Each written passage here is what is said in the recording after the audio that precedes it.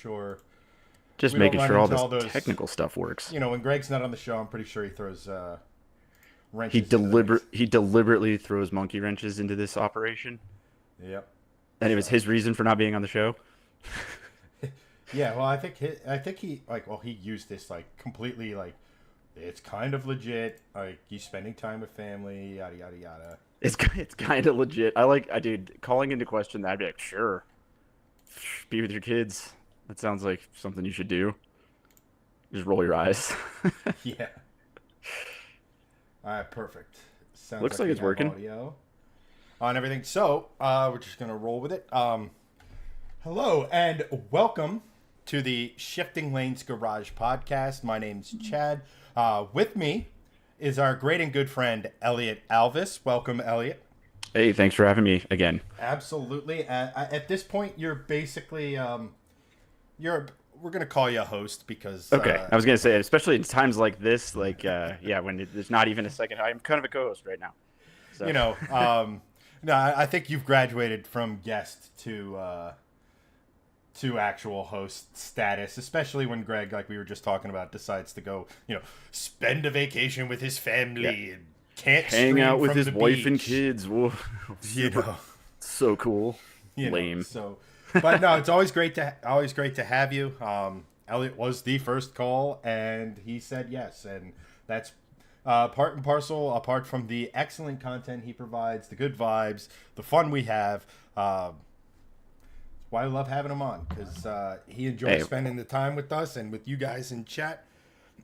Doug and Anthony are already here. Welcome. We have a pretty good show for you guys, as you can tell from the title.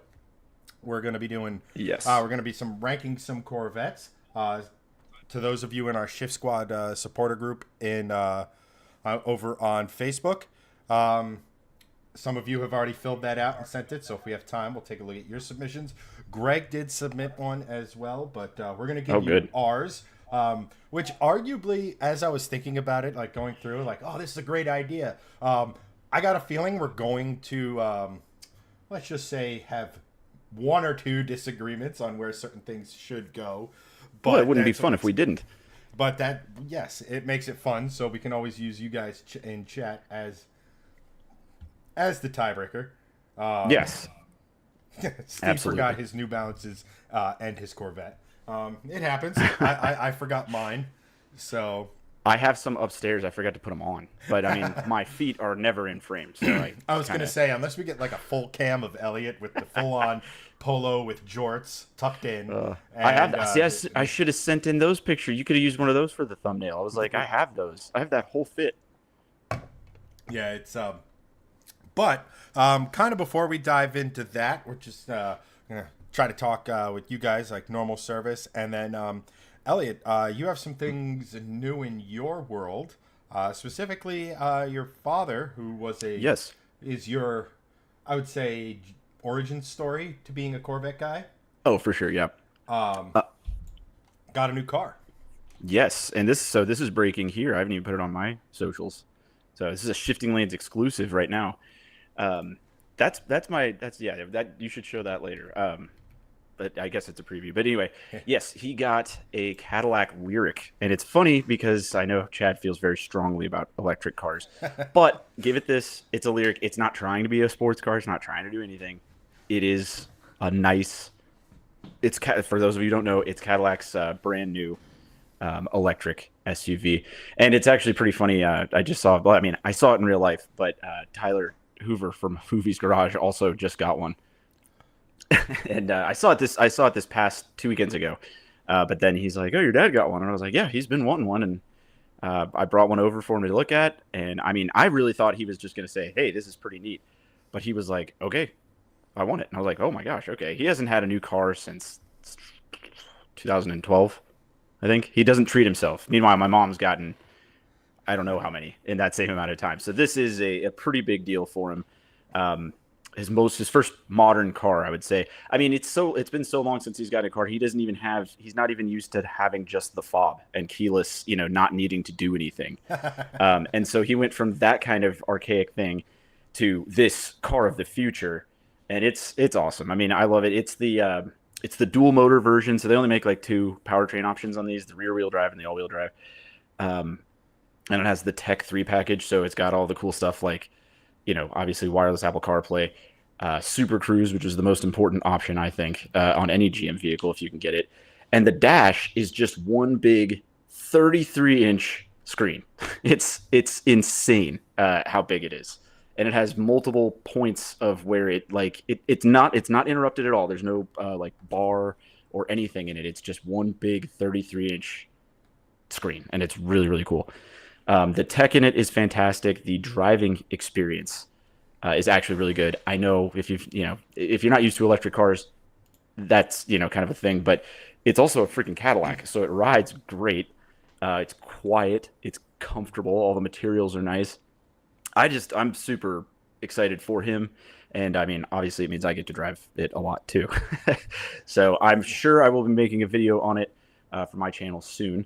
But the folks over at Eddie's Cadillac Chevrolet were, super accommodating. They knew, what I was doing and what was going on. And like I said, just, it was a whole great experience. And as you can see from the picture up on screen, we even got the whole, red bow, red carpet even Yes. delivery. And it's funny, it's stanchioned off, even though it's in a private room. So there's like already nobody else in there. Yeah, like, you And feel like they should have brought, like, if that was the case, like some staff as quote unquote seat fillers. I know. And they did have they make it nice. I guess when you buy a nicer higher end thing, but it had like a sign on there. It said like this car is like delivery to, my dad. And I was like, it was pretty neat. And like I said, he hasn't had a new car in a long time. And what a massive leap this is for him. I mean, even like I've been trying to tell him, cause I've driven a bunch of stuff, but he's getting used to the whole one pedal driving thing. Cause it's weird. Yeah. And you don't have to do it, but it's like, I was like, Dad, once you get used to it, you're gonna drive something and wonder why it's not slowing down when you let off the gas. Yeah, But I've actually had some experience with thanks, Mark. Mark said, with, "Sweet Vin Wiki shirt nerd," because he's a frequent guest, as you can tell from his profile picture. yeah. So, um, what was I going to say? I do have some experience with that, like one pedal driving, and it's like it is a bit of a mind fuck. it's odd, but once you get used to it, you're like, "This is great." It's like you just kind of time out when to like do it. And then yeah, I don't know. It's very hard to describe unless you've done it. And the first Yeah. time somebody does it, it's like jerking, because when you let off the gas, it's not like an engine brake, it's like applying the brakes. Right, and that So was you the actually thing have for to me. sometimes accelerate into a stop, You know, because if you let off abruptly, the thing will just stop. So you have to like keep on the gas as you're slowing down, which is counterintuitive. And it's just a bizarre thing, but I tell you, once you get used to it, I think it's awesome. yeah, I mean, completely lost my train of thought. It was, I mean, it's one of those things, right? Like, everyone wants to talk about like self-driving cars, right? Like, Right.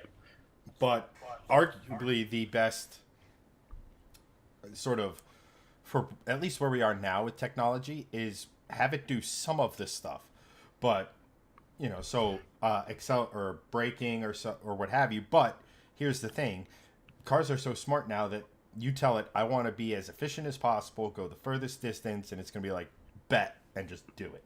Yeah. But that I remember driving, I forget what model of Chevrolet it actually was, but it had the one pedal driving, and I just remember driving it. It was like It's probably the Volt, if anything. it was probably the Volt. It was the Volt, and they had the Volt and something else. I know they had the Volt, And they have the Bolt. the Bolt. That's what it was, because they had the Bolt and they set up an autocross track Oh yeah. for you to. The purpose was not to autocross. It was more to Right. show off the tech and like sort of give you an idea of how to use the Yeah. tech in a space where it was confined and like they were all there. So like, as opposed to having someone go out for a drive and be back in 15 minutes, you do this in 5 minutes and Right. sort of move and press along. And then I've done those events. Yeah. and then of course it was like myself, Hanson, and like 5 or 6 of our other sort of journalist buddies at this Chevy event, and all basically what we were there for the one reason and one reason alone, and that was to take the Grand Sports Corvettes out Yes. on Lightning, I think it was, at New Jersey Motorsports Park. And tell me if because I've been to so many of these. Tell me this: you probably had to do the bolt before they'd let you do that, or something like that. Yes. Where you have to like do your time in the boring cars, and they're like, "All right, here's the cool one." And you're like, "All right, cool." So what they were actually doing was you did the first. So split into thirds. So the first part of the day was with was with some of the trucks. So they had the big Super Duty out there towing, I forget what. Then this was when the ZR2 Colorado was new. So they had you doing like an off-road course that was just in a parking lot. So it was all metal obstacles and stuff. But it was designed to show you the articulation and what, like, all the stuff could do. And then the second half of the day second third of the day there was the, I forget whatever the hot super, what is it? The ZL1 or whatever Camaro. The ZL1, I don't know if it was new enough to have the 1LE, but yeah, the ZL1's the supercharged.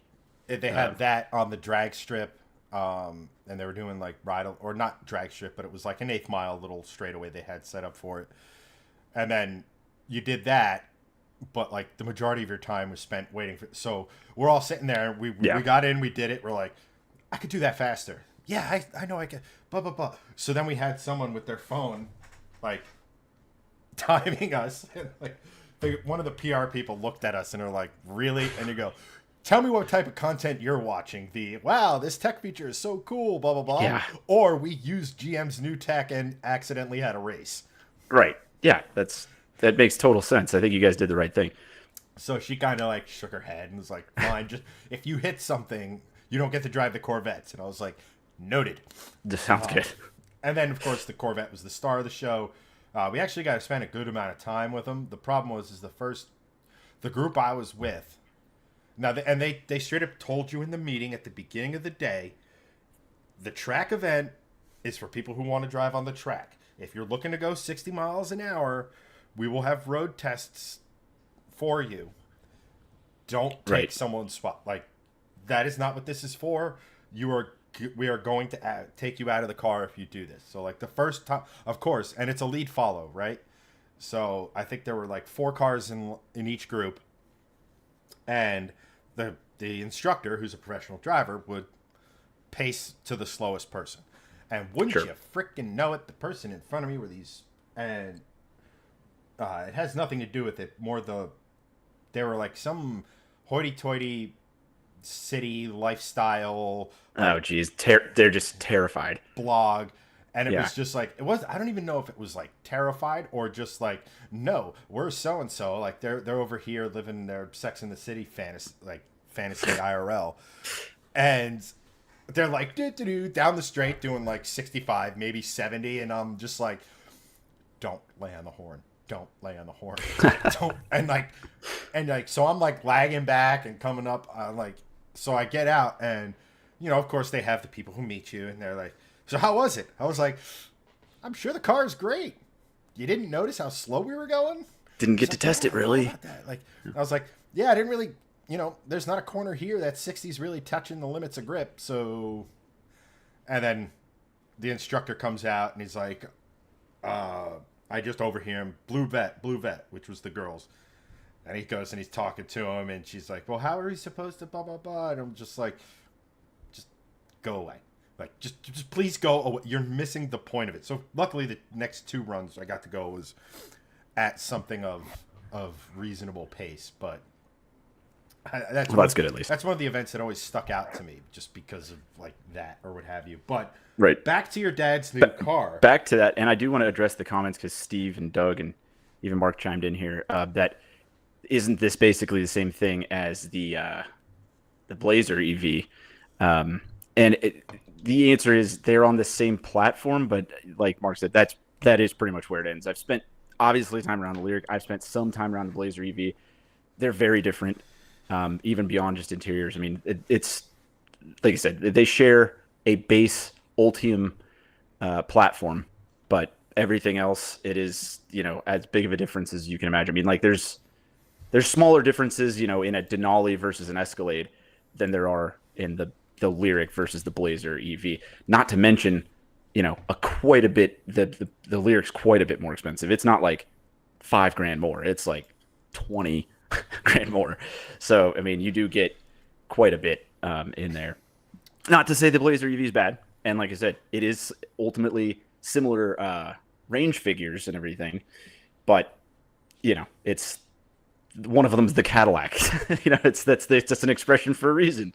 It's And the Cadillac. it's the Cadillac of that shared platform.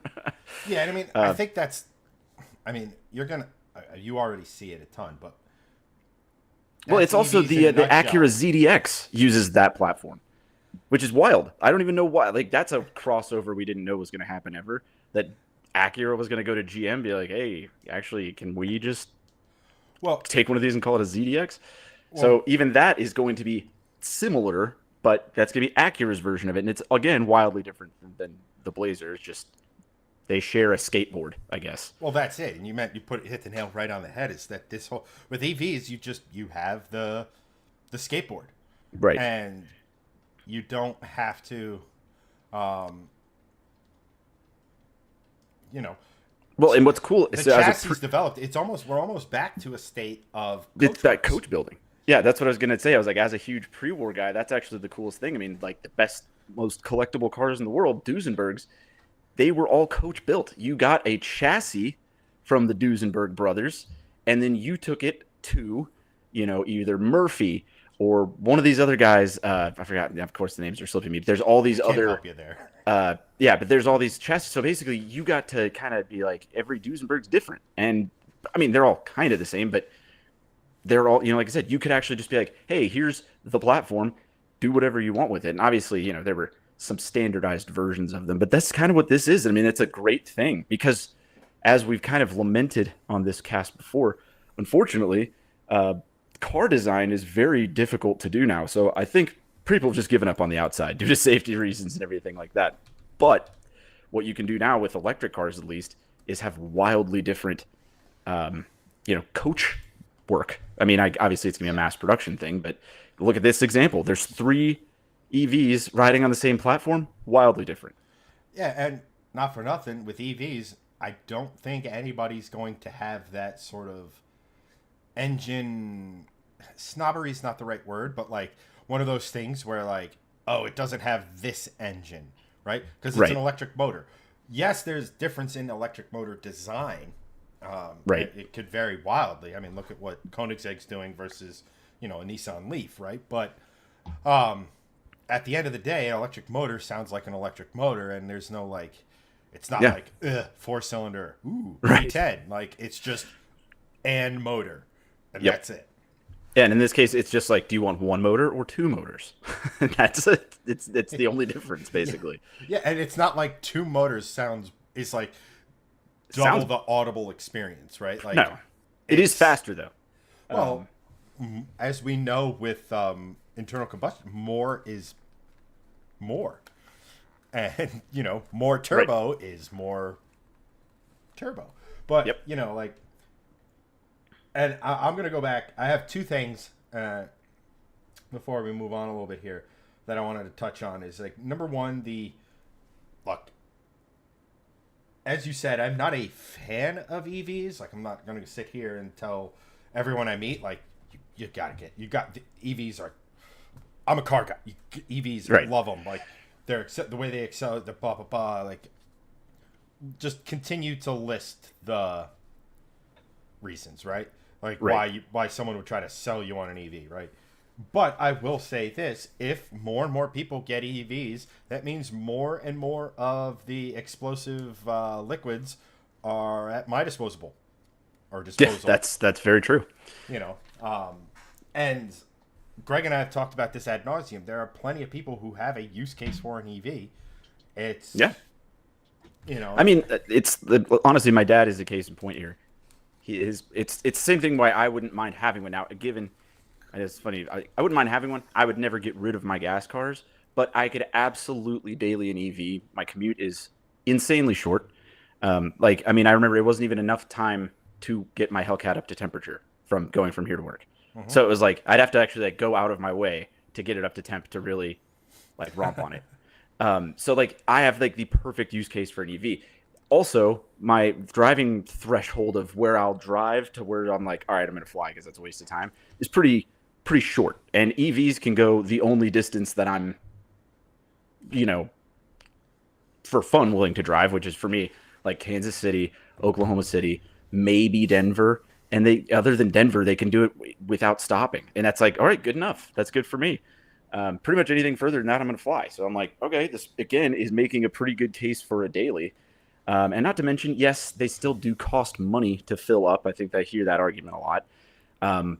But it is less. I mean, like it or not. I mean, because my dad, and also, but car fans out there, he was coming from a 2013 Denali. He didn't get rid of it. He still is going to keep it. He just got this and is going to park that.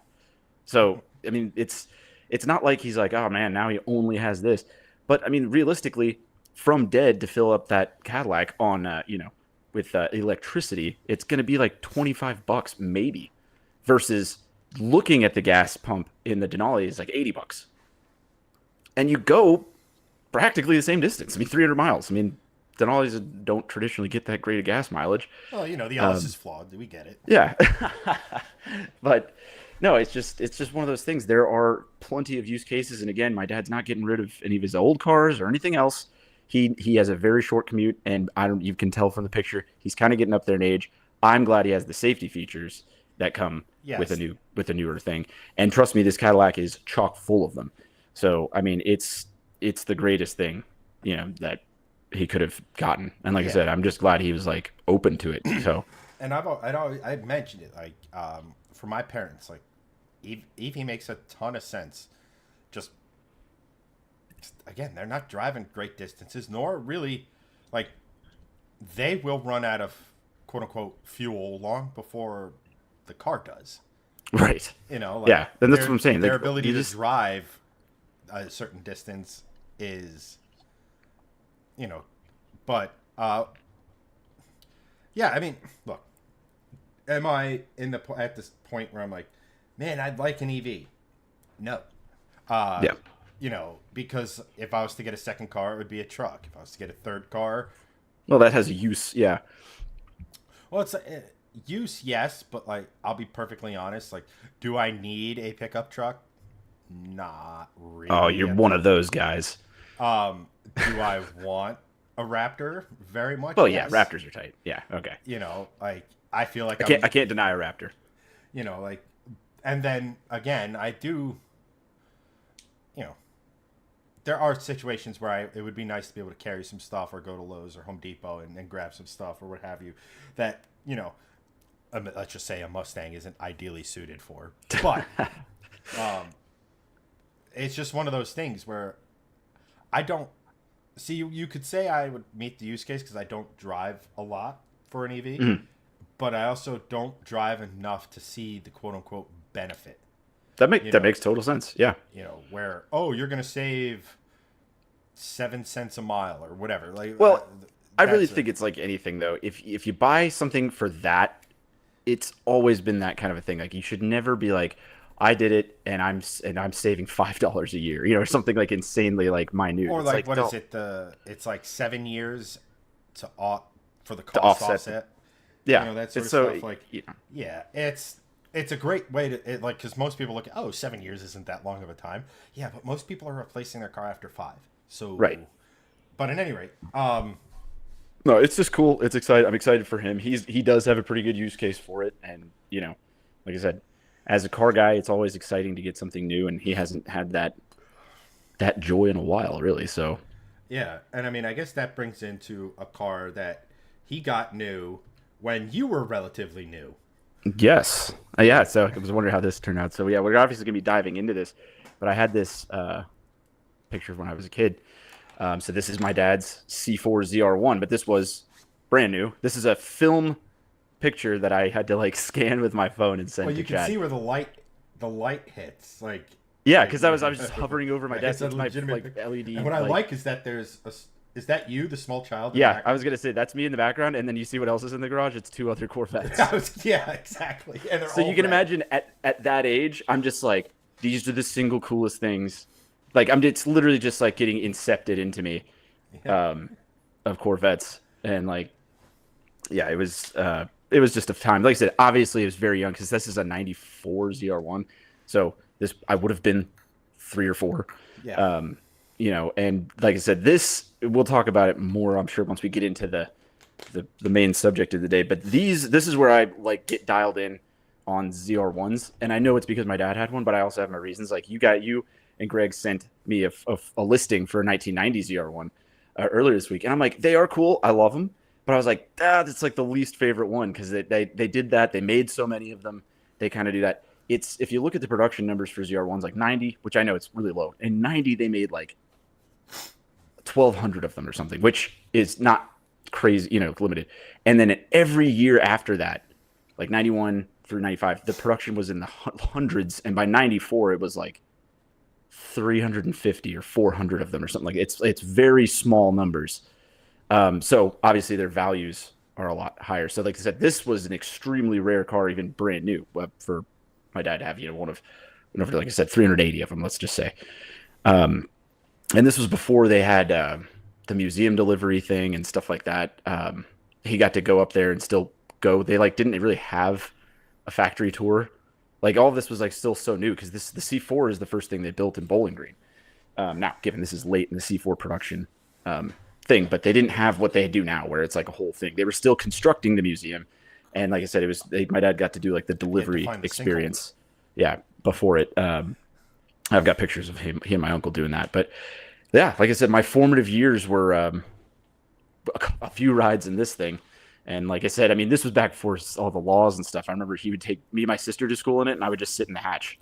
There you go. So, I mean, we all remember, I'm sure, I distinctly remember road trips where like you had like basically the rumble seats in the station wagon facing the back. Right. Going on road trips with like friends' parents or something, and you're sitting like that or whatever. Right. But it's memories. Like, I'll say this: our father's generation and like that generation, even though like they're throwing a child right on the back deck, like not exactly the safest thing in the world.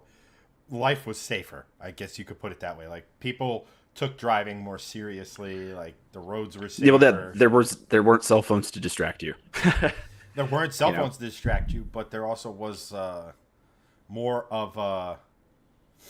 I don't know what the best way to put it is, but it's like today it's almost like driving is a right, not a privilege or what have you. And you in the older generations, you could definitely comes across.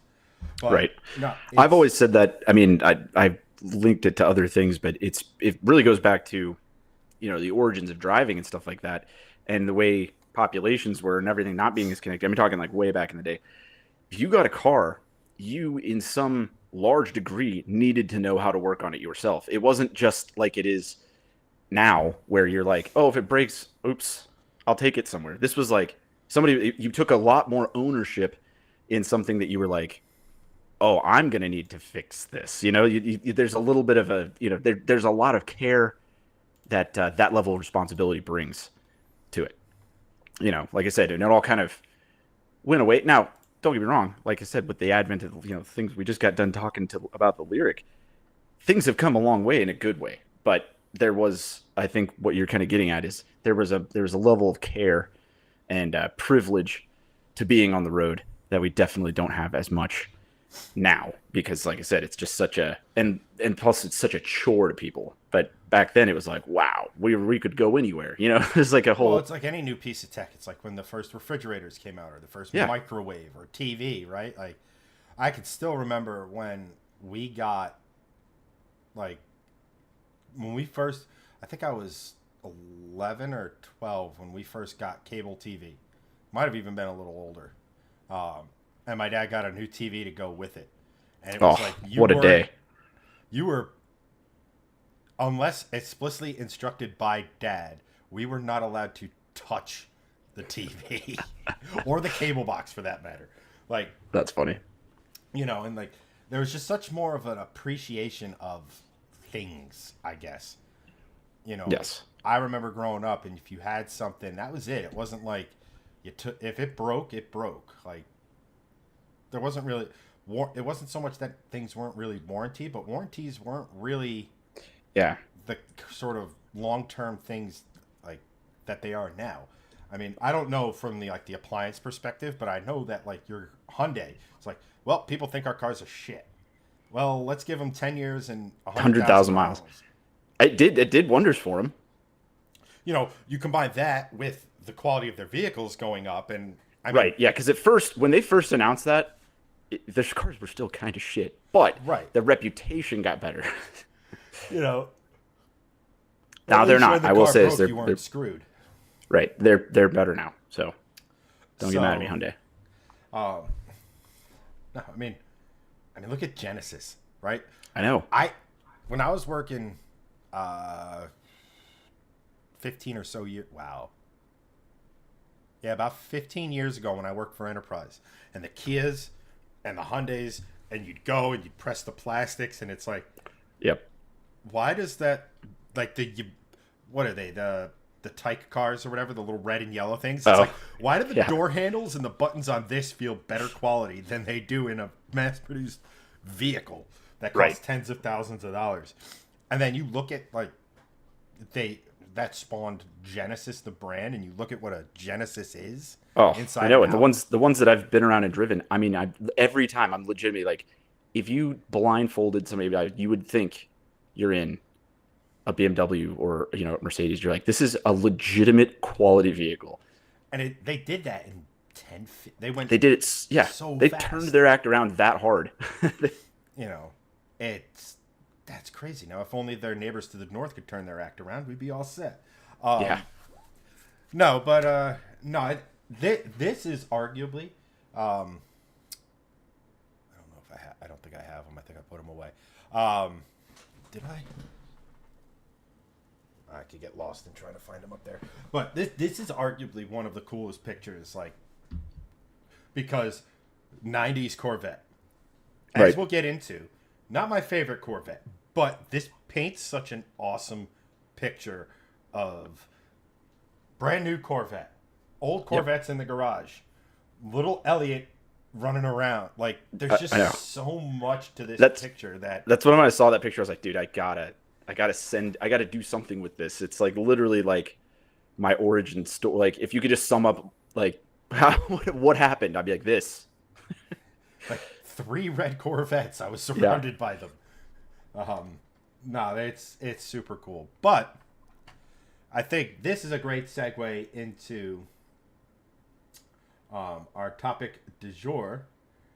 Hold on. Tyler did make a good point because we were talking about warranties. And he said, because he is a tech at a dealership, and he said, as a tech, he'd appreciate if we could get away with like 12-month warranties on new cars instead of, like the ones that they do, like motorcycle guys are able to get away with. Yeah, because I'm sure he sees, people bringing in, Jeep Liberties for stuff. He's probably like, oh God, please make it stop. Not that they're under warranty, but I can only imagine. Right. Well, I mean, that was a dark time for Chrysler vehicles too. Yeah. It was. I mean, like we've talked about, there was a dark time for every vehicle. Like I said, there were times when Ferraris sucked. I'm just trying to think about it, but like Chryslers weren't great. Any GM car that wasn't like a Camaro or a Corvette, like that. It's crazy how I guess 15 years in a quote unquote tech space is an eternity. I mean, look at the phones we were using versus the phone we use now. Right. But I mean, even everything, like, I think, most GM stuff, like, I think they turned their act around starting when they did like 2005 or whatever, when they did that American Revolution campaign. Things started to get better. I mean, not everything was perfect, but pretty much all of those things were pretty quality compared to the crap they were making. And he says warranty pays techs about 50% of the labor. That's something that out of warranty pays. That sucks. Yeah, that's kind of insane to me.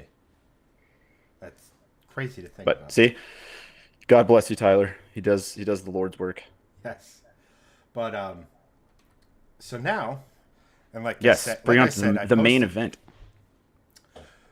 Why the ones of yous are here for the show today. Today's show we are talking about Corvettes, and we have I figured it'd be fun to go with Elliott and do sort of like a tier list. I do love this. Because internet and content. Um, but we have a bunch of. I have I took 2 or 3 from every generation of Corvette. We could have gotten lost in the sauce and gone like C1 facelift, C1 283, C1 Yeah. 327 Fuelie, like, and then the second gen cars, like how many different variations of engines did they have? All Oh, the way dude. up through Yeah. like stuff like, and like certain models, like unfortunately like the Grand Sport and later C4s. Uh-oh. Elliot, are you with us?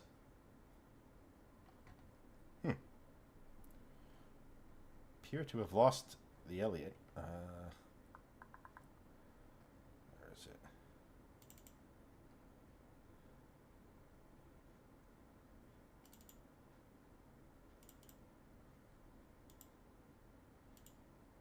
Hello?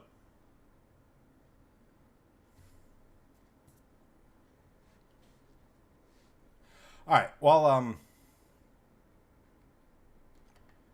okay. So we just working through some things here. Chat, bear with us. I lost Elliot's audio.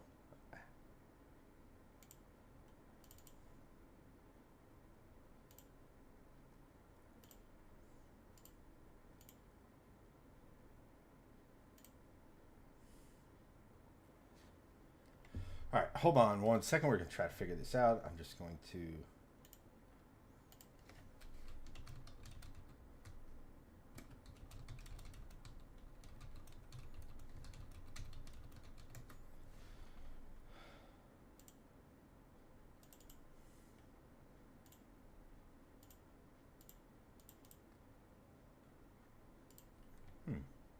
All right, so let's do this.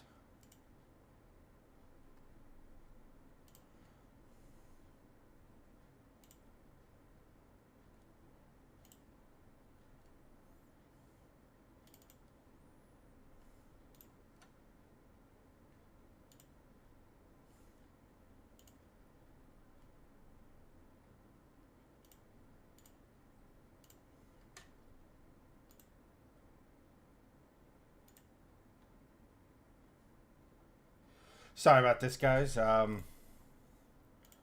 call.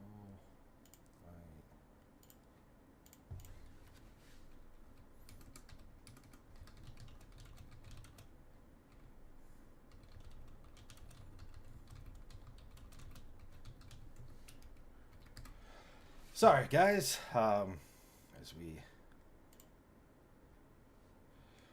We'll just have Elliot have a. Oh shoot! We'll just do that while I. There we go. While we wait for Elliot.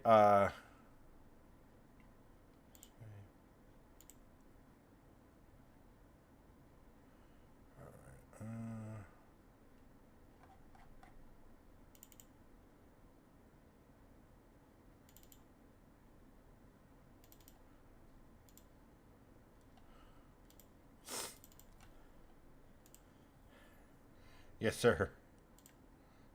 All right. Yep, we have you back. I'm going to get you.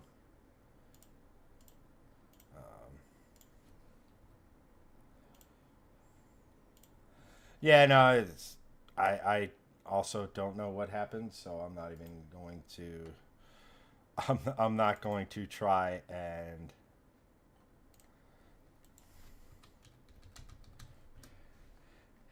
I mean, it has to be done.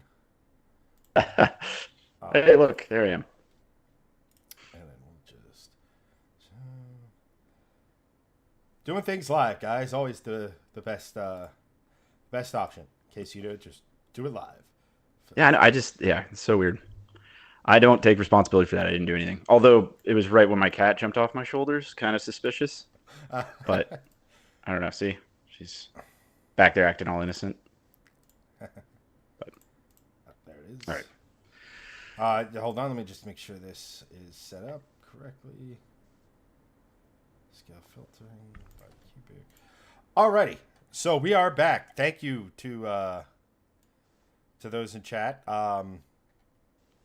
Sticking with us. That was once again. In case anyone was wondering, we are choosing to blame Greg for that one. I'm on board for that. Are you sure it's not Boost Mobile? All right. Anywho, like I was saying, I put together a tier list. I'll go over. I'll explain it in a second here. But I tried to do 2 or 3 from each generation because, again, you could get lost in the sauce, which unfortunately means there are going to be some models that I don't have on this list. Case in point, like the Grand Sports. They're nice and all, but, I feel like they would just all kind of end up smack in the middle. Above, right? Well, because that's where they're slotted, Imagine that. So we have that. I broke this down into 7 tiers. Top being the best, bottom being obviously the worst. I love the categories. Let's read them out. Instead of S, A, B, C, D, and tiers of being boring, we have Suck Failure Europe, which obviously the Corvette's America's sports car. It was meant to take on the Europeans, both in the showroom and on the track. And in a lot of cases, it did just that.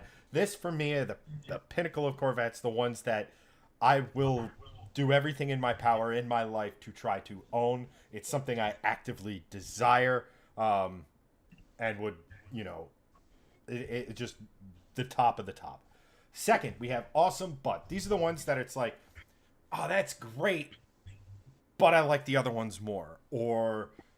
But like one of those cars where, hey, if I found one that was 50% off, hell yeah, I'd have it and defend it to the hilt. But It wouldn't be the first choice. And then the next 2 categories are both dad vets, split up to regular dad vet, which is, just kind of your normal dad who was able to get a Corvette, but then you have cool dad vet who has maybe that next level vet, that vet that's just a little bit cooler, that little bit more. And then the next 3, you have people like them because reasons. For me, this means, this is like, I respect the hell out of it, but it's not my cup of tea. Makes sense. It has merit, but it's not something, it's, again, if I use the standpoint of would I buy it? Probably not. If I was given one, would I defend it? Maybe for a little bit, but I'm looking at it like it's just the bag of money with the dollar sign on it. Right? And then we have the next category, which is 5-year-old New Balances. We've all owned sneakers. We've all owned older sneakers, especially white ones. They get a little dirty, a little dingy. They don't smell great. They're not the best. Not even fresh New Balances. They're white shoes are great until the moment you start scuffing them up and get a little dirt on them, and then they just. I know they go fast. And this last one was kind of a joke, but it was based off of if you saw the reel from last night.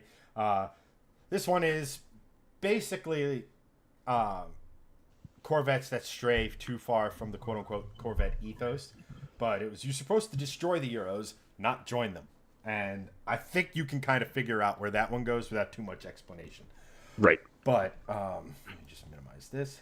But first... Is this interactive? Are you able to drag those up to... Yes. We will be going through the whole thing. I know. I just love it. I love the work you put in here. It's great. Yeah. I wanted to do it right. I realized after that it's like I probably should have labeled these because some of them look similar. Yeah. I mean, I think I can parse them out, but yeah, it's all good. And then one picture is wrong, but actually, can I throw that in there now?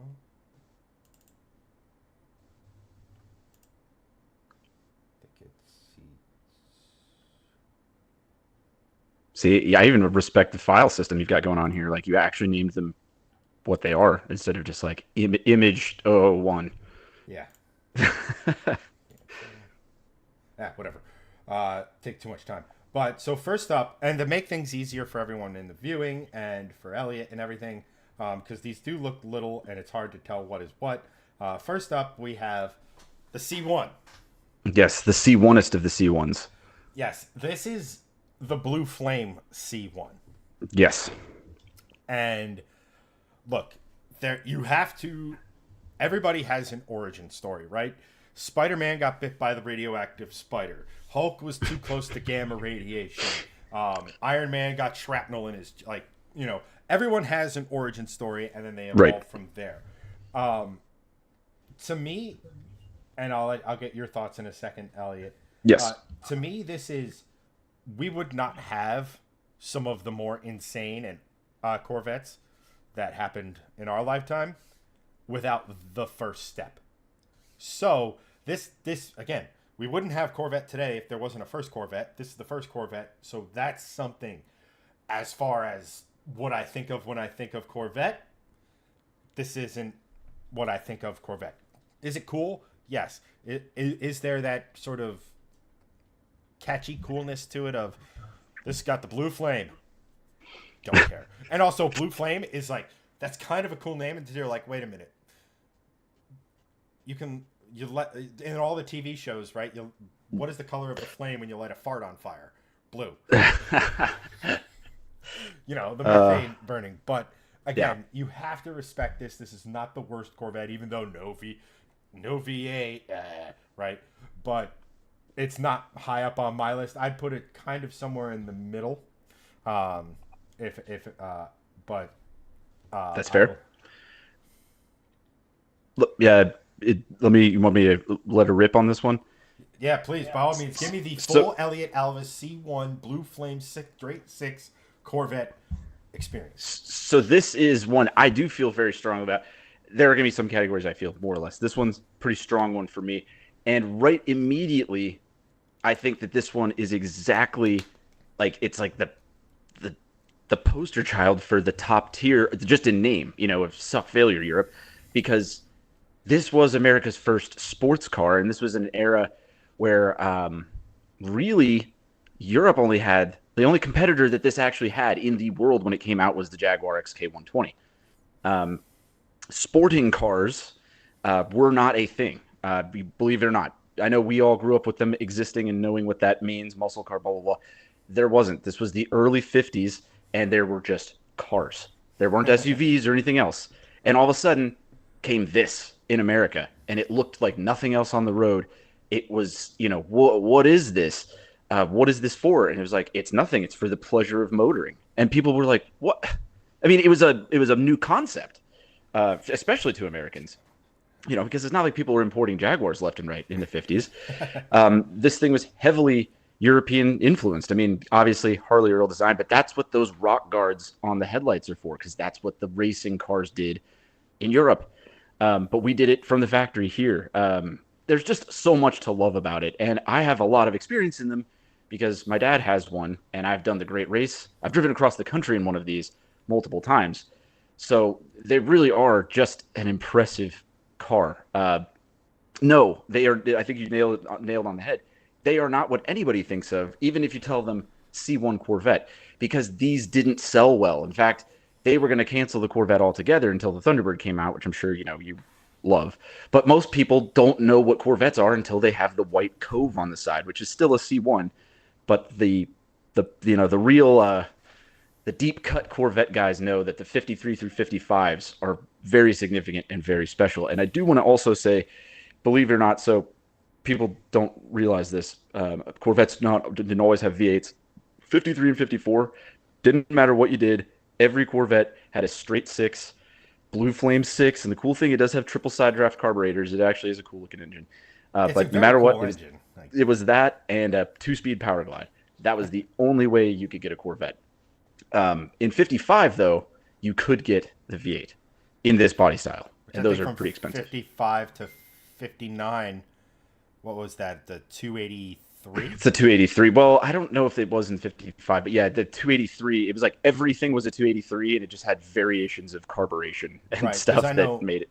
The 59 that my father had the 283 that he subsequently took out, put a 327 in, and I think it was like 300. By the time he was done with it, long story short, it was like 360 or 367 cubic inches. Dang. What have you, but like, again, like we are products of our fathers, Yes. And I didn't have all of my dad's cool cars. The I don't know. Maybe the VW Fox and the Subaru Legacy wagon he had were like kind of cool now, looking back on it, as far as what they Yeah. were. Back when I was a kid, like these suck. Like, like, but what I did take was the working on and modifying that my father did when he was younger. There's a really cool story, and this is mildly off topic, so I won't dwell on it for very, very long. But we were talking about like European sports cars or what have you, and when he was like in his early 20s and stuff, before he met my mom and everything, he was living in a house with like 2 or 3 other guys, and they had the best of the best stereo equipment in. Of course, as dudes do. They all had cool cars. Like the one guy had, my dad had the '59 Vet.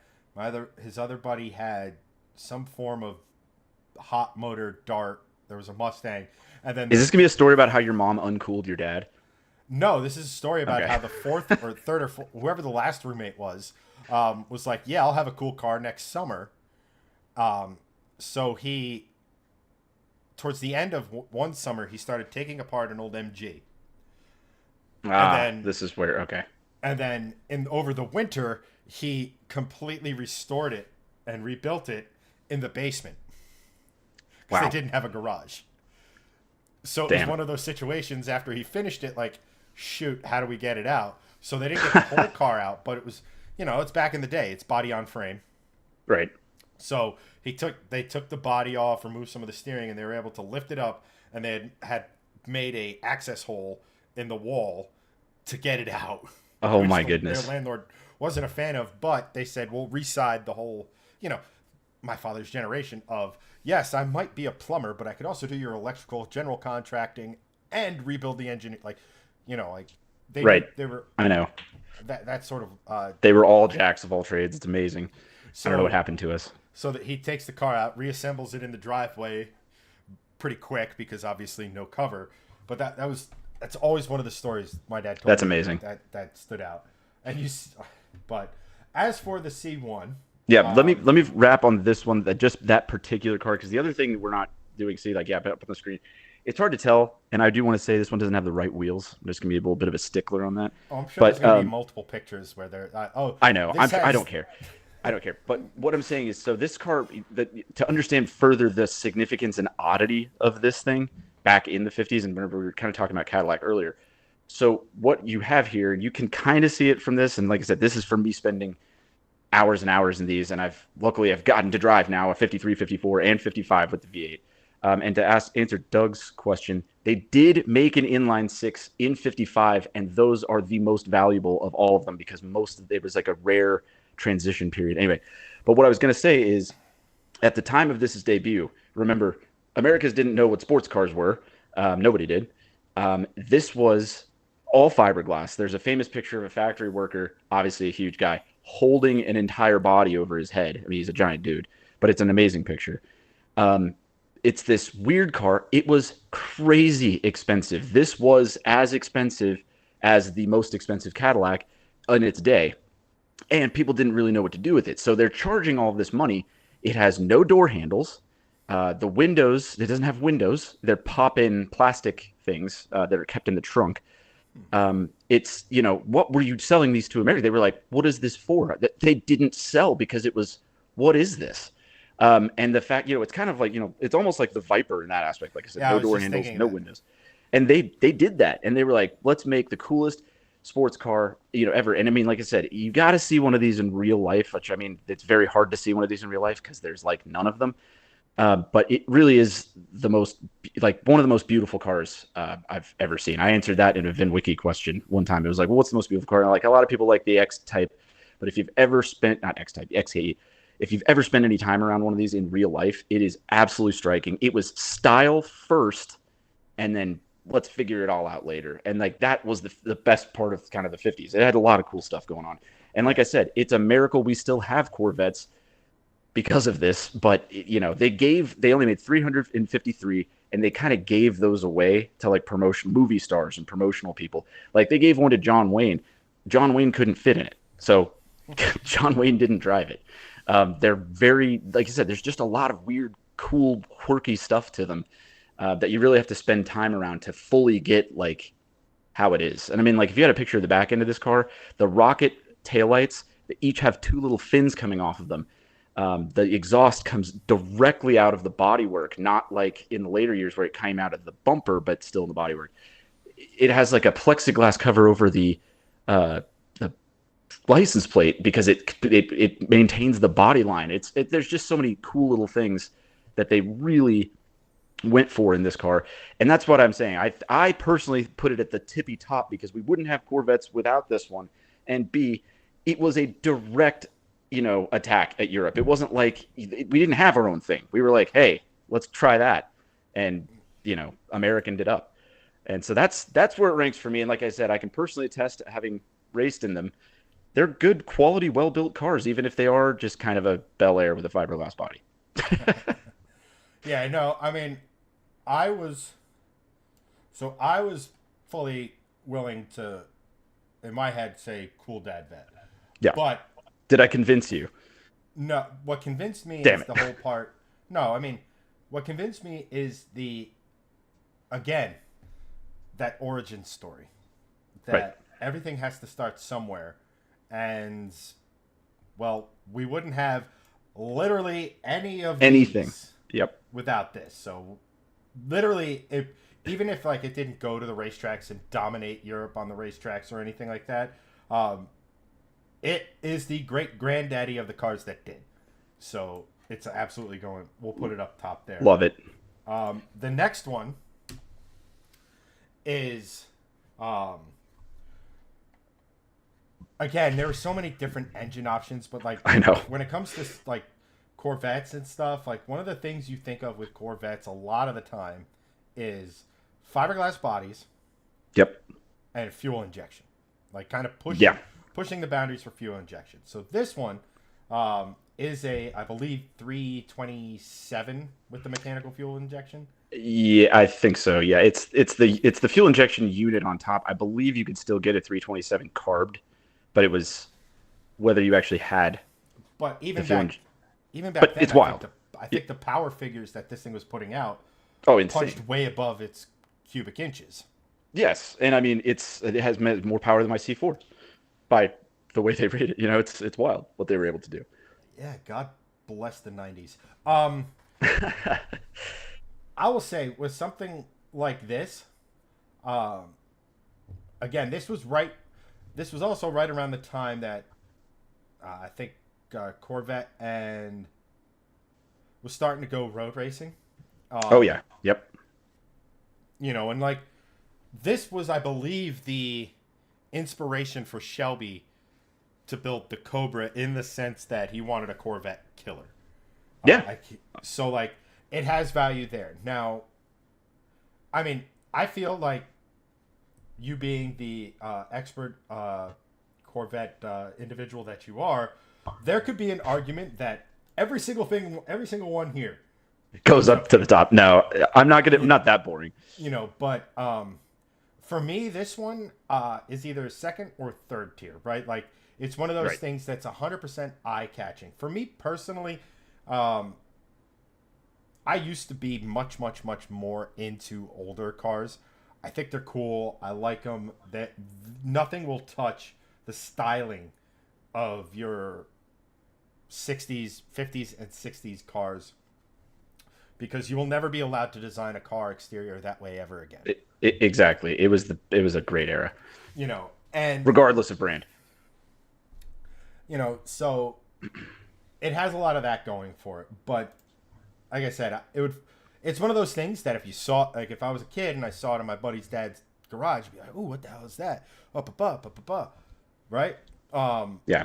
But it's one of the ones that, like, sure, if I had a collection, eventually we're gonna have the Elliott Alvis Corvette collection of one of each generation Corvette. Oh yeah, for sure. The internet It's gonna happen. will make it happen.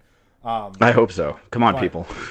Like I said, for me, I could be swayed into the second tier, but for me, I think it falls into third. And that's not to take anything away from it because it pushed the technological boundaries, like fuel injection. What's this? It showed. Yeah. It was almost like for us when direct fuel injection came in, right? And cars were getting more efficient with more horsepower out of the same displacements or what have you. So it was. But that's kind of where I'm at with this one. Like I said, these older Corvettes, I don't have as strong a stance on as some of the newer stuff. So Understandable. What does the all-knowing Alvis have to say about this one? Yeah, so it's still significant, but like we touched on earlier, this is what put Corvette on the map because, nobody, the 53s through 55s, they made waves at the auto shows and stuff like that, but nobody had them. Nobody bought them. They only made a few of them. And they were they didn't sell well. Nothing was going well. It was like, oh man, we tried. This wasn't good. When they changed the body style and put that style cove on the side, a lot of these are, contrasting colors, like red with a white cove or like teal blue with a white cove or black with a red cove. It was so much style and such white an with undeniable. Red was my dad's. Right. See, and that's what my dad's is too. So it's like iconic. I mean, it's like, I don't think that there's a single drive-in poster anywhere that doesn't have one of these on it. This was the car where, like I said, if you told somebody what's the first Corvette, they will point to one of these. It became a household name. At this point, it was no longer, what the hell is this? It has door handles now. It had windows. I know those are very low marks, but they decided to put those in.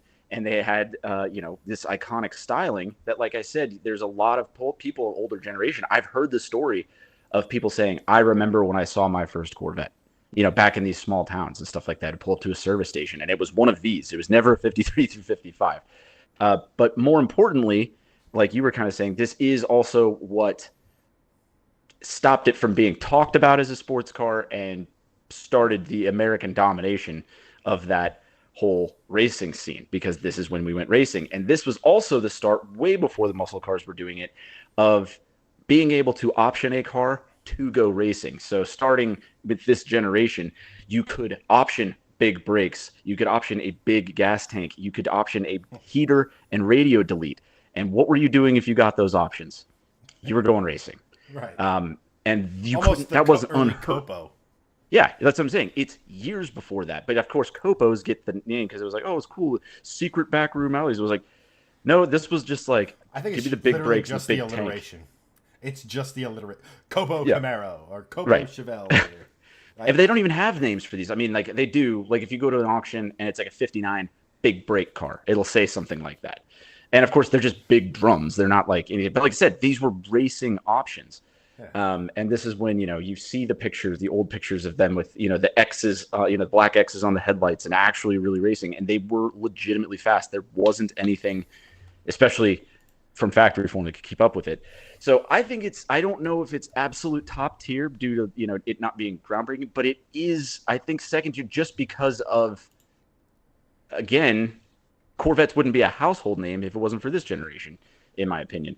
Also, I still just kind of like them because I know we're going to get way past this with the next one, but this was, people also kind of forget, from 53 to until 62, there was no Corvette coupe. Every single Corvette was a convertible, and that is kind of part of the sports car mantra. It was open air motoring and all that stuff, and obviously you could get a hardtop, as we see here. But I think that's badass. I don't know why. I love cars that are like, nope, it only comes like this. Eat tough, I love that. What I love about these is that it's, if you say the C1 was sort of our go at making a European style sports car, right? Mm-hmm. This is where it starts to get that whiff of being touched by a bald eagle. Kind of a thing, right? Yes. We really started to. It's like, hey, these cars are great with these straight sixes and these engines, and like they're really cool. They're quick, they're fun, but I have this V8 sitting over here that I put in my family sedan. Right. What if I put it in my super lightweight fiberglass little thing over here? Like you start to get that, and I think with this one, Like I said, Right, but like, it's the household name of, but not the household name. It's what put them on the map. Let's just keep saying that. yeah. And I will say, as you're pulling up the next photo, as a guy who's been in the 54 Corvette, like I said, even with the straight six, I know it doesn't seem like that. 150 horsepower was like a lot for 54. Yeah, I mean, And it weighs nothing. I mean, like it is. Hopefully when we hang out sometime, we will be in proximity of one of these. I do it every time I'm with one, and luckily, next Worldwide Auctioneers we have. I already saw it because they brought it in. We have a 53 in the next auction, which I will. You can imagine shoehorn my way into driving. But I always just show somebody. I was like, feel this because it feels like it's broken. I'm like, open the door, and I was like, just open it. It feels like you're doing one of those Superman things where you just like accidentally open the door too strong. Like you feel it, and it's like, whoa. You're like, what's wrong with it? You're like, there's nothing. It's just this thing because there's no window. There's nothing in it. It is one piece of fiberglass and a latch, and it just is. I mean, it has like a door pocket and stuff like that. There's nothing to it. It's just the lightest thing in the world. So those straight six cars actually did fly. And I've been in the car with my dad when we were late to to something on the Great Race. We were like running behind or something like that. I mean, I've hauled ass in one of those things before, and it's like, it's amazing. I mean, there's an old adage with cars and stuff, and it's not a 1-to-1, but basically, just to give an idea, it's like for every 10 pounds of weight you take out of a car, it's like adding 1 horsepower. Yeah. And I mean, the first Corvettes were definitely like that Lotus thing where they're like, everything's light. I mean, the motor's still pretty heavy. It's all iron. But then you have this. You have a freaking huge all you have to do is make V8. sure. Yeah, well, but I mean, back then, safety was a suggestion. And it's... so you didn't have to have a crumple zone or this. It's like, all right, it holds the engine, it'll corner well, the chassis doesn't flex, send it. And it's most of this car's chassis is from like this chrome down. Like, I know. Yeah, it's wild. Everything else is just sort of there. But these were the last of this, because I think we're getting into this. Is the last of the solid axle Corvettes. And believe it or not, I'm sure like your Ford guys have it.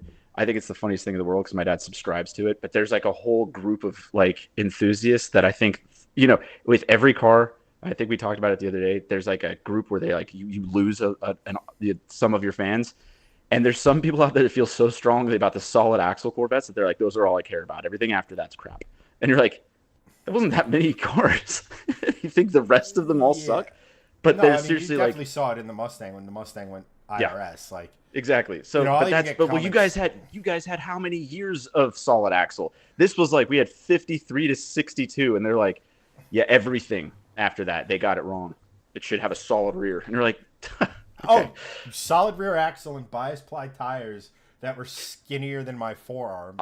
I know it was like yeah, everything else is whatever. Anyway, I just like I said, I forgot what the publication is called, but every once in a while I'll see it on my dad's desk, and it is like Solid Axle Corvette Club or something like that. And I mean, I don't blame him. His Corvettes are solid axle cars. He's got to keep up, but it's a funny group to me.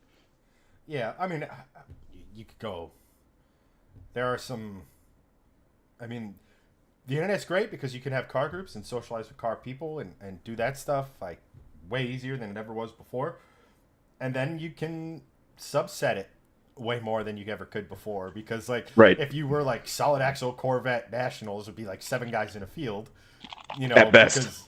Because, now you have like 40, 50 guys who are like, no, it's one of those things where you like what you like.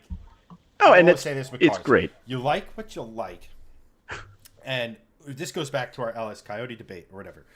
You like what you like, but just because we disagree doesn't mean like everybody else is wrong or I can't associate with them or what have you. It's like if we all agreed, car culture would be boring as fuck. Oh, yeah, I know. And like I said, Corvettes were made out of because they were like Ford came out with the Thunderbird and it sold like hotcakes and they were like shit. And then they made this. They were like, we got to put some pizzazz into this thing. And you mentioned that, the Thunderbird, which, quote-unquote, Chad loves. I know at least one person, I don't think there's a Thunderbird I like. Might be controversial, but the early ones were too Boulevard. Also another drive-in poster car, if you will. I always... Corvette, Thunderbird from that era, Corvette. Yep. 11 out of 10 times. Then they sort of kind of came around and were performance oriented, but you had the Fox body Thunderbird, which I never really liked the look of. I'll be Right. perfectly honest. And then the generation after that were kind of cool because they had a slightly they were slightly different, but like the Mustang was always all right, what's the point of this if the Mustang exists? Like in your formative years as a car enthusiast, you don't really understand the minutia of it all. But I was like, nah, Mustang, Thunderbird was always the old person car to me. And then the newer ones went back to that Boulevard Cruiser look, that retro stuff. Right. So like, no, Thunderbird not really ever a car well, it's one of those cars that, again, if you like them, I respect it. I respect the hell of it. I understand there is a specific portion of the populace that likes that stuff. That's fantastic. Again, if we all agreed, cars would all look the same, they'd be boring, and we'd have really nothing. I know. They'd be like NPC cars. Now, Vic asked in the chat, what about the Lincoln version of the Thunderbird? And I think he means the last generation where it was essentially a Lincoln LS convertible. I don't know. I've driven them. They're comfortable, but I'm not 100%. I know. Well, let me put it to you this way, right? Like the number of cars that were on the Fox platform, those. Yeah. Because I know Stay Tuned with Tony Angelo, and I forget his name, but Stay Tuned, the YouTube channel, they put in a fully built 4.6 mod motor into a Mark 7 with turbo, nitrous, and stuff because it's under all the Fox body Mustang goodies will go right to it, but on the surface it looks like a Lincoln, Right. I love that kind of thing. Oh, he means the concept. Well, Vic, that concept that he posted today was really cool. The one that was at Meekum or something. I don't remember what it was. It was really cool looking. But also, if you didn't know, the last final generation of Thunderbird was based on the Lincoln LS platform also. So I didn't know if that's what you meant. But I actually really liked the Lincoln LS. I thought they were kind of cool. Anyway, let's move on. Were those the ones that, like, at a distance you would be like potentially like an E46? And they drove nice. I mean, they were pretty. I actually always really, I remember as a kid wanting one because they came with a V8. Yeah, they were cool. And they looked cool. No, peak Lincoln in my opinion. That's what I'm saying. I was like, I mean, I'm not 40. I was like, I like the Lincoln LS. Nothing bad to say about it. Let's move on to the next. Let's get out of the C1s. Yeah. Well, moving on to the second generation, and some might argue this is where people start to fall. All right, the solid axle Corvette guys aside. They're not listening, I guarantee it. They're still, like I said, they're reading periodicals in a wooden rocking chair right now. I would even venture to guess they're asleep. But this is where I think where people start, falling into a quote-unquote Corvette house, right? Like, if you picture, we have 8 generations of Corvette.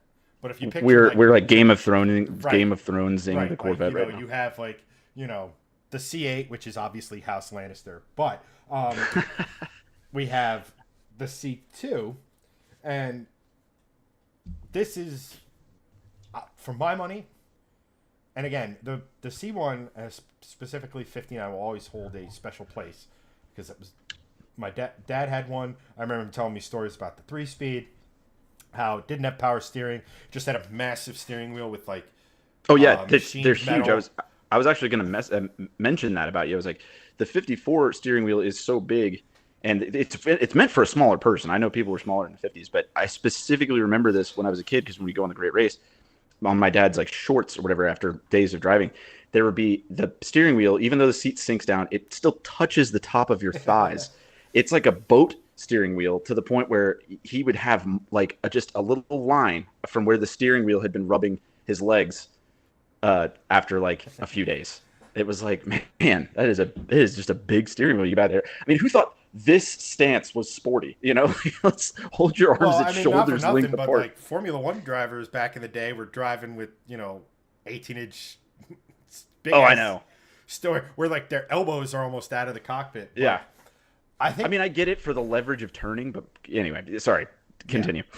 No, the biggest thing with those, he's like, yeah, you had to be careful because if you weren't paying attention, that would spin back, and it wasn't like steering wheels are today. That was metal that was machined and had a hard edge, and it would just take skin right off your knuckles. But the C2, this is where I think Corvette gets to the point where the hot models really start to overshadow. I don't want to call them base models, but you understand. Like you could get the 350 completely. or whatever. What was the base engine? I don't know if was it 350 or still the 327? They had a 327. Okay. Still early. But I mean, I could get my years wrong, but yeah. Yeah. But eventually down the road, you ended up with the 427. 427. Right? Yeah. That was just, I mean, insane. Nuts. Like, and then, so while this again, right? Like, okay, we took the C1, we proved the concept. This is something we weren't going to keep around for the first. Let's make a new one, improve it, and improve. They did though, yeah. But as far as a base thing, this one for me is we're still in an era where it's a classic, so it's still one of those things, again, to use the friend's dad's garage. It's one of those things where I'm walking and I'll look and be like, huh, that's cooler than, say, in my opinion, some of the other cars on this list. So the dad is not just, getting the previous, the normal dad would be a base, we'll just say C6 or C5 or what have you, right? Sure, right. It still has more character than that. So I would definitely put it right in the third because, again, it's one of those things where it's like, ooh, that's cool. And then it's not the big motor and you're like, oh. Yeah. And I seriously don't disagree with you on that. From a not even getting model specific point, the only thing I want to say about this is, again, everything you said perfectly correct. This did introduce a lot of things, though. I mean, first of all, we just have to mention it because, the C5 guys are still out there. This was the first year you could get pop-up headlights, 63. Now, they're vacuum operated, so they kind of took a minute to... But, that was a huge style thing back then. In fact, it kind of influenced the rest of the world. I don't know if it was the very first car, but it was certainly the first mass-produced car.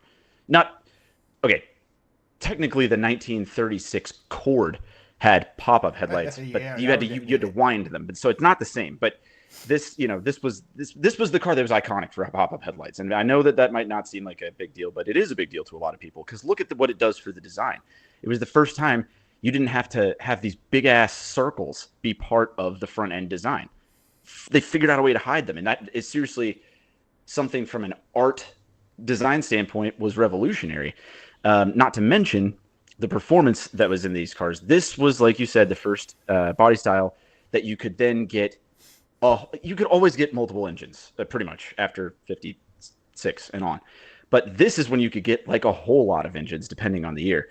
Also, again, 63, given it was 1 year only, introduced us to the 1 year only, one of the most beautiful cars ever made, the 63 split window coupe. So it was the first time you could get a coupe Corvette, and then they made it look like, that, and it had this shark fin. I mean, this is when they started calling them Stingrays. This was a cool car. I mean, like I said, those little fins on the side are like a Stingray thing. It's supposed to be like their little gill vents. I don't know. Like I said, from a styling standpoint, these things are out of control. Also, this is when we got independent rear suspension, and guess who didn't have independent rear suspension back then? Pretty much anybody. Right. That's huge. Some Europeans. But even then, it's like pretty rare. And then here's a car that's reasonably priced in America, has independent rear, and guess what made him better, on the racetrack? That. I mean, there's a lot to be said about what this car did. Now, I do not think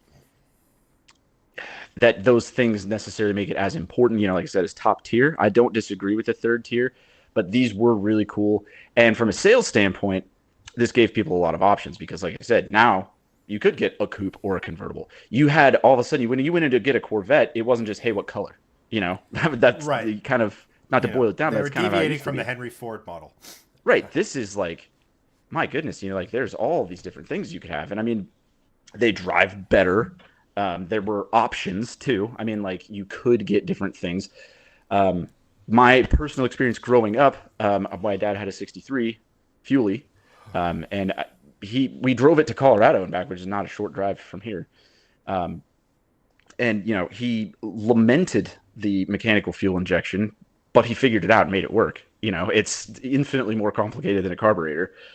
Uh, but I just I have all these experiences, and then later on we had, because before we move on to the next body style, what I think is one of the most, like, if I could just pick a Corvette, like a classic Corvette that I would have and just live with, it would be like a 65 to 67, because I really like the way these look.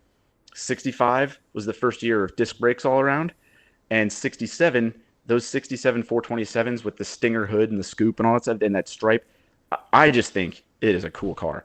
And like I said, I was way too young to drive it, but I mean, we had one when I was a little boy. We had a red 67 427 convertible, and of course now those are going for $1 bazillion. But I've later since had the opportunity to drive one, and I can tell you it's one of those where you're like, golly, this hauls ass currently. I can't even imagine what that felt like in 67. Nothing was like that. Like, this is still that's back what I'm in saying. the I day was when like, they were underrating everything. Yeah, it's just, I can't. I'm surprised more people haven't. I mean, a lot of people probably did die, but I'm surprised these things weren't labeled death machine. I mean, this was or it was the original Mustang.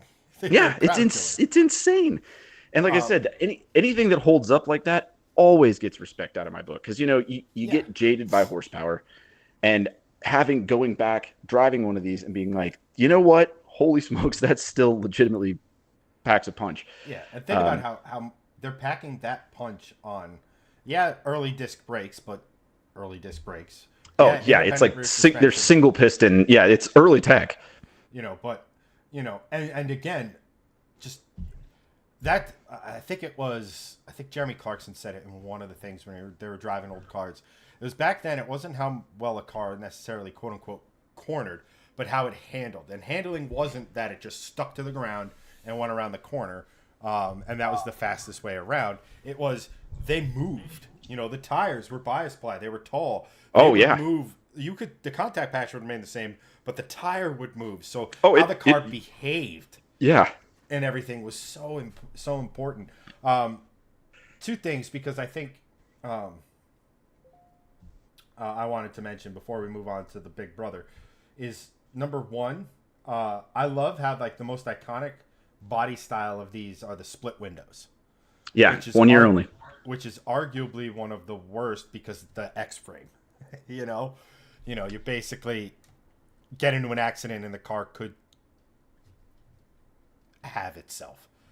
Right, but I mean, you were pretty screwed in an accident in most of these. Let's be honest. Well, let's face it. Before the dawn of, like, actual engineering outside of aerodynamics happened from, like, here up, you were kind of screwed. But, like, no, the split window is absolutely gorgeous. The other thing is that, and we'll bring the next one up, is a guy I work with at the golf course has a, I forget the year, but it's a red convertible, and it was originally a big block car. And then somebody made it not a big block? Well, it was at a shop from a previous owner, this is previous owners ago. And I guess everything was out because it was getting, the sort of rotisserie restoration, or whatever you want to call it, but the motor and stuff. Motor and trans get stolen. Oh. Yeah, impossible to track too back then. Well, with that kind of thing. Well, that kind of thing. I think this was like 10 or 15 years ago or something to that effect. So the shop, buys the car back from insurance, because the insurance is like, well, without an engine and everything, like, well, what the fuck? No. And classic car insurance, as I understand it, is kind of weird. It's a whole thing. So what ends up happening is that there's like, okay, I just want to get this thing moving. I'll sell it. I'll probably make a couple bucks, whatever. So he touches nothing in the suspension, nothing in the brakes, nothing, other than OE parts, right? And sure. Now, when you do that, you would think, okay, maybe an LS, maybe, a small block or a more modern small block that you can make a little more power with. Like as far as budget options. Nope, took a 400 Chevy small block and put it in there. Well, again, when you don't adjust the suspension, the car has that going on. Almost, like, annoying to me, not really noticeable for a lot of other people, but I was like, man, I would tell them every now and again, like, man, it's got like front camber because it's just yeah. Well, like, the camber isn't actually that bad. No, I know, it's just because like the weight of it is just making the wheels. It's just like like almost it's not as bad, but it's like Carolina squatting a touch. And I would always tell him, I was like, next time it's in the shop, you should ask about struts or springs, just so the car sits the way it's supposed to. Because he's 70 in his late 70s, so like driving like this versus driving slightly like this, there's a difference, visibility and things like that. And that always gets, like, it's one of those things. When I see one of these, I think of that. I think of the 400, and then I think, oh, if you take 400 rods and crankshaft and put it in a 350 with 350 pistons, you end up with the 383 stroker. Yep. An engine that General Motors never ever actually sold. But lots of people made them to the point where now you can buy a crate version of it from GM. Right. But I always thought that was cool. But as for this, look. So this is a 66 427 car. With Euro plates, by the way. Yeah. Interesting picture. But this is where I think if the C2 with the 327 was sort of the bald eagles whispering in the ears of the engineers, it is full on. They're probably sitting with a pencil and a protractor design. Like, this is where we start to get to where it's like the soundtrack of America. Yes, it's approaching. This is getting really close to hell yeah, brother. Big block, big power. I know. And this goes, and I've said this before, I'll say it a million times. I still love this era of car, and it's going to go into the next category because there weren't any restrictions. There weren't anything like that. And how do you make something go faster? And it's the most American thing ever. And they did it in the 30s and stuff like that. It was like, well, more. That was just even. It was not even a question. It was just like bigger, more. That's how you make it go faster. There was never this like, what if we make the current thing more efficient and therefore able to make more power? They're like, no, bigger. More. I love that. I miss that ingenuity so much. I mean, that's how the hell we got to the moon. They were like, hey, this little rocket gets us into orbit. It was like, what if we make the biggest fucking rocket ever? You're like, then we strap 3 more to it. And you're like, all right, yeah, that's pretty cool. Like, I love this that. This was the astronaut's Corvette. And this is the start of the astronaut Corvette too, which also, A, kick-ass marketing, and 2, because who were the coolest people in the world in the 60s? Astronauts. They were rock stars. It was, and then what were they driving? Corvettes. Yeah. Oh my God, everything. Like I said, this I'm almost getting American goosebumps from getting this excited about stuff like that. And I still, like I said, I wish we got back to an era where they're like, dude, just keep adding stuff. Like, they screw efficiency. Right. Well, that's exactly it now, right? Like, you look at the Corvette, right? Like, starting with, I guess technically starting with the C6, but really with the C7, right? Like, okay, we have a 6.2 liter. All right, what do we do for the hot one? Put a supercharger on it. Slap a supercharger on it. Yep. Okay, what do we do for the hotter one? Bigger supercharger. Bigger, yeah, like more. That's kind of like still the same, but like it is. But it's the efficiency, and now they designed it with, they're like, we got a little room in there, kind of a thing. This was like, they were like, this is as much as we can do with this engine. Make one with bigger displacement. Like a bigger surface area for the explosion to happen will certainly make more power. And you're like, and then everybody in the boardroom's like, that's good logic. Let's go with that. I mean, if 327 makes this much horsepower, yeah, it's like I said, it's 25% more should make. It's simple. I would be sold on that too. It's like, okay, if you have a dinner plate and it's this big, and there's this much force acting on it, imagine one this big, and you're like, yeah, the more. So that's, like I said, that's the cool part about this era. It was, and this was the last. Well, not the last technically, but like this the C3s were the last sort of unencumbered Corvette, in the sense that I do want to answer this though, because Steve mentioned it, and then people were saying something in the cap. The concept of having the split window, I believe, it's actually not that dissimilar to what the Bugatti Chiron did in having an uninterrupted line from front to rear, style wise. And if you look it up, I don't want to misspeak it.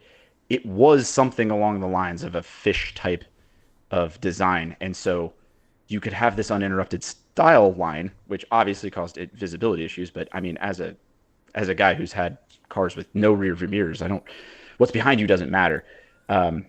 So I believe it was, like I said, the idea was to have an uninterrupted style line throughout the entire car, and like I said, it was a harken back to a Mako shark, or like a dorsal fin type of situation. So wasn't the next generation where you had the Mako shark? They did have the Mako shark concept, but see, like that came out, they were teasing that while this was going on. Like this, I think the Mako shark is actually a 66 or 67 thing. But anyway.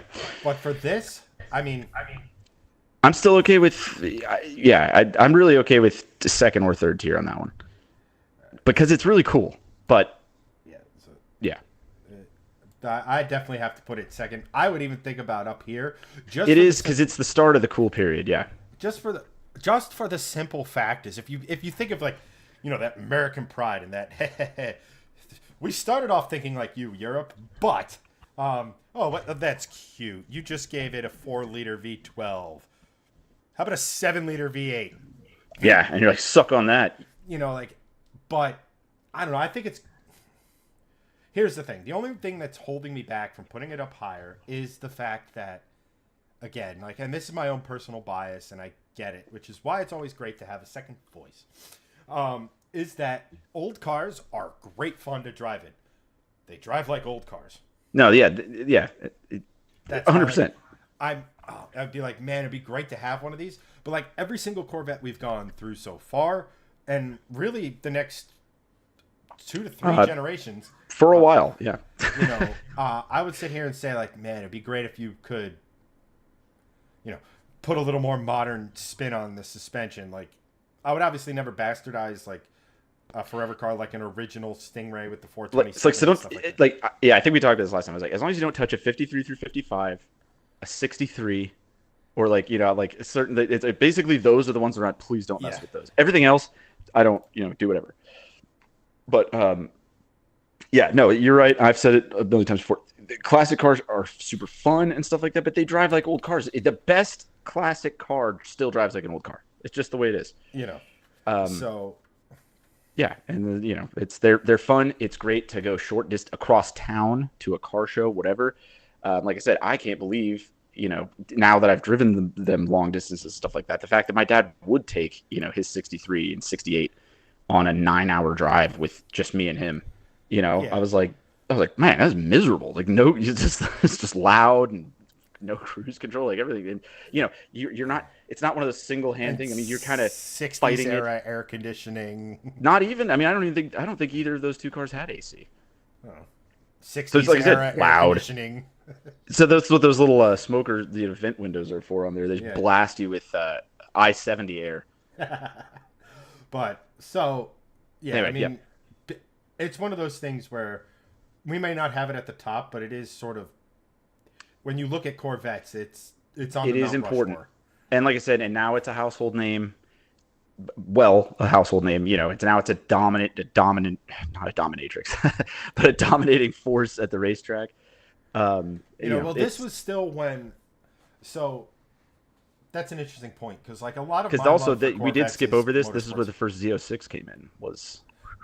Yes, it was a trim. I don't. It was one of those secret option codes. That's why everybody goes, well, the first Z06 was you will never see one. There are 3. Yeah, and not. And it didn't look any different than a normal car. It was, like I said, that was that. That's why it was called that. I think that was the option code. And like I said before, that's what got you your big brakes, big, all this. It was the one that you would go racing with. It was ready to go, kind of out of the box. Which is very cool, but I mean. Here's the thing, it's so a lot of my love for Corvette is motorsport, and a lot of it really started with the C5 Rs. Yeah, those are absolutely next level. Just because, like, Truly world beaters. At that point in history, it was Viper and Corvette stomping everyone else. It still annoys me that the Vipers were run by the French. That, like, still irks me. But Team Ortega, if I believe. Orica, whatever. Yeah. Ortega.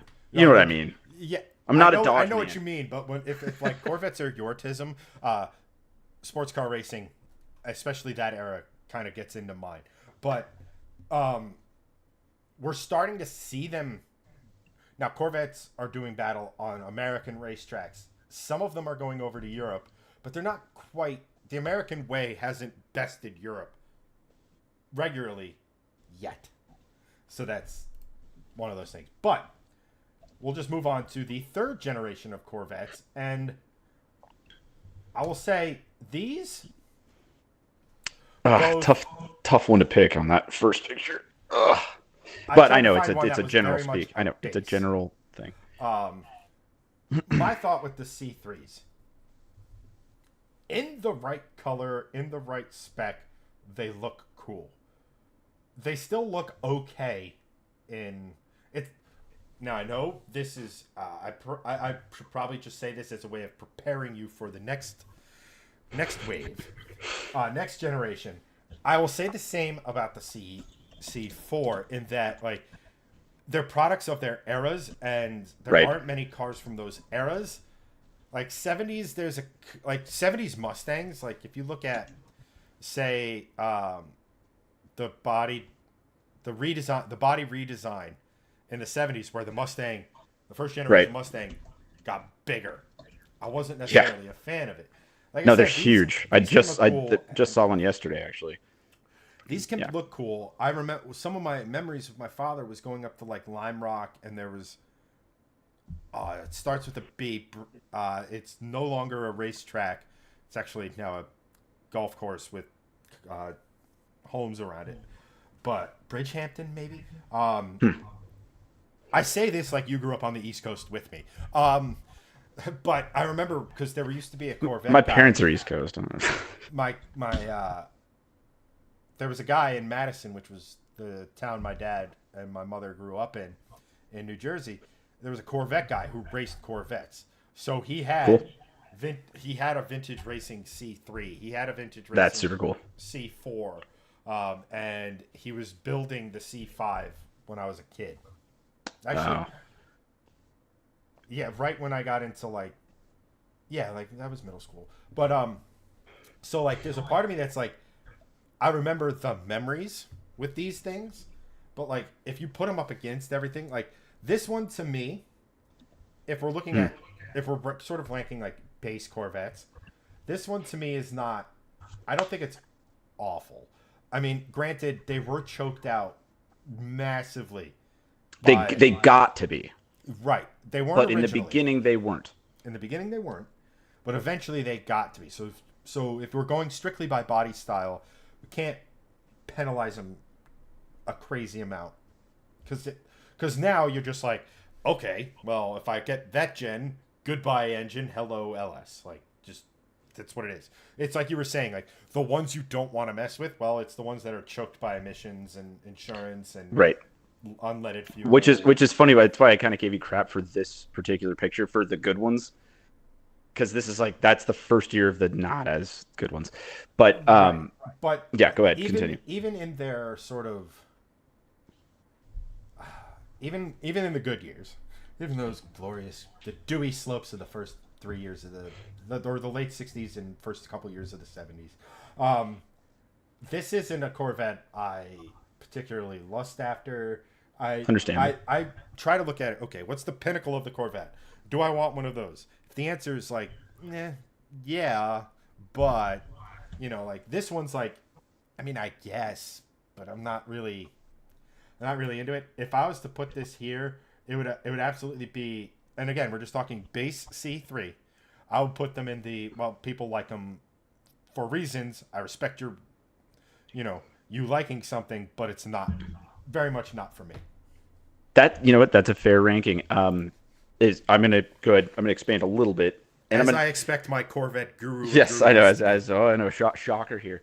And like I said, I'm coming at this from a place of experience. You know, so I have firsthand experience with a lot of these, and a lot as with a lot of my Corvette stories. The beginning of this is going to start with the words "my dad."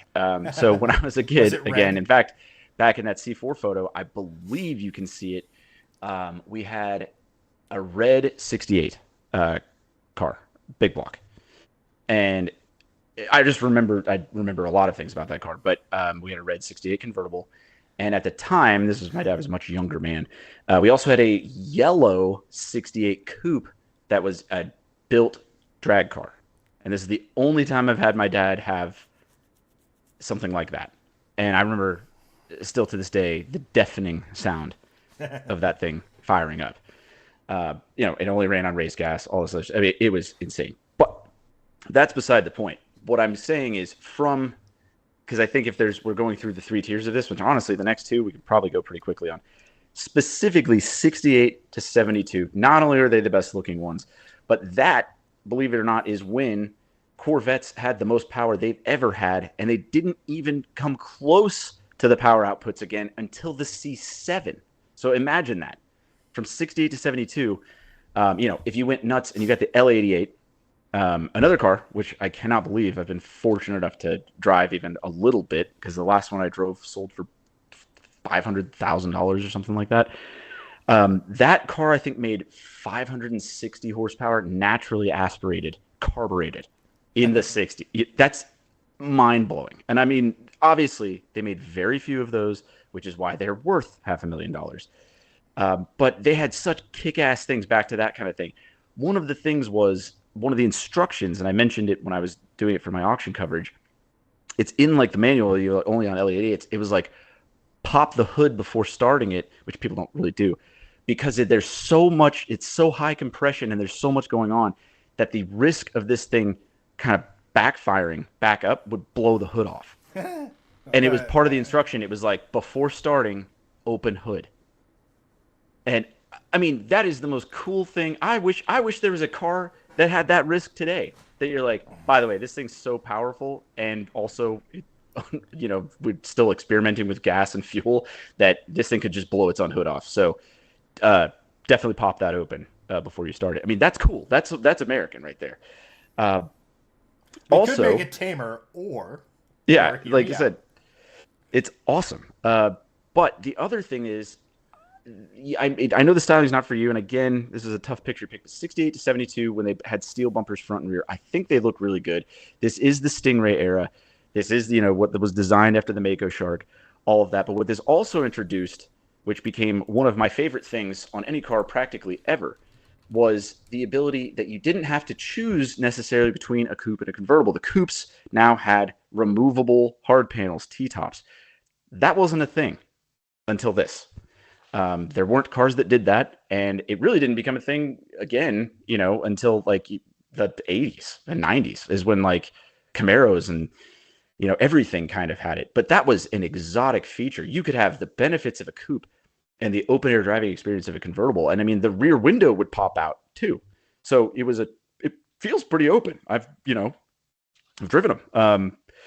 And there's a lot to be said for that. Now, the actual driving experience, this is also, as you can actually, this is a good picture for that. This is also one of the first Corvettes of very many until the C6 pretty much, where you feel like the hood is 19 feet long when you're behind the wheel. The dash in these, even I'm not tall, I'm not short, but there's something about the seating driving position and that long hood. The dash feels like it comes up to your nose, and then you have this hood that goes on forever, and then as you can see, slopes down, so you can't even see the last 3 feet of it. It's kind of a weird car dimensionally to get to drive. Now, couple that with you've got all of the power that the modern man could create, and still bias ply tires, and these things were nuts, you know, from any performance standpoint. But also, as you know, from a guy, if you grew up with neighbors racing, this is again to kind of rattle your racing chain here. This is when kind of Corvettes were doing like Trans Am racing. And these cars got pretty serious. The coupes were actually legitimately pretty stiff. It wasn't like, in the past where it was like, oh, this one is stiff, this one is not. It was like, no, the coupes are pretty stiff now. Comparatively, still for a body on frame thing. If we're ranking this one specifically in the eyes of 68 to 72, because after that, 73, a little bit, that's when they had a steel bumper rear, but a rubber bumper front. After that, like I said, complete fall off, and that's when they get to be, they just get to be a victim of the malaise era, like everything else. But these cars are just, they're obviously, I can make an argument for any of them being significant, but this was the last hurrah of big horsepower, pretty much across the board. I mean, even if you look across the pond, or even with Ford and stuff like that, I mean, like what these guys were able to do with this platform and the engines they were able to stuff in there, we wouldn't see it again until, like I said, basically 2008, or 2007, or whatever, 2006. Like the C6 Z06 was the first car that harkened back to this, and that was a long time in between there. So I don't know if it's a positive point, but these were kind of the last of an era in a way, not in a way, they just were. And this is what everybody foresaw as doomsday when the recession hit and all this stuff. They were like, we'll never have big horsepower cars again, and all the EPA is killing it. We were foretold of a doomsday event like this. They're like, remember 1972 when everything got worse after that? Well, it's happening again. Well, luckily it hasn't, but like that actually did happen in this car's lifetime. It was as cool as it could have possibly been, as futuristic, as forward as it could have been. I've actually forgot to even mention the tech. I mean, these things, it sounds crazy that have tech. They even ran fiber optics in these things. So when you're driving it, they have on the center cluster, which is actually really cool. One of the earlier cars to have center gauge, like auxiliary gauges, kind of cool. But they also have fiber optics that would tell you if your brake lights were on or whatever. So, it was just a simple piece of fiber, but at the time you didn't have to have a buddy go check. This was in the era, obviously bulbs are burning out left and right. But this thing would tell you, oh, my blinker's on, and I can see that it's on because there's a piece of fiber, there's an indicator telling me my thing is on. It's weird, but in the 60s, that was like, whoa, how does it know? It was a cool piece of tech, coupled with the most horsepower we could do. I don't know. There's a lot to like about them. I understand it's not exactly top tier, but I think the fact that it was a first of a lot of things and the last of a lot of things for a long time does deserve some respect. And if remember, I don't know if it was the last time I was on, like I said, the last time I was in Indiana, I put a few 100 miles on a 72. And I mean, that's pretty recent. It was an interesting and fun car to drive. I mean, again, still old, but there's just something about them. Anyway, let's. I agree. So here's the thing, right? Like, to your tech point, right? Like, there's always cool stuff we look at today, and then there's the analog version of when it was an idea first forming, or an idea that was first becoming a thing, right? Like fuel injection, something we all take for granted today. Started with mechanical fuel. They didn't even they were done with it by then. They didn't even you couldn't even get. I'm not using fuel injection specifically in this car. I'm just saying, like, we have digital fuel injection that I forget what the Hertz pulse cycle modern fuel injector. But wild. Like, you have that, right? But back in the 50s and 60s, you had mechanical fuel injection, which was the concept, but it was analog. Right? Like, you needed mechanical fuel injection versus electronic fuel injection, right? Right. All that stuff has a thing, and it's really cool to see where they first were comfortable enough to say this is reliable enough and doesn't cost a fortune to provide to the consumer at a reasonable price. The thing I will say about this, specifically in base trim, and like I said, like the next two cars, we got it. In base trim, I can't put it above any of these things. No, and I agree with you. Okay, I do agree with you on that. In base trim, it's that, and like I said, now if you go L88, but like the thing is, I can't rank the whole car on L88 because, like I said, there's like well, You know, think of it this there's way. like 30 of them. You know, like you're not Right. I Well, we're can't going believe with We're yeah, going with, like, let's just say we're going with the base vet versus right. the hot vet, and you'll Yeah, see this more and absolutely. more as we go along down the list. Well, But because like, hot vets start becoming a thing, but yeah. like the question is, like, the L. We'll just say, like, the L88 is basically like the ZR1 of its day, right? Like the Oh yeah. fastest version of this particular era's Corvette. So And would you say technically you that? could get a ZR1 there, but they like I said, they only made two of those, I think. So again, unobtainium. Right. Not worth mentioning, honestly. But so, like, with the L88 one that we have here, I think, I don't know. Yeah, you should have put this picture for yeah. So this makes my argument like yeah, this is like a yeah, because that's Right. an earlier Well, we were car. lumping base with the entirety of the platform, but Right. this, I think, kind of gets into cool dad territory. Yes. Because it's one of those things where it's the pinnacle of this one, but it's not as desirable as the predecessor. So, but they kind of meet in the middle because performance kind of brings it up to that, or brings it Right. up, or what have you. But, and now, Oh. before we get in, real quick, if you have actually, real quick, before we jump into the C4s, I have to, I'll be right back. I just got to take care of something real quick. Okay. Why don't you tell the audience, and there's no right or wrong answer here, but, and I understand it's a very involved question, but do your Can't best. wait. In your mind, define what a Corvette is. At its Oh. core, its ethos, what is Corvette? Okay. I will try to expand on that. I feel like I've kind of touched on it due to different things we've mentioned this evening. I want to start out with the base form of this, which is, you know, funny if you guys didn't know, a Corvette is a type of naval ship, and it's the fast one. So I guess I don't know much more about it than that, but it's funny that a car that never gets called a boat is named after a fast boat. But that being said, I think the Corvette really was representative back in that 53 through 55 thing when they made their own thing, especially for an American car. An American sports car didn't exist, and neither did the muscle car. So in that context, this was a car that was well-rounded. So also, sports car has to be 2 seats.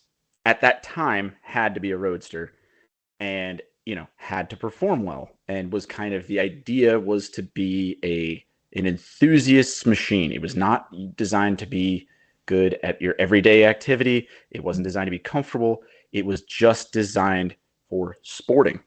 And that being said, I think Corvettes obviously have embodied that for a long time. But it's an interesting thing that Corvettes have because they had to pave the way. They pretty much made the term sports car. So if you say what is a Corvette at its core, it's a sports car. But so you kind of have to break down what a sports car is. It's just interesting that Corvettes were the first, the only, and they kind of still are. I mean, not even kind of. They just are. I don't think America really makes another sports car. You can make the argument that muscle cars have become more sporty just because of technology. But really, the Corvette is the only car that exists still to be good around corners, still be a 2-seater, and just kind of be the ultimate, not weekend vehicle, because I feel like that's oversimplifying it too much. But they are meant to be the most fun you can have with only one other person, for lack of a better term.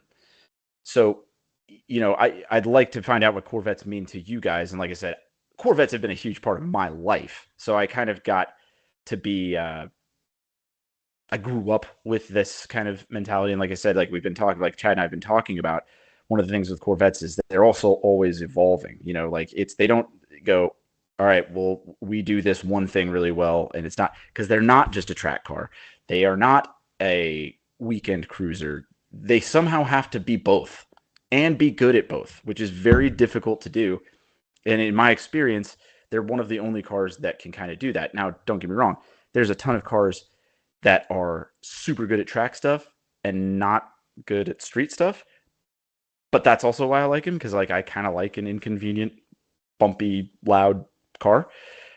But somehow Chevrolet has managed to make the Corvette an absolute dominator at any track event, or honestly, even a drag event that you could take it to, and yet drive right home on the highway, doesn't get hot, comfortable. You know, like I said, with the advent of Mag Ride, literally more comfortable than a Denali or an Escalade. It is somehow, like I said, with the exception of it being only a two-seater, it's literally the jack of all trades. I don't know how it's so good at doing everything it's doing. And again, this isn't coming from a space where I'm like, well, I just haven't driven any Porsches or I haven't driven any of this stuff.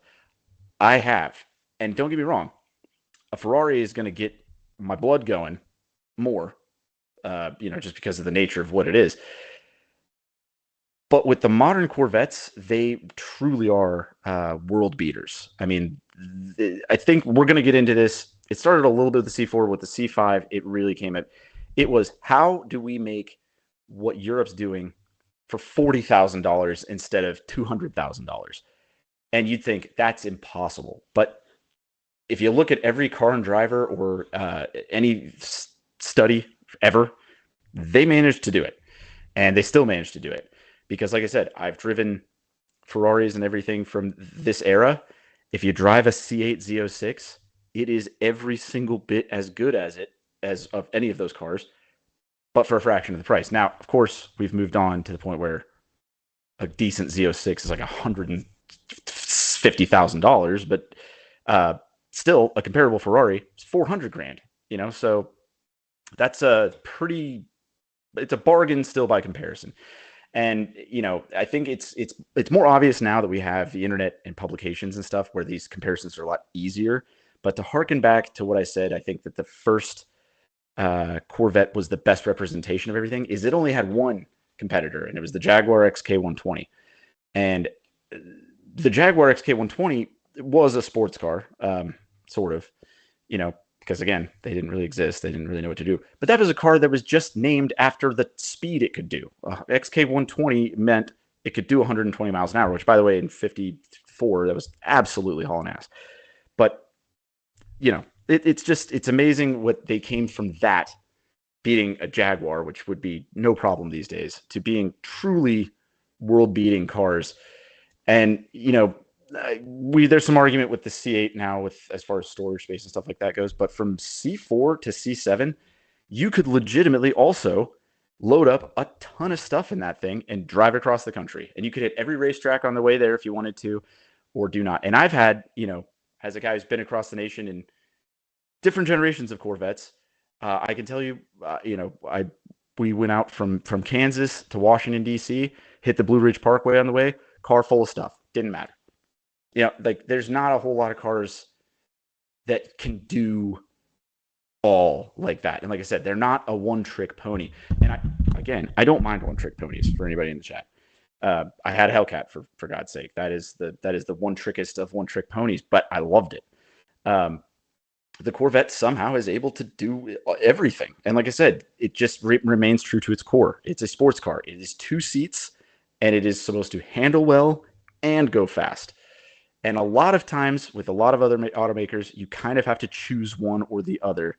And somehow through 70 years, Corvette has managed to do both. So there we go. There was my monologue for the night. Thank you, guys. This has been the Elliott Elvis TED Talk. Subscribe for more. Ryan over on Facebook made a great point. He's like, you could definitely write a book on the Corvette. I did see that. Yeah.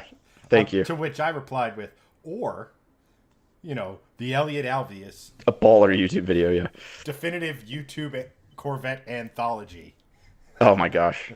I know. I just go through. It's like, you guys ready? It would be so long. It would be so long. I would spend an hour with each car. I'd be like, you guys do it. Because that's the thing that's hard for me to know. Like I said, with the autism thing, it was like, sometimes when I'm in front of him, I was like, I have so much to say about this in such little time.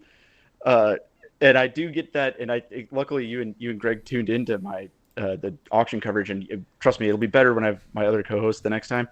I swear to God, sometimes, like I said, when a 53 comes up, and if I'm on stage and doing it, it's like, hey, bottle this into a minute 15, and I'm like, you guys don't understand. It has all this, and like I almost trip over my words because I'm like, there's so much I have to tell you. I can't. You're almost bottle like it into a minute. The guy, or the what's it called?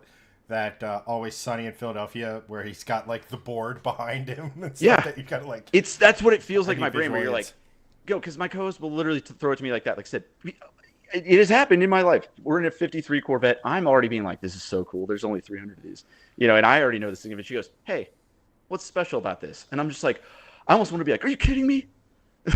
I'm just like, it's really hard to boil some of my excitement about Corvettes into a. I mean, that seems like easy content.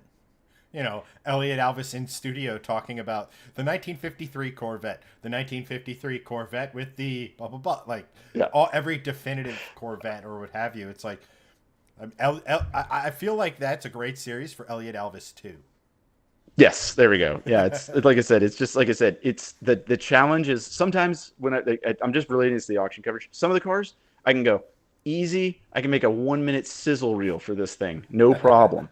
But something like an L88 comes up and they're like, hustle it. And you're like, there's so much. I have so much to say. That's actually, if somebody were asking me like, what's the biggest challenge? It's like summarizing Corvette things in a minute, probably. But, yes. All right. Well, I think you need a quick break. I've arrived. Yes, I'm going to take a quick break, but I'll be it's quick. So. Elliott has to go touch his throne of Corvette models. I got two riled up. Yeah. So while he's doing that, I'll answer the same question. Define Corvette. For me, defining a Corvette is, and Elliott touched on some of these points or what have you, but number one, it's doing what the Europeans do, doing it in some cases possibly better, and doing it for less money, showing the world that it need not be this complicated from a pricing or what have you standpoint. To me, a Corvette is, again, doing, well, I guess actually not complicated is a great way to put it.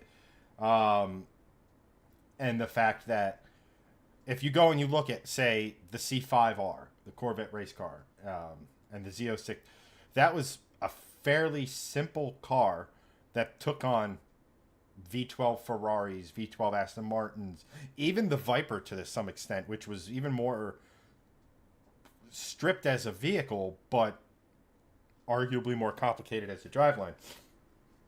V10 and things like that. Always had a big snarling push. Again, you go into like for me, peak Corvette race car was the C6R with the 427. They had to neuter that thing to keep it competitive with the cars it was racing with. Otherwise, it would have started competing with some of the prototypes in the glory days of the GT1. I mean, it was we all picture our throttle body, whether it be 80, 90, 100 millimeter throttle bodies. It was breathing through two inlets that were supposed to be this big, but were condensed to that big. Like peak horsepower at 5,000 RPM because it was so choked down, and it was still winning. To me, Corvette will always be that, watching the 24 Hours of Le Mans with my dad, and you'd hear the guys talking, and you could always hear the cars in the background. You could always hear the cars in the background whizzing by. You could tell when the Porsches came by because they had that screaming flat six. You could tell when you could tell when some of the Ferraris are stuff because howling V12. But they could almost get lost in the shuffle with some of the other stuff if you weren't really paying attention. But no matter what you were paying attention to, you knew when the Corvette drove by. You just knew it. And to me, that is definitive Corvette because it was so different. It was almost to the same extent. Obviously, it's a little different because it was no specific class.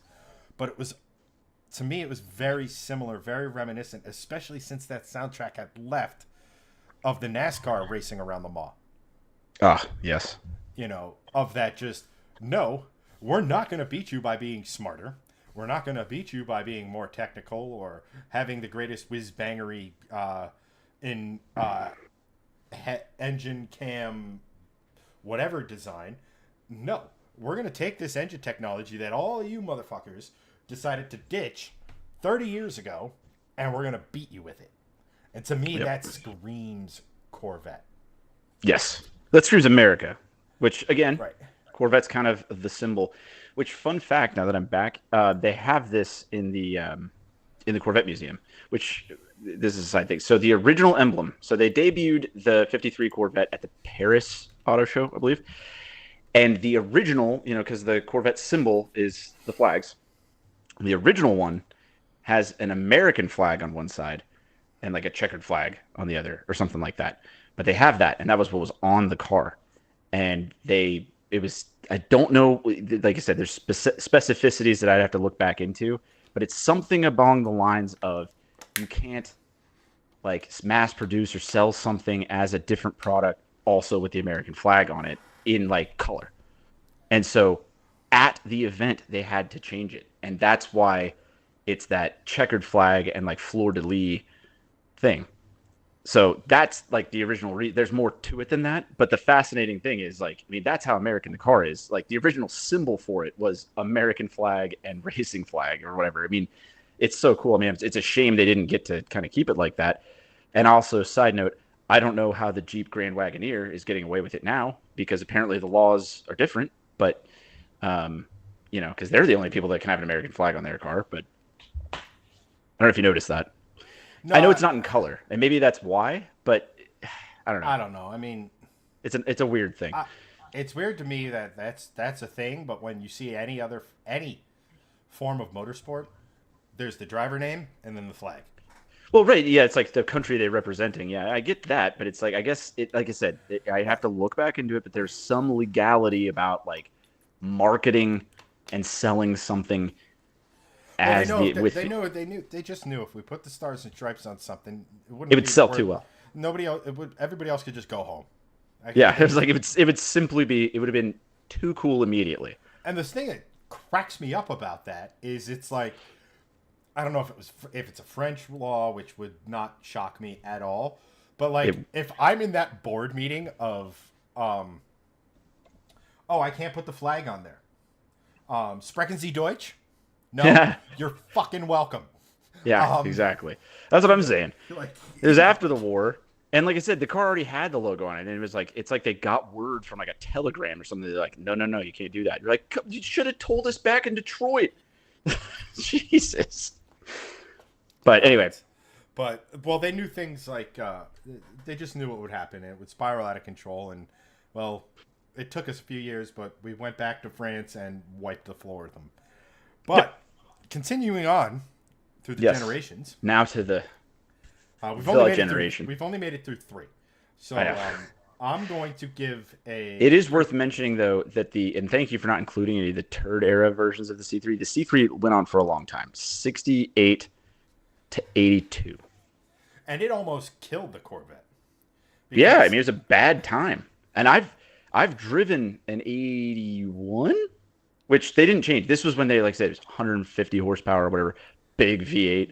Buicks were passing it. Yeah, I mean, it's got the 55, the red on the 55, or the 80 mile an hour max on the Speedo. Because this was like when they were still like 55 is the national speed limit and all this other stuff. And I mean, they are dogs. I mean, you floor it, and the thing sounds labored. It is. And you're like, dang. They were naturally aspirated in something ridiculous like 8 or 9 to 1 compression. I mean, they were doing what they didn't know how to do it. And so the C4, which is the segue here, is they were like, we could start, not in the beginning. C4s were still kind of dogs in the beginning. But this was the generation where they figured out where they're like, we can pass emissions and make power. And like, that was... Efficiency goes both ways. Yeah. And like I said, that then unlocked for the rest of what we have now. But the C4 needed to come out. And the C4 was the first real 100% redesign for, how many years? I mean, it's the first non-body on frame Corvette, first of all. Oh, it was Um, crammed with tech. I think it had a digital, or what oh, passed as a digital speedo or yes. gauge cluster for back then. Honestly, I love it. Because they changed it a bunch. This was also, I think, they had the biggest changes, even though to the naked eye, maybe not, from 84 to 96. They went through the car was transformative. I mean, like you said, I'm a big 80s guy. You put some synth on, I'm going to get pretty jazzed up. And like the early 80s clusters are so dang cool, especially I'm a vintage computer guy. They look, I mean, they look cool now. I can't imagine somebody pulling up to an office somewhere in 1984 or 5 and you had this Corvette. Didn't look like anything else on the road. It's this flat, wide kind of thing. I know the styling's not for everybody, especially now, but at the time, that was like the most Oh, racer looking thing that had ever existed. I mean, they kind of designed it. They were like, we want this to be like an Indy car, like with this, space frame design. And you sit kind of below the body line. It's, they didn't even think about a lot of stuff well, I because, think during this, oh gosh, I think during the era of the C4, the model years of the C4, was when they developed the Serve 3 concept, which was based yes, off of which was one of those quote unquote mid-engine Corvettes through history right. that never actually became a thing. But like the I know. Serve I'm 3 going to was, revisit those. Yeah. When we get to the, yeah. Um, good luck. Uh, but like, and that eventually led to the styling cues became what were the styling cues on the C5. But like, yeah, in the 80s, you just got to go and look at the 80s. So like, there's a lot of things about cars from like the 80s and early 90s where we look back at them now and they're just they look common as all hell, well, right? right. Like And it's like, we're viewing them from today's lenses. You have to but try to the but that best you is a can. product Yeah. of their success, Right. right? Like um, you look at. I understand it's on a completely different side of the spectrum to a Corvette, but look at the Ford Taurus. When the Ford Taurus came out, nothing on American roads looked like it. No, it was, yeah, They and it was a hit. they legitimately had to go to Congress and get the laws changed so they could have flush headlights because the Right. laws said you had to have those bucket headlights or pop-ups, and Right. they had to get that law changed, and then everything after it started to look like it, which is a product of its success. Yes. I will say this because I don't want to spend too much time on the base C4 because even Right. though the original Malaise era small block to the small block that was in the last one before the C5 came out was a pretty big leap in power. Yeah. For one generation, especially. Yeah. Right, and especially when you consider the ZR1, they were building a brand new engine, which the ZR1 is like one of those cars that's incredibly interesting. But like these, they're again, I'm a kid. I'm walking into my dad's garage. I understand there's a special affinity to these for you, but it's like it's kind of to me, your sort of base Corvette of all the Corvettes, right? Like it's just sort of, it's not Yeah. bad. It's not ultra cool. It's one of those things like, oh, it's an old car. Okay, moving on. But I, I understand. it did spawn this, the Yes. ZR1, which is arguably, I would even say definitively, the most interesting Corvette ever made. I would agree. And like I said, I can expand on this. We got to rank the base C4 first. I'm calling it Dad Vet. That's fine. Okay. I didn't see you drag it up there. I just want to say my little piece on it as, I guess, a base C4 owner. Now, I do own a refresh car like that, and I've made a video on it. I think it makes all the difference, in my opinion, as a C4 guy. While I have appreciation for the other ones, I think starting in '92, it was a different car. And the thing is, it already had a reputation, whatever. But the thing is, and I keep harkening back on every generation, even the base cars. I like to mention, like I said, the impact that it had. It was so ahead of its time in every single way possible. In the early 80s, like I said, even when they weren't making that crazy power, it was still the best handling thing out there. It was still like one of the only cars you could get with a digital cluster, especially like I know it's because light's being projected behind it. It was color. It wasn't just all red. You know, like a lot of times, even the Honda S2000, you're like, oh, it's got a digital cluster. It's like, yeah, it's all, like an alarm clock. It's not like that in these. And I don't know, it's one of those things you have to see to fully get. I mean, they also had really cool things. Now, given it didn't work out, but when the first version of the manuals of these came out, it had what's called the Doug Nash 4+3 manual transmission. And you're like, well, what the hell does that mean? It was a traditional 4-speed, so it just had, an H pattern up to 4th gear. But each one of those gears had an electronic torque converted overdrive that you would click the top button on each gear. So if you could be in first high, second, or no, it was first, didn't have that first, and you could be in second, and you click the button, and you would seriously, even though you push the clutch in like normal, and then you go and you'd click the button, and you hear the car go, and like go into a high range of second gear. Same thing, third gear, fourth gear. So you effectively had like a 7-speed. But, obviously that was tremendously complicated to have both like torque converter and, clutch and all this other crap going on. But it was such a novel idea to be like, what if you could have a close ratio 4-speed and have an overdrive in almost every gear? Crazy. They didn't ever really try it again, but that's a C4 thing. Again, back to the first thing, it's a thing for me, maybe not to a lot of people. They took the next leap from open air technology, and instead of having a T-top, this was the first time you could get a full Targa top, so there's no bar in the middle. It really does open up the open air driving experience in these. Now, given this was their first space frame car, and that roof piece is pretty important to the structure, I will say it is noticeably floppier with the Targa top off in any model, even the ZR1. It's crazy that I don't know who allowed that to pass. It was almost as if it was like the opposite of bean counters at the meeting that were like, we can't do this, it's not safe. It's like somebody said that and an executive was like, I don't care, take the bar out. Like, it kind of still feels like it needs the T-bar, but I don't care. I love the look of the Targa. I think it's really cool. And in fact, as a testament to how floppy they actually are, even the coupe with the top on is not as stiff as when you got a convertible and had the hard top. That was stiffer than just the regular coupe. Fun fact.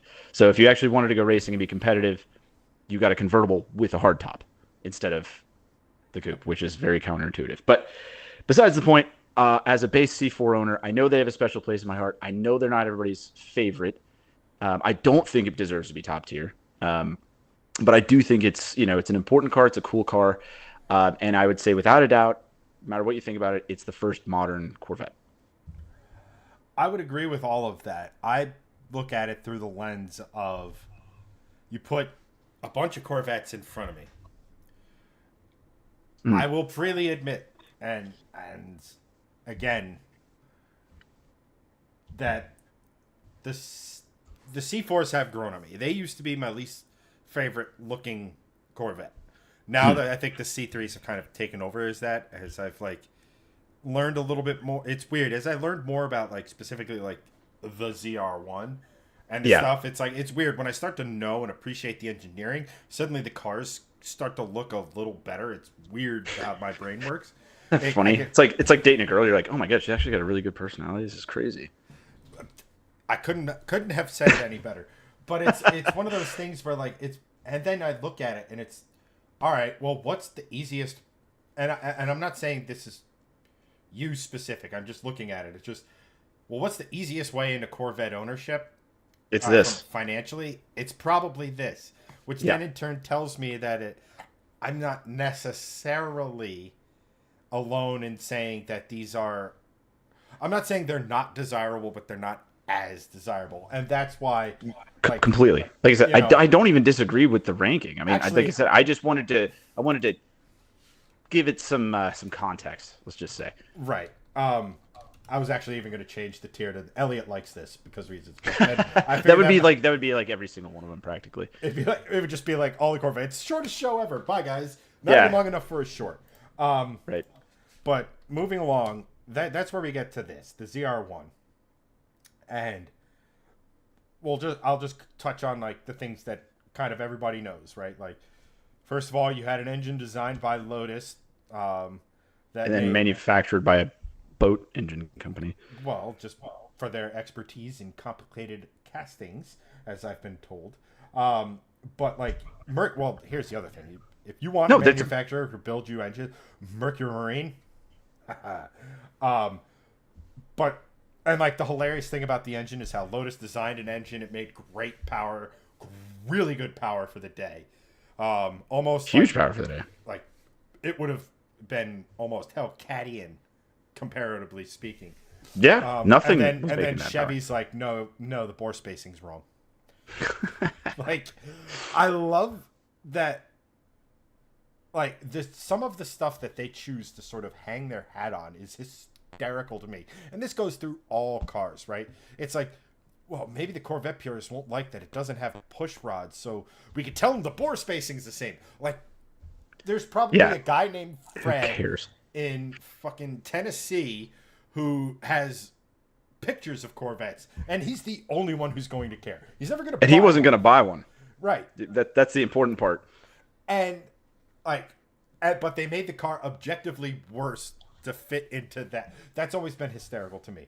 But the dual overhead cam, the fact that you had basically like, I won't get too crazy into it, but like basically a form of VTEC in the sense that you had low power mode and high power mode, but it was With a like, key.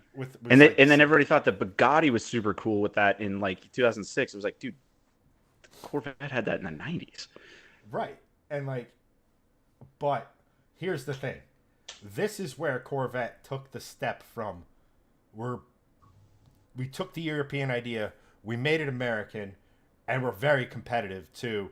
We took the European idea, we made it very competitive, and we're beating Porsches around a skid pad, acceleration, all of this stuff. Like, Yes. if you ask most car people, regardless of their specific home team, as it were, right? Like, we would argue that you're a Corvette guy. I'm a Mustang guy. Greg's I don't have a Volvo guy. Yeah, he defaults to Volvo because you see like 1 out of every 10 cars he sends of like, ooh, I like this that I see, and it's like you're all over the map, buddy, which is awesome because I know. like, Well, he doesn't, but that's good. Yeah, he doesn't fall into one thing. you know. But like, if you ask if you ask the three of us, what is quote unquote the definitive sports car of all time, we'd probably land somewhere near the Porsche 911. Sure. Yeah. You know, and this was arguably the first Corvette to say, "Hey, Porsche, Suck it. you know," which is huge. As I was explaining, as far as my definition of what makes a Corvette is the fact that it does things the American, and even though this was double the price of a normal Corvette, it was still way cheaper. Still cheaper than anything else. So At this point, honestly, it might have been more expensive than a 911. I'm pretty sure, but still, you know, it's still cheaper than any of the other stuff it was beating. it is American, and you could argue that like sticking to the bore spacing was in a distinctly American way and everything, but it was a V8. It was again, it's hysterical to me that it's like, would you like the 350 V8 or the better 350 V8? It's like, huh? Wait, what's different about them? Everything. Like 100%, it's a different car, and you're like, You know, and that's why C4s have grown on me, is because, like I said, originally when I was a kid, I liked them because they were still pretty out there. As I grew older, I liked each successive generation a little bit better, and then as I got older, I started it.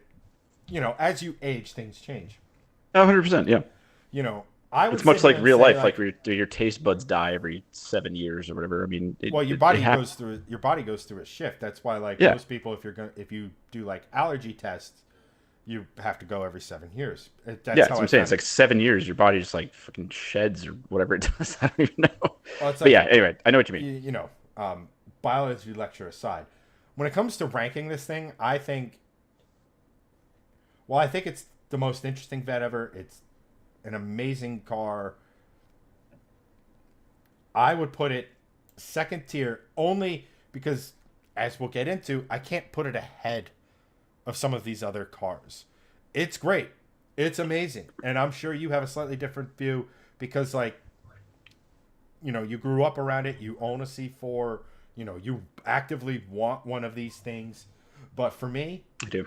It's like I said, when we were defining these things, top tier, it's one I will do everything I can to try and own one day. That's a yeah. Or and again, yeah. You know, that sort of thing. Second tier is, yeah, hell yeah, I'd own one of those things. And if I did, I'd explain all the reasons to you in typical Corvette owner fashion. Yeah, you have to. It's part of our mantra. You know, why it is what it is, sort of a thing. So, with that being said, whatever. Elliott's probably going to go and let me know where I'm right. He does a great job of saying you're right and also wrong. No, I think you are right, and I don't entirely disagree with the placement there, and I'll tell you why at the end of my little spiel here. And actually, this is a great photo. First of all, like we talked about a little earlier, this is kind of my least favorite ZR1. This is a 90, and you can always tell. First of all, because this was the last year that had the old angular front and it had the new bubbly rear. I just don't think those go together. Like, it either needs to be angular, or bubbly. And then it also has that big, I've always just kind of like a bumper guard. Like, it's just this big rubber strip that goes around the entire car that they did away with after that.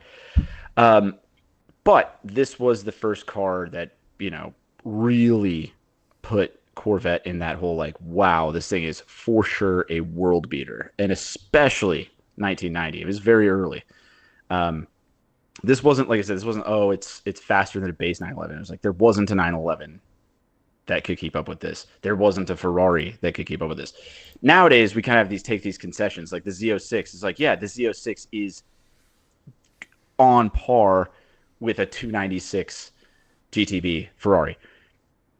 Yes, the price differential is there, stuff like that. But nobody had been even making those comparisons until this particular car.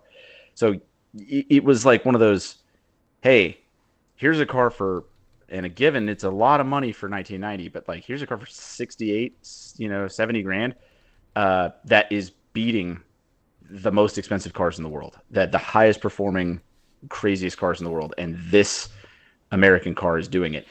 Now, what they did to get there, as you kind of expanded on, is pretty substantial. It's not like they just said, hey, we'll put a bigger motor in our existing car.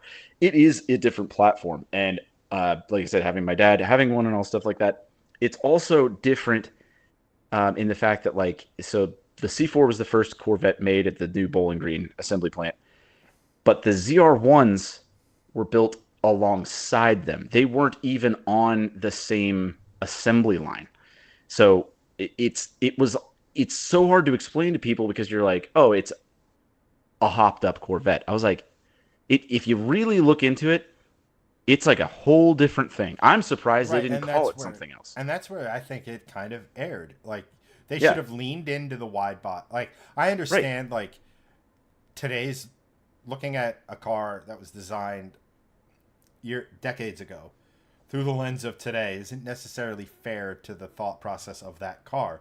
But it's also one of the things that kind of killed this car is the fact that 100% is what killed the car. And that's what I was going to get into, actually. They had given it the wider body, but the same cabin as the regular C4 or something. It's not only that. Designer, but like, make it look special. It is special. It performs special. It should look that because, number one, pride. Number two, the people who can afford these things, even if it is a lesser alternative, still, if you're the guy, the executive or whoever, and you're pulling up to the golf course and you have your hopped up special Corvette that it looks the same as the guy's Porsche or whatever. One. Yeah. Right. And it's like anything else in life, right? The more you have to explain it, the less impact it has. Right. And I 100% agree, and that's what I was getting with, and why I agreed kind of with your ranking. So, I mean, I can expand on this more. I'm not going to. The thing from my dad's personal experience on this, and from my autistic experience with this, is one of the things that killed this car is you had to be a freaking expert to even identify it as different. I mean, there's car guys. I mean, I've got friends here locally. I could pull up in my Corvette, and a 92 also ZR1 could pull up, and they'd be like, that's the same car. Because the only things you can see is there's a raised third brake light. The rear wheels, if you can see in this picture, is actually a pretty good one. You can see the recess of the bolt area. You can see how wide those are, but they're the same design. And there's a little tiny badge on the side of the hood. And I mean, it is like this big. And then the little tiny one at the rear. And again, it's not like it is now. It's so in my dad's personal experience, if you ask him, why did you get rid of yours? Because I mean, obviously, even though it's not his, it's one of those for me. I'm like, God dang it, Dad, why is that the one you sold? You know, like I wish you still had that. Especially in his personal experience, you know, he spent 75 grand in 94. I mean, adjust that for inflation. It was a lot of money. Basically modern ZR1 pricing. Or more, honestly, because they seriously were more. And like I said, I honestly kind of challenged somebody in the chat to do that. But what he did was he was like, he doesn't feel comfortable driving it anywhere. And like, because you park it, and not that people treat Corvettes shitty or anything like that, but it didn't get treated as the, oh, holy shit, this is a special car. It was like, right. Yeah, that's a Corvette. Regardless of what you say, it's when you buy a car or have special, like, you know, you want that reaction. Like I've had, you do a little bit, but it's also like, yeah, it's like even the respect or the courtesy. I mean, you spent double the MSRP. You bought 2 Corvettes, and you got one. And the only thing that makes it like stand out is only something nerds would notice. And like I said, you're driving something as expensive as a Ferrari, and it just looks like your neighbor's Corvette, and right. that killed it. And like I said, the production numbers don't lie. They made, like I said, 1,200, maybe even 2,000 of these, the 90. And every year after that, it was in the hundreds. And by the time is like the most rare one you can get is a 1995 ZR1. Like I said, I think they made 200 of them or something. It's wild. Because what was going on? It's not like they were marketing them. And if, you know, there was even not, because it didn't even have the word of mouth factor. Where like you're like, oh no, this is the special one, and you're like, what's so special about it? And you like, you know, it's like you're like, well, it's an entirely different car, but it was too early, and it was before the internet, you know. So if it had gotten the internet, you know, snowball going, I think it might have done a little bit better. In today's era, where you designed things, I think today more so than the idea of a sleeper. Exactly, this would have sold better because this, I mean, this is an odd comparison. I've never really made it, but it does make sense. And hear me out. This was like the M5 of Corvettes. You need to be a special person to identify an M5 over a regular ass 5 Series.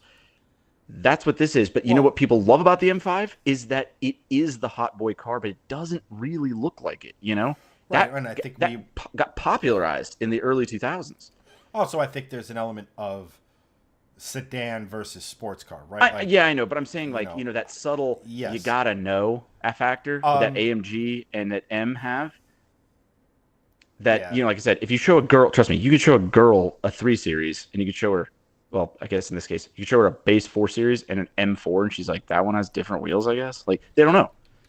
Like, but like car guys do, and sometimes that's the appeal of those. I don't personally like that. Like, if I get the special version of something, I want it to have, you know, a Superbird wing and have huge writing on the side of it. Like, if I spend the money, I want it to be, I want it to be like, it's all, you could, and I'm not saying it belongs there by any stretch of the imagination, but kind of along what we were talking about, you could make the argument that it belongs down here in that, and I'm not saying it's bad, and I'm not saying I don't like it, and I'm not saying any of that other sort of stuff.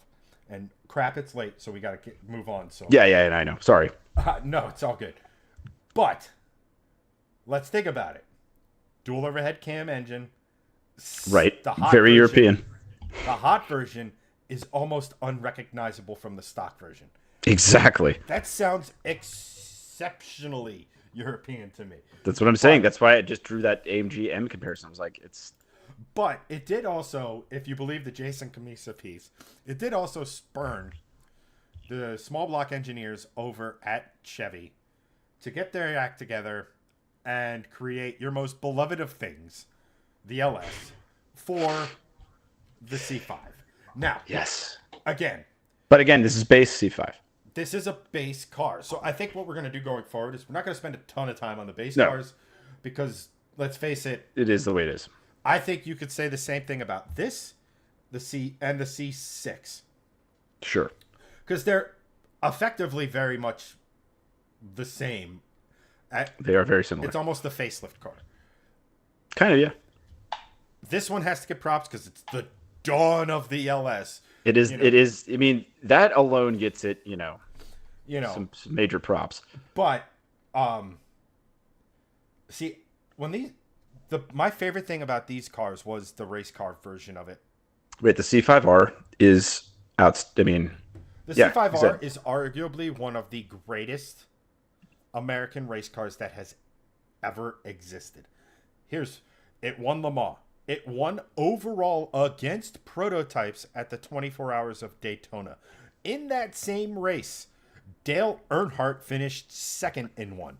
I know. I was going to say it was like Dale Earnhardt and Dale Earnhardt Jr. both drove them. It was the return of the 427 in the race car, which spawned this car's successor. I will say this, though. Because of how special the Z06 is, in my opinion, and how much I really like that car, this, to me, where is it? This goes, it's quintessential dad vet. And I would even just, for the sake I'm not even mad about it. For the sake of time, I'm just going to plop the C6 base right there as well. Because, again, they're effectively, correct me if I'm wrong, but they're basically the same chassis. They use the same engine and transmission layout as each other. And the base cars all still are using leaf springs in the back. Well, they all kind of do. That's a Jeremy Clarkson thing. It makes sense. No. Actually, look at the. Yeah. I'm not saying the leaf springs are bad. What I'm saying is more the architecture to design, where this bolts to. Yeah, no. Yeah, there's a lot. The C6 is an evolution of the C5 versus C4 to C5, different car. Right.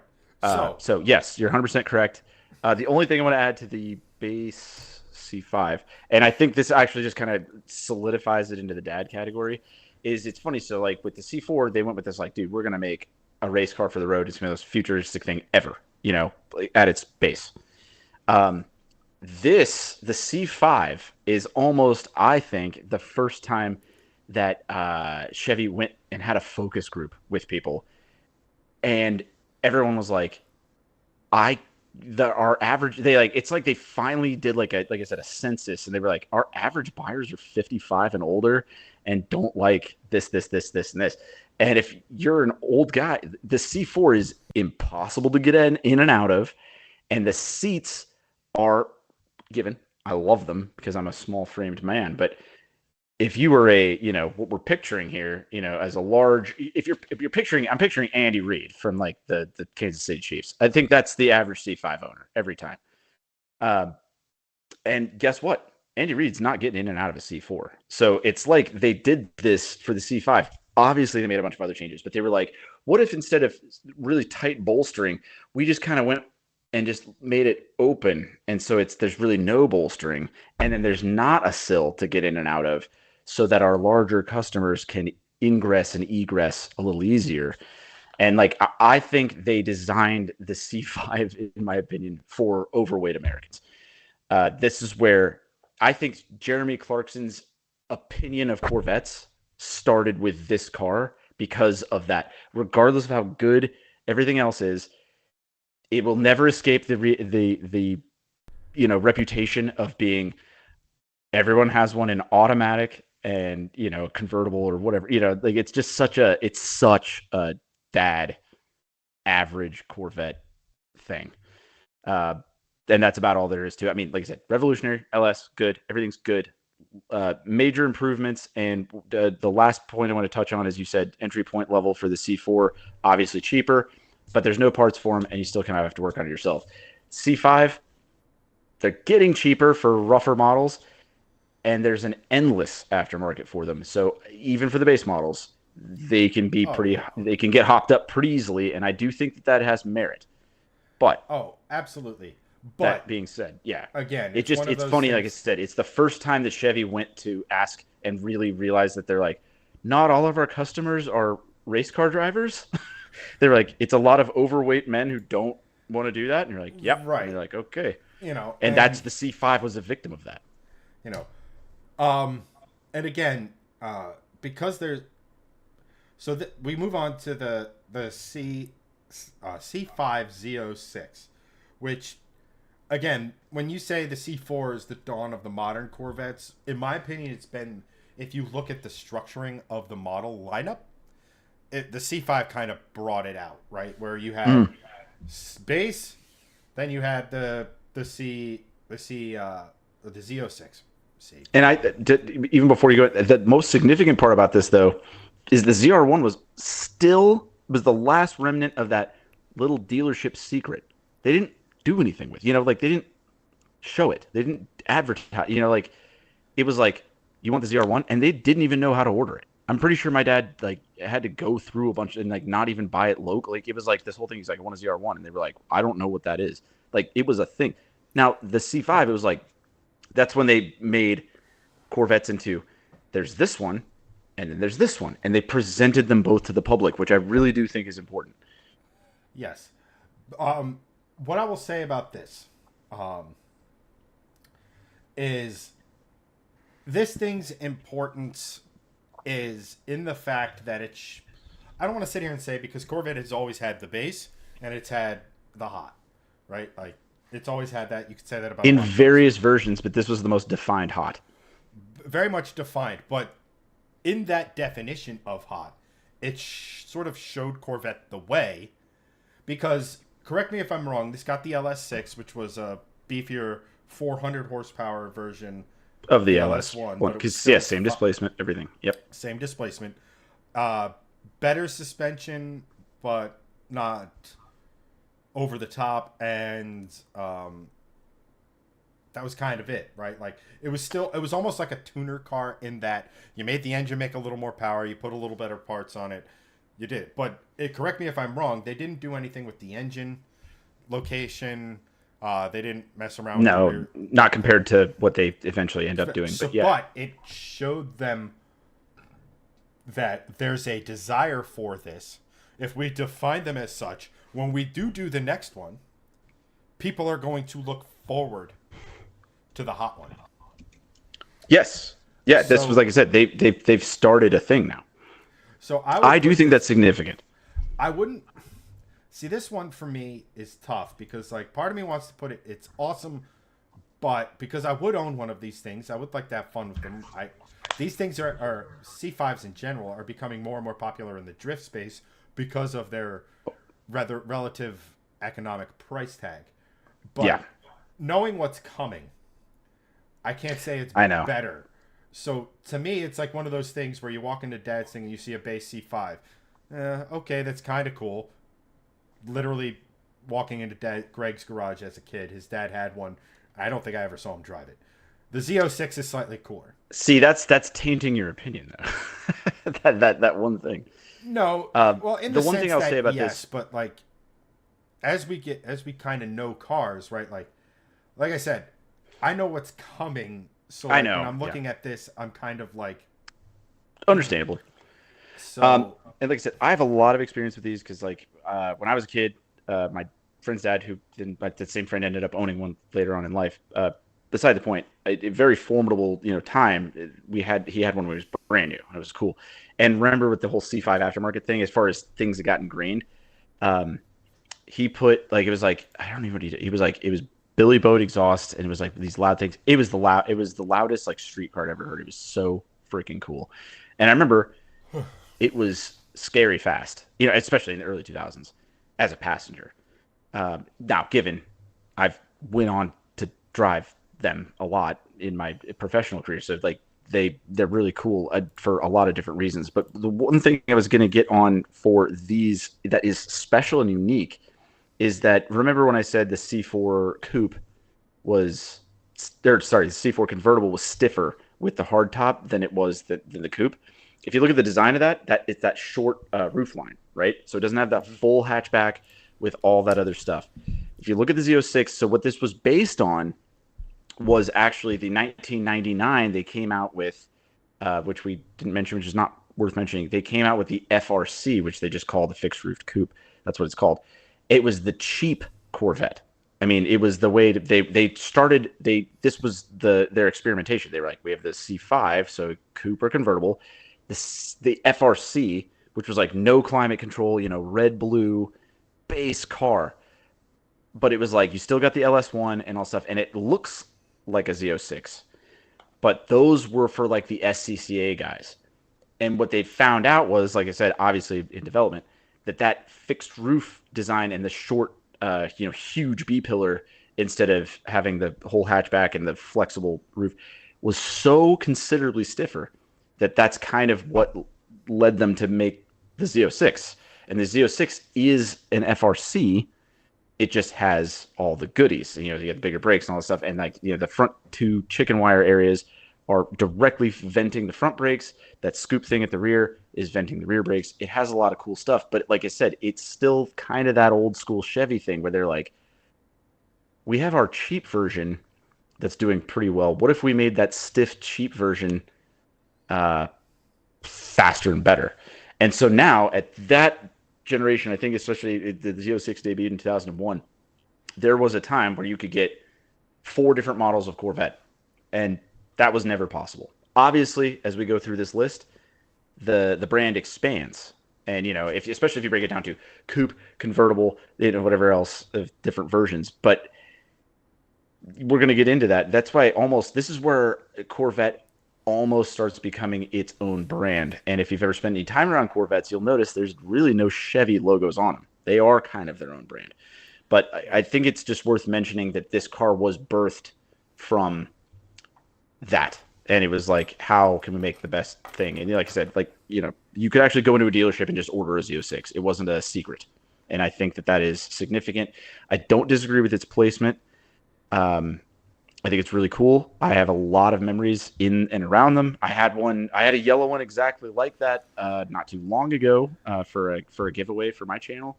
And I had it for like a month. It was freaking awesome. Like I said, I feel very positively about the C5 Z06. I don't mind its ranking, and I know you're really chomping at the bit to see what's coming. So let's get to it. So the C6, all I'll say about this is if the C5 was the dawn of the LS, this was the dawn of the LS3, which many will argue is in 2008. Yeah, but yes, I know they came with the LS2 originally, right? But the LS3 is peak LS, if you will, regular LS. But beyond that, every time I see one of these, I just want the Z06. I know. I still think I'm in the minority here, and they call these narrow body C6s because once the Grand Sport came out, nobody got them anymore.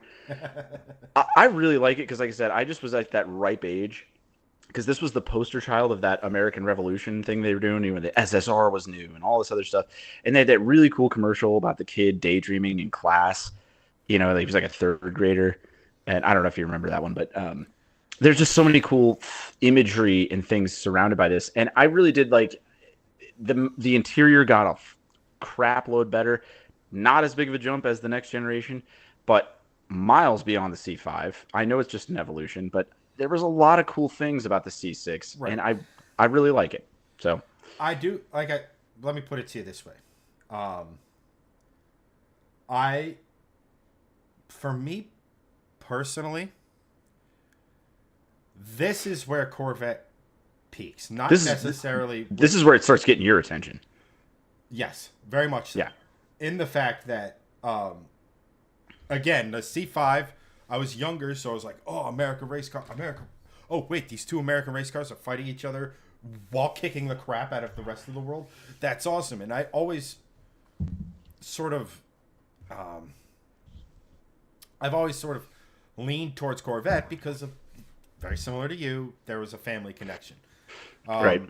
So, but it was it was like this.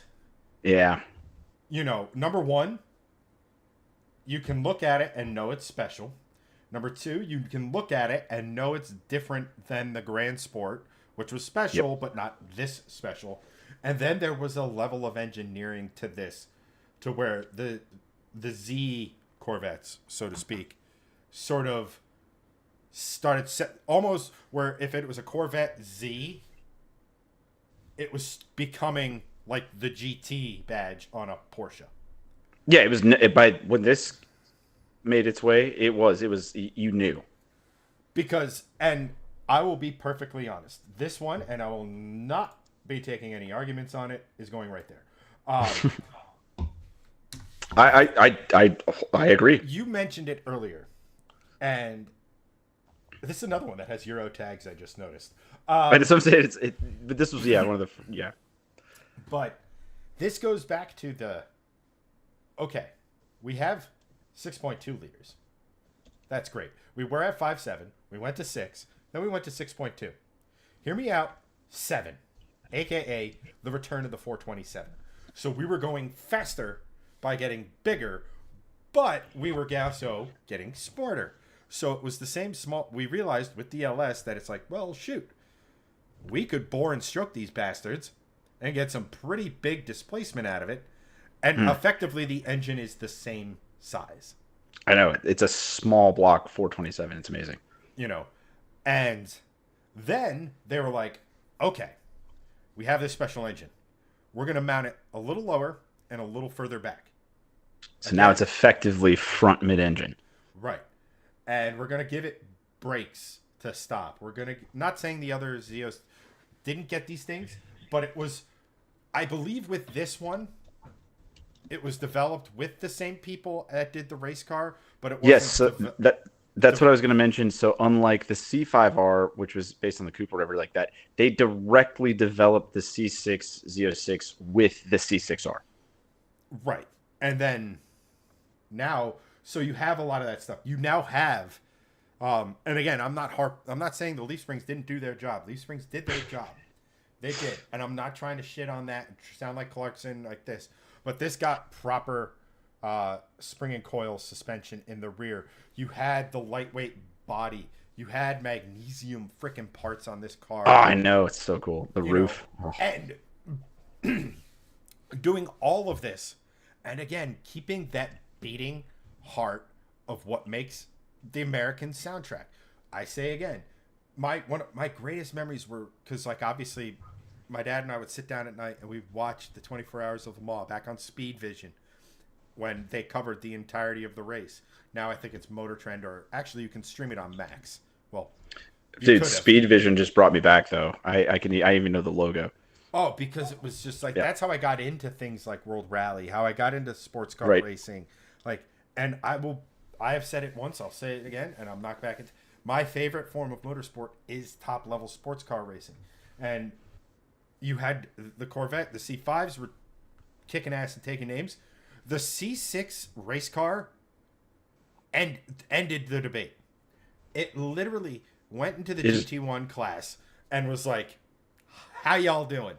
And literally won. So it initially was fighting against, your 575s, Ferraris. Good car, by the way. I still want one of those very badly. It's one of the sexiest, to my money, sexiest front engine. I know some people have such boners for 550s just because they were all gated. I'm like, just drive a 575. You're gonna enjoy it. But, this could be a topic for another. I don't get. I know. I was just saying. I also have. But this was as fast again for half the price. But in racing, it was like, bye bye. Then Aston Martin comes along, is competitive for a little bit, and then they go bye bye. This raced against. This was another golden. It's like, all right, you have America doing American things, and then you have Celine over here doing American things, with a big ass Ford engine, and it was like, you had two American engines with 427s doing pitched battle on European racetracks. Like, and I think there was a brief moment where you had Viper, Celine, and Corvette at the same time. I think I have to go and look at it. What an era if that's the case. I mean, childhood fucking check, right there. But the GT, eventually. The Corvette was racing against the other Corvette. because nobody could compete with it. Yeah, From it's amazing.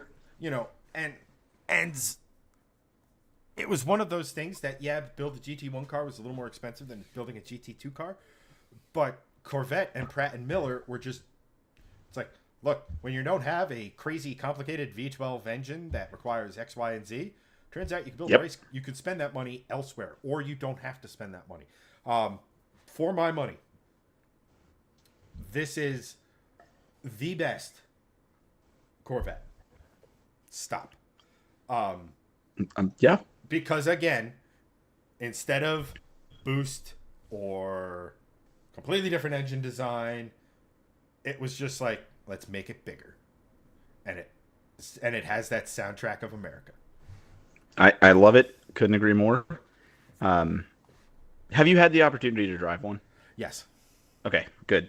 I'm just making sure we're on the same page there. It's so my beginning relationship with these cars, and again, I'm not going to spend too much time on this, but so my buddy, who will go into the next car too, he's my best friend. I officiated his wedding, so I mean, we're tight.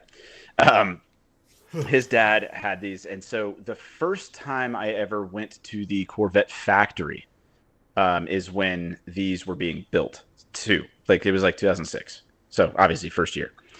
And it's interesting that I think they took away the factory tour, which sucks ass, by the way. I don't know if obviously nobody from Chevy is listening, but bring that back. That was cool. You could go in, and see the different processes of things. So one of the things, about the Z06 is it's fixed roof, unlike the C6 and it's convertible. It was interesting. So you could see coming down the line, it would just be like a bunch of, coupes, convertibles, and there'd be one of these, and you could just see like these two tubes like connecting the roof, the B pillar from the back, and you're like, that's a Z06. You could always tell that one's a Z06. And like, so I got to see them be made, and it was like, okay, that's wild. Then my buddy's dad got an 08 in like 07 or whatever, and I just remember being like, this thing is, I didn't get to drive it at that time, but it was like, this is mind-blowingly fast. I mean, it is like, properly scary fast, especially in its era. Like, I mean, I drove one like a year ago. I still think they're plenty fast, Mm-hmm. But in 2006, 2007, it was unreal because the power delivery from that engine is unlike the Ferraris and stuff like that. Those cars you had to wrap up, and they're fast. But there's something about the power delivery of an engine like this where it's this doesn't matter what gear you're in. It's an absolute gut punch. And then all of a sudden it just keeps pulling and pulling and pulling. It doesn't even matter what gear you're in.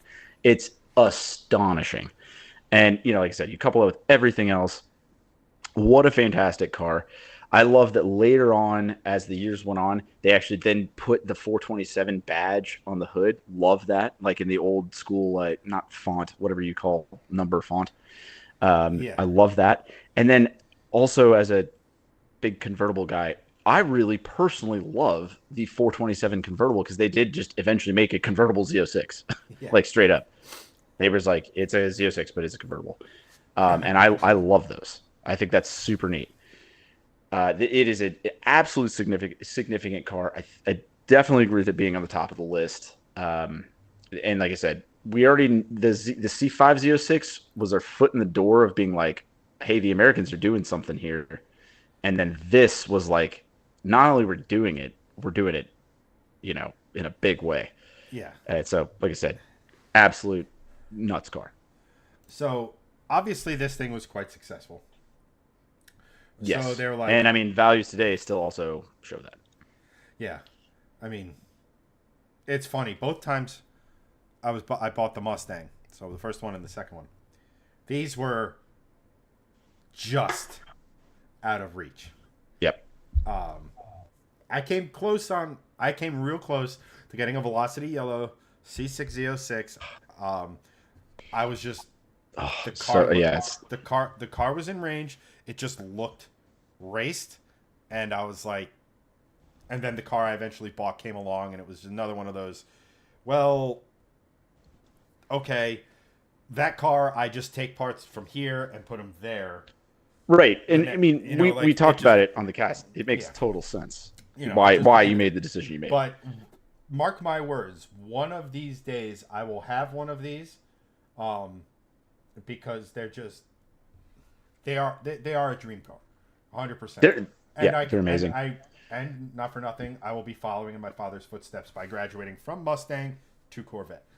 But one day you will join us. I mean, of that I have no doubt. I know, like, it's one of those things like where when we were having the Coyote versus LS, or when we talk these things or whatever, I love Corvettes. I absolutely love Camaros, not so much. Corvettes, hell yeah.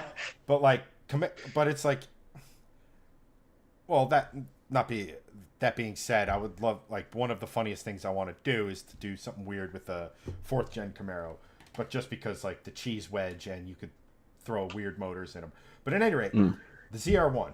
Now, ZR1. To those of who know me, who've watched my content, who have paid pretty good attention to, let's just say, most, if not all, of the cars that I've ever had on shifting lanes, I've always added power.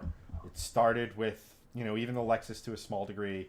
The BMW, I never got to that point because it was a basket case. Volvo, I added 100 horsepower on top of what it made factory. The Mustang, significantly more than that. So you would think something that's knocking on the door of 700 horsepower, supercharged, just one of those things where it's like, okay, the Z06, it was it was, for lack of a better way of putting it, your GT3. And then you have this come along with the supercharger. It was America's GT2, right? Well, much like the Porsches, I prefer the GT3 over the GT2, and I prefer the Z06 over this because their boost, again, I feel like I'm qualified to comment on this. Boost, 100%. While it's great for the final product, it removes a certain element of charm.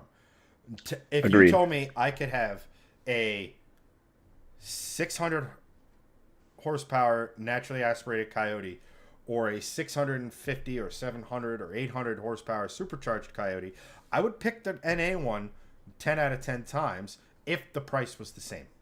Like, that's the battle I'm currently fighting in my brain because the price isn't the same. But right. Naturally aspirated cars, like you said, the way the power is delivered, the way the linear nature of the power delivery, that sort of thing that melds with your head, that as the revs increase, the power increases, right? Right. So it's just there's just a purity. I'm still here. There's just a purity to it. So, like, this is one of those things to where this is still my favorite body style of Corvette. And I would think about putting it in the awesome butt because it's basically a Z06 with boost and power. And I am an individual who, let's face it, is probably going to go down the route with my car just because it's the financially sound one to do. It's the less risky thing to do. I have ideas for content that I won't waste too much time with at all. But reason I put it second tier would be awesome butt is just because of that. It's basically, I love the Z06. This technically is better in a sense, right? But it doesn't have the same charm. Again, I prefer the GT3 over the GT2. I don't disagree. I don't disagree whatsoever. My only input on this is that, so you probably have, especially, I know you have. Have you ever ridden, a sport bike, like a fast motorcycle? The power delivery when you roll on, it's like almost, it's almost unexpected. It kind of gives you the butterflies. You know what I mean? Right. It's very hard to achieve that in a car for me, I think. They're fast cars, and you go, it's pretty quick. Right, but to match that, the way that a but bike, the way and the that power it to just weight, goes, that's just immediacy of there's.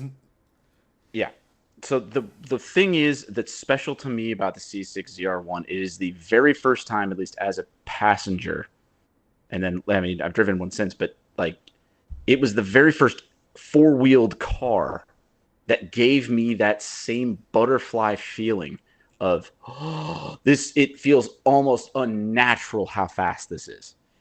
And like I said, this was the second time I went to the Corvette factory. My dad and I flew my friend and his dad out to Tennessee they took factory delivery of a C6 ZR1. And we got back, whatever. And the only other second thing about these is that I will say is it was also, and this was a great time for America and car culture in general. These came out right around the time, I think they debuted in '08, but of valved exhaust, because we went through this dark period of cars didn't sound that good, you know? And it was like you either put an exhaust on and it's loud all the time, or you leave it stock and it's too quiet. The ZR1, and I was like I said, I'll still watch these videos that I have of it from like 2009. It was the first car that you were like, you could hear it. I forgot what RPM it kicks in, like 3,500. It's just like, and all of a sudden it was like, oh, you don't need an exhaust on this car. It sounds crazy loud from the factory. It just, there's so many things that were firsts for me on that car that are wild. And then on top of that, I drove one from here to Oklahoma as we went to Hallett. We took one to it's a racetrack around here. And with the mag ride, unbelievable. This thing is comfortable as hell. I mean, it's not getting as good a gas mileage as the Z06 because, it's the gearing and, the pull of the supercharger and all this stuff. But there was just so many firsts for me with my first C6 ZR1 experience that were absolutely outstanding. And not to mention, this is early memories of being like the computer lab. Because remember, they called this thing the Blue Devil when it was just testing around the Nürburgring. I mean, what a cool, right. There's a nickname. There's a lot of like cool. And again, I will sit here and say there is something highly intoxicating. Once you get above 650 horsepower, it's something. It's almost like getting above 88 miles an hour, right? Like, yeah. Like there's something to it.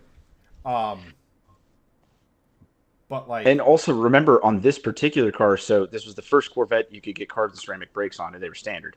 Right. Well, but they were the Enzo Ferrari, because that was the current, hyper Ferrari at the time. The Enzo Ferrari's front brakes were the same size as the rear brakes on this car. So the front brakes of the CR1 are bigger than the carbon ceramic. Look, it's following that. See, what makes the C6, again, just because it's one I grew up with. It's one I not only grew up with, but like there's stages to growing up, right? There's growing up as, a child, and then eventually there's that awkward phase between child and adult, and then you start getting into adult. Well, I was into my adult years with this, so I sort of understood more that was going on and what have you.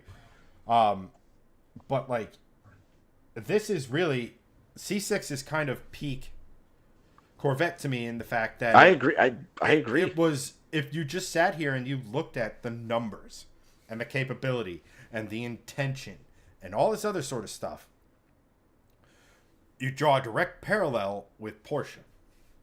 You had the 911.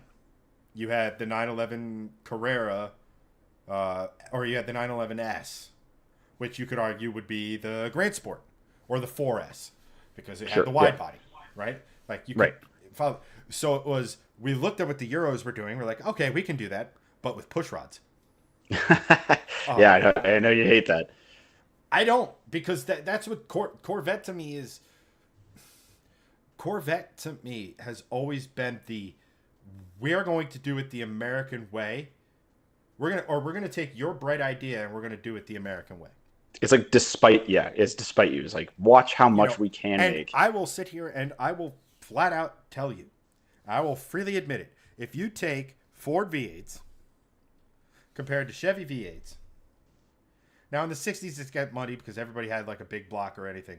But if you go let's just say our lifetime, up until the Coyote, Chevy was doing it better. And the fact that Coyote versus LS is even a debate is a testament to how good those engines are, the LSs. So I'm never gonna. I'm not. But I loved the idea of a American car going up against the best Europe had to offer, and like you could look them dead in the eye and go, "Hey, when was the last time you used push rods?" I mean, you're right. You know, I made that kind of argument sort of when I was doing my monologue. But anyway, let's move on. We'll move on. Like, this is great, but like, again, it's not as pure as the Z06. And I agree. The Z06 is special. ZR1s are always going to be special, and it was the first time they brought it back since the 90s. And it's also giving Hellcat power to a car that weighs like, what, 1,000 pounds less than a Hellcat? Insane. You know, so like, it's like... Insane. And trust me, I was going to get on that with the C7 ZR1 because, yeah. Anyway. The regular C7. Again, base, but if you got what was the package? The Z71 package? Z51. Yes. Z51 you got an electronic differential. You got, it did a lot. I don't know.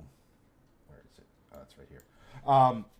For me, let's put it this way. If you got that package, you are knocking on the door of the C6 Z06 performance levels, whether it be acceleration, braking, time around the track, that sort of a thing. And it brought back the Stingray name, and it's arguably, what's the best way to put it? It's the base version that is so unbelievably capable that it forced it's the best special version, base in the world. It forced the special versions to go rogue. Yes. You know, so this one, I would put it here just because the other ones, like the Z06 and the ZR1 to me, are both tier 2 in the only fact that is like, okay, we have boost, but we have so much of it, and there's so much power, and there's like, we're like, okay, Porsche, that's been fun, but who's next? Like, yeah, you know, that sort of fight for me and everything. And it has probably the best Corvette interior. Yeah, definitely. You know, for being somewhat practical in our middle age. But yeah, they're just, and the whole, I think at this point, not just the special ones, but the entirety of the Corvette line was now being developed alongside Pratt & Miller and the race cars. Right. And so this was, like I said, we're just rolling into awesomeness here. The thing about the C7 that I love, and you touched on it, it was the first strikingly different and beautiful, in my opinion, Corvette, for a long time. Even like when that came out, it was nuts. I remember watching it, and then I was lucky enough that so they made the announcement. They kind of did one of those Apple keynote things, and I was at the Barrett-Jackson like the next week. So I was like, yeah, they probably won't have it. But they brought out the pre-production car for that so that they could sell VIN number 1. So I got to see it in real life 1 week after it was announced. And I was like, as the Corvette guy that I am, it didn't change in 2013 or, whatever that was. And I was just like, holy shit, this thing is absolutely insane. And like I mentioned, from C5 to C6, yeah, the interior got better. Not quite the way the jump from C6 to C7 is. This is when they benchmarked Audi for the interior. I mean, the interior's miles beyond anything that Corvette has ever done. Now, it's aged a bit since then. It's what's 10 years old now. But his age is beyond it. And then also, I mean, even what we're looking at on the screen right here, it's got this little hood vent. And you're like, okay, cool. What's that? They discovered, I mean, obviously after a long time, they're like, what if we just tilt the radiator forward and vent the heat from it up and out instead of just letting it blow around in the engine compartment? What a novel idea, and that's pretty awesome. That's what they did. And like I said, with the Z51 package, it didn't just, so they've had Z51 since the C4, but it didn't do as much as it did with the C7. The C7 actually gave you more horsepower because it gave you the better exhaust. And more importantly, it gave you the electronic differential, which was the debut of this, which was previously only seen in Ferraris. So that's a pretty significant thing. Also worth mentioning is this was the 7-speed manual debut. Right. Now, I'm not arguing for it to be top tier or anything like that, but I just remember distinctly when these came out and them being brand new. And like I said, my buddy bought one and brought it over for me to drive, and I was like, this is next level. This thing is just perfect. If you look at our rankings with this one, yeah, it is above all of the base. It is. I mean, because it literally was, because that thing was original. Z06 fast base. It's nuts. You know, I will say this. It's I always try to look at it as like, which one, if the prices were the same, which one would I buy? Now, it's obviously difficult comparing a car 10 years newer than another car or what have you. But on the flip side, there is that I'm not buying it in the day. I'm buying it now. So True, yeah. So if I look at this and like say a base C6 or even a C5, etc., it's like you look at these things and like you have a lot going for it performance part wise from factory to where number one, you don't have to do much to them. You know, you can put boost to them or whatever you want, make really good power. Also, first direct injection thing, which we talked about earlier. Yes. You know, just again, GM in their own way being as stubborn as Porsche. It's like, we're going to do it modern, but it's still push rods. And to the Chad mantra on this though, my also experience mostly I've driven, you know, all the variants of them, but my most experience with them is the same guy I've had the friend that I've been. If it's not my dad, it's this guy. So he bought one, and I think by the time it had 4,000 miles, that's when he was like, you know what, I'm going to pro charge it. I was like, hell yeah, you know. Mm-hmm. And so me and him worked. We put a pro charger on it, and we never did. And it was my first experience. This is Corvette aside, of doing that much disassembly and, you know, hardcore work on a car that wasn't already like worn out. You know, like it was amazing to have no seized bolts and like, you know, things like that. I can't tell you, and I'll probably never do it again, but hardcore modifying a fresh car was a life-changing experience. I was like, dude, this is amazing. There's like no corrosion. Like there's no surprises. Right. So car with the pro charger, and then because like I mentioned with the ZR1, the valved exhaust and stuff on those, especially in the C7, because it had way more modes. It wasn't just open closed. It was like tour, sport, track. All we did was put an X pipe in and left the stock catbacks, and the thing would be still whisper quiet if you wanted it to be. And it was like, I was like, this. I mean, it was one of those. You're like, why weren't things like this for the last 20 years? So it was just the C7 is important. You know, and I think that like you said, like you put the other ones up there. Z06 is that with boost. The ZR1, because I think we're not going to probably talk about it at length. I don't know. I can't tell from your thumbnails, but I know I have stuff here. Let me put it this way: the ZR1 looks amazing. I love the look of this thing. Yeah, it's so sick. It's another one of those things where like I would absolutely have this in a fleet of mine. It's just the Corvette charm or the American charm, and I understand there is a disassociation of me talking about Corvettes and a big NA engine, and also loving 302 cubic inch Ford V8, right? Sure.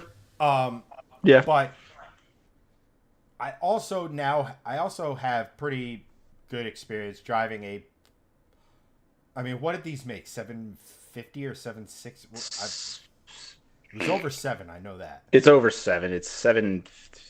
It's basically 750. Let's just call it that. As someone, I do have quite a bit of experience driving vehicles a vehicle. I have driven basically from the C5 on, I've driven pretty much every variation of Corvette, luckily. And I've driven the Hellcats, and then my old Mustang, which made 705 at the tire, so not damn near 800 at the crank. Right. Yeah. That's cars that's with not that small much potatoes. power have a I liken it to a drug in the sense that it's like, wow, that is fucking fantastic. That is just, that bang, gone. That just power. Yes. Assuming the tires and the road and Well, this thing's got like 345s or something on it. It's insane. yes, but there's also roads that have like you. Yeah. No, I know what you know what I mean. Like, and that gets to my point of it. It's like that is a hugely addicting drug, very similar to heroin because, it'll kill you. Now, don't get me wrong. 400 horsepower will kill you, but the mistake happens way slower. It's like, I'll put it to you this way: 700 plus at the crank is pretty much your like cocaine and stuff below, like, and then right around 500 at the crank, or 400 to 500, that's like smoking cigarettes. Both sure. will No, kill you. I agree. I know. I've run the gamut on these faster numbers. If you're like, and like I said, that is part of the reason why I'm looking to go a different route. If I can make the financial side of it work with this next Mustang, I still want to make it cool. I still want to make it like epic in the sense of, if I do go the NA route, we're gonna put a little bigger motor or a stroker kit in the motor, have that talking point, and also be able to sit here and say like, yeah, this thing did 575, 600 horsepower at the tires, which is nuts. Yeah. NA, which is a cool build, but also it has the same level of insanity as an 850 horsepower car that's more accessible. Yes, and it's more usable, and you can actually bring it out, and it's more fun. Like, again, and I'll wrap this one up because I have two quick points. I know it's getting long in the tooth. I get it. And I have a feeling there will be. I think I'm going to take a $5 after this before we get into the C8s. Okay. I should have provided you with more pictures of me with these things. So yes. I thought about it, but like when I started getting the pictures and stuff, I was just in get it done mode. Yeah, I know. I get it. Like we've all been there. 750 Vic says for the horsepower or whatever. This is one of those things that I would love to have. I'd love to drive. I love the sense. One of the big things with the powerful cars and why they're so intoxicating is like, number one, I don't have to race the guy next to me. It's like, oh, you're like, I already know. Like, you're not worth the 85 cents I'm gonna burn going through this.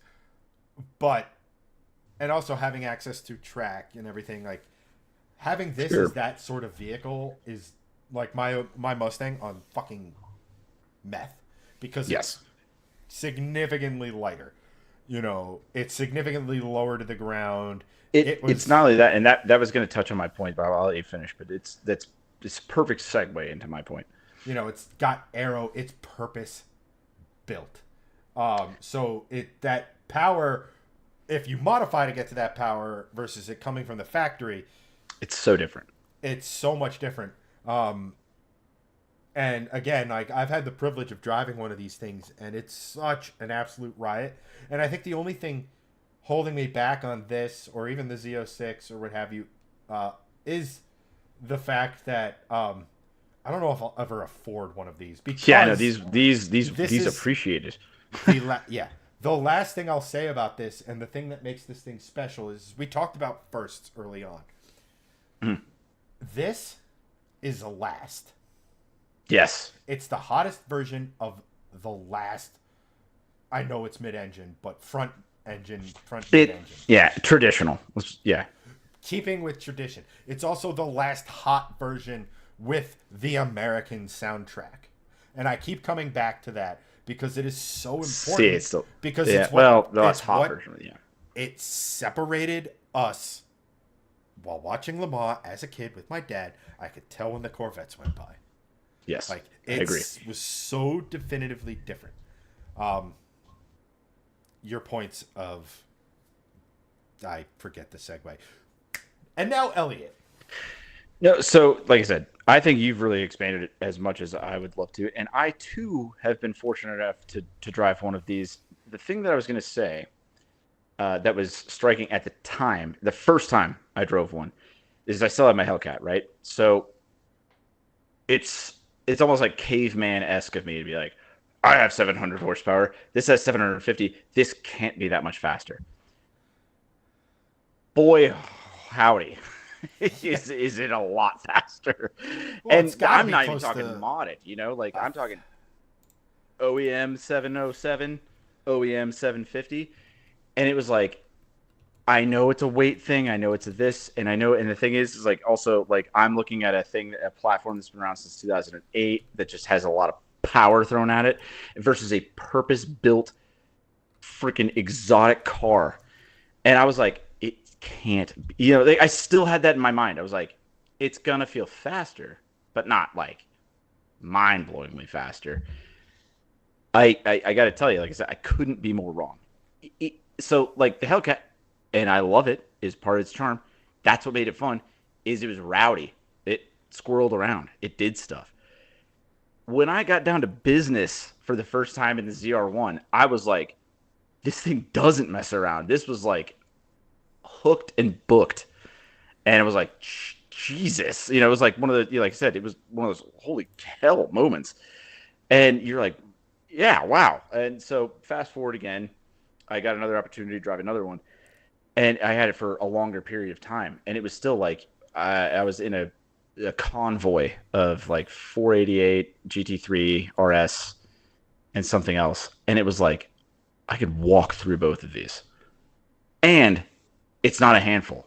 I just can floor it. And this thing will put it down. And as you know, as a car guy and anybody listening, there is a lot to be said about that. Because listen, it's fun. I love modding cars and stuff like that, and like whatever else. But when you put a lot of power in a platform that like wasn't like designed around it, it's fun, but it's it's work.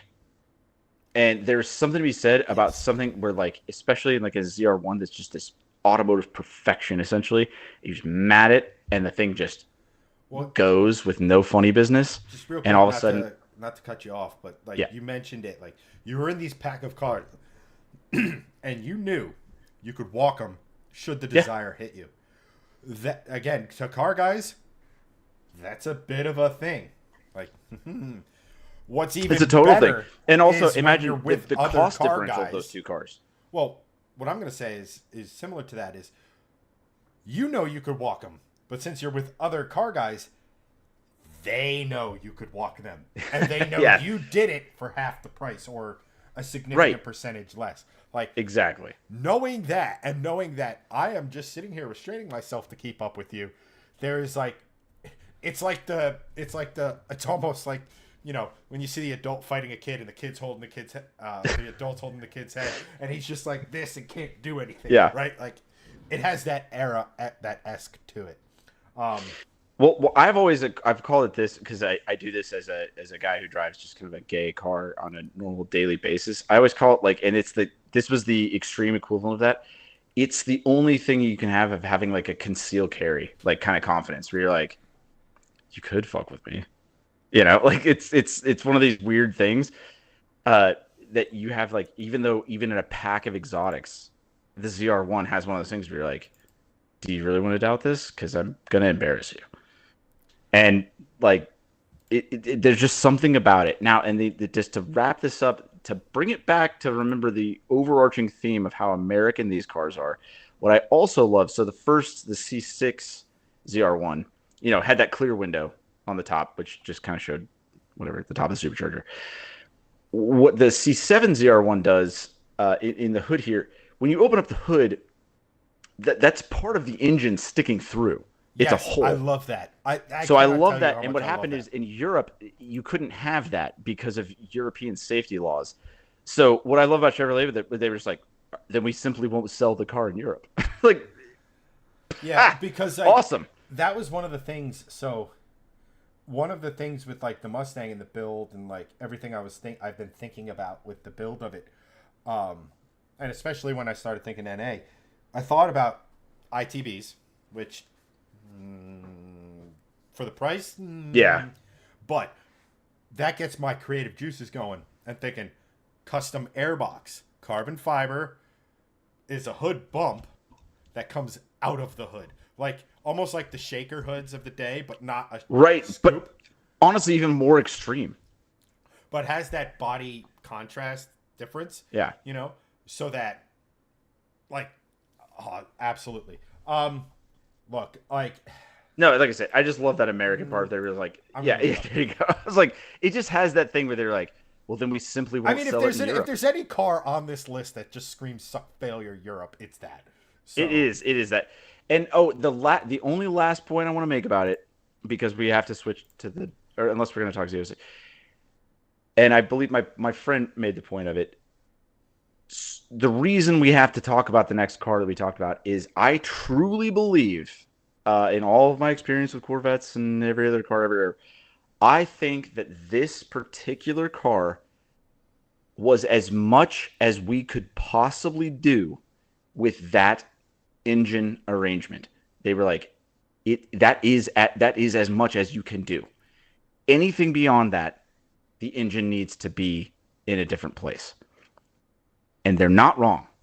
I mean, but turbos exist, and I mean, they do. No. But the thing is, you're still riding on the edge of what rubber can do. Well, right. Like there's all these different things. I think this was one of the quintessential. Any further with this platform, and you're impregnating that bitch. I get it. That's what I'm saying. You start walking on this kind of sketchy car after that. This was able to put it down, do it, make it work. It didn't get hot. Like there's all these things like this one didn't overheat. There's no issues whatsoever with these. It was, I just think, as much as Chevrolet could do with a front engine platform. And I think that is significant, which again, moved it up to the top. Yes. I see where this conversation is going. If I'm being perfectly honest, I need to have a cigarette before I do it. So, I mean, I know, because then do I need to go on another monologue? I wish chat was more lively because I could. I mean, bounce back and forth with you guys, but trust me, I could riff on whatever. Oh, I lost audio on you, but go blast one, Chad. All right, chat. If you guys could let me know, I don't legitimately know if you guys can hear me. So if Vic or any of you guys could say practically anything, that would be helpful. If not, no, you know what? I'm just gonna pretend you guys can hear me.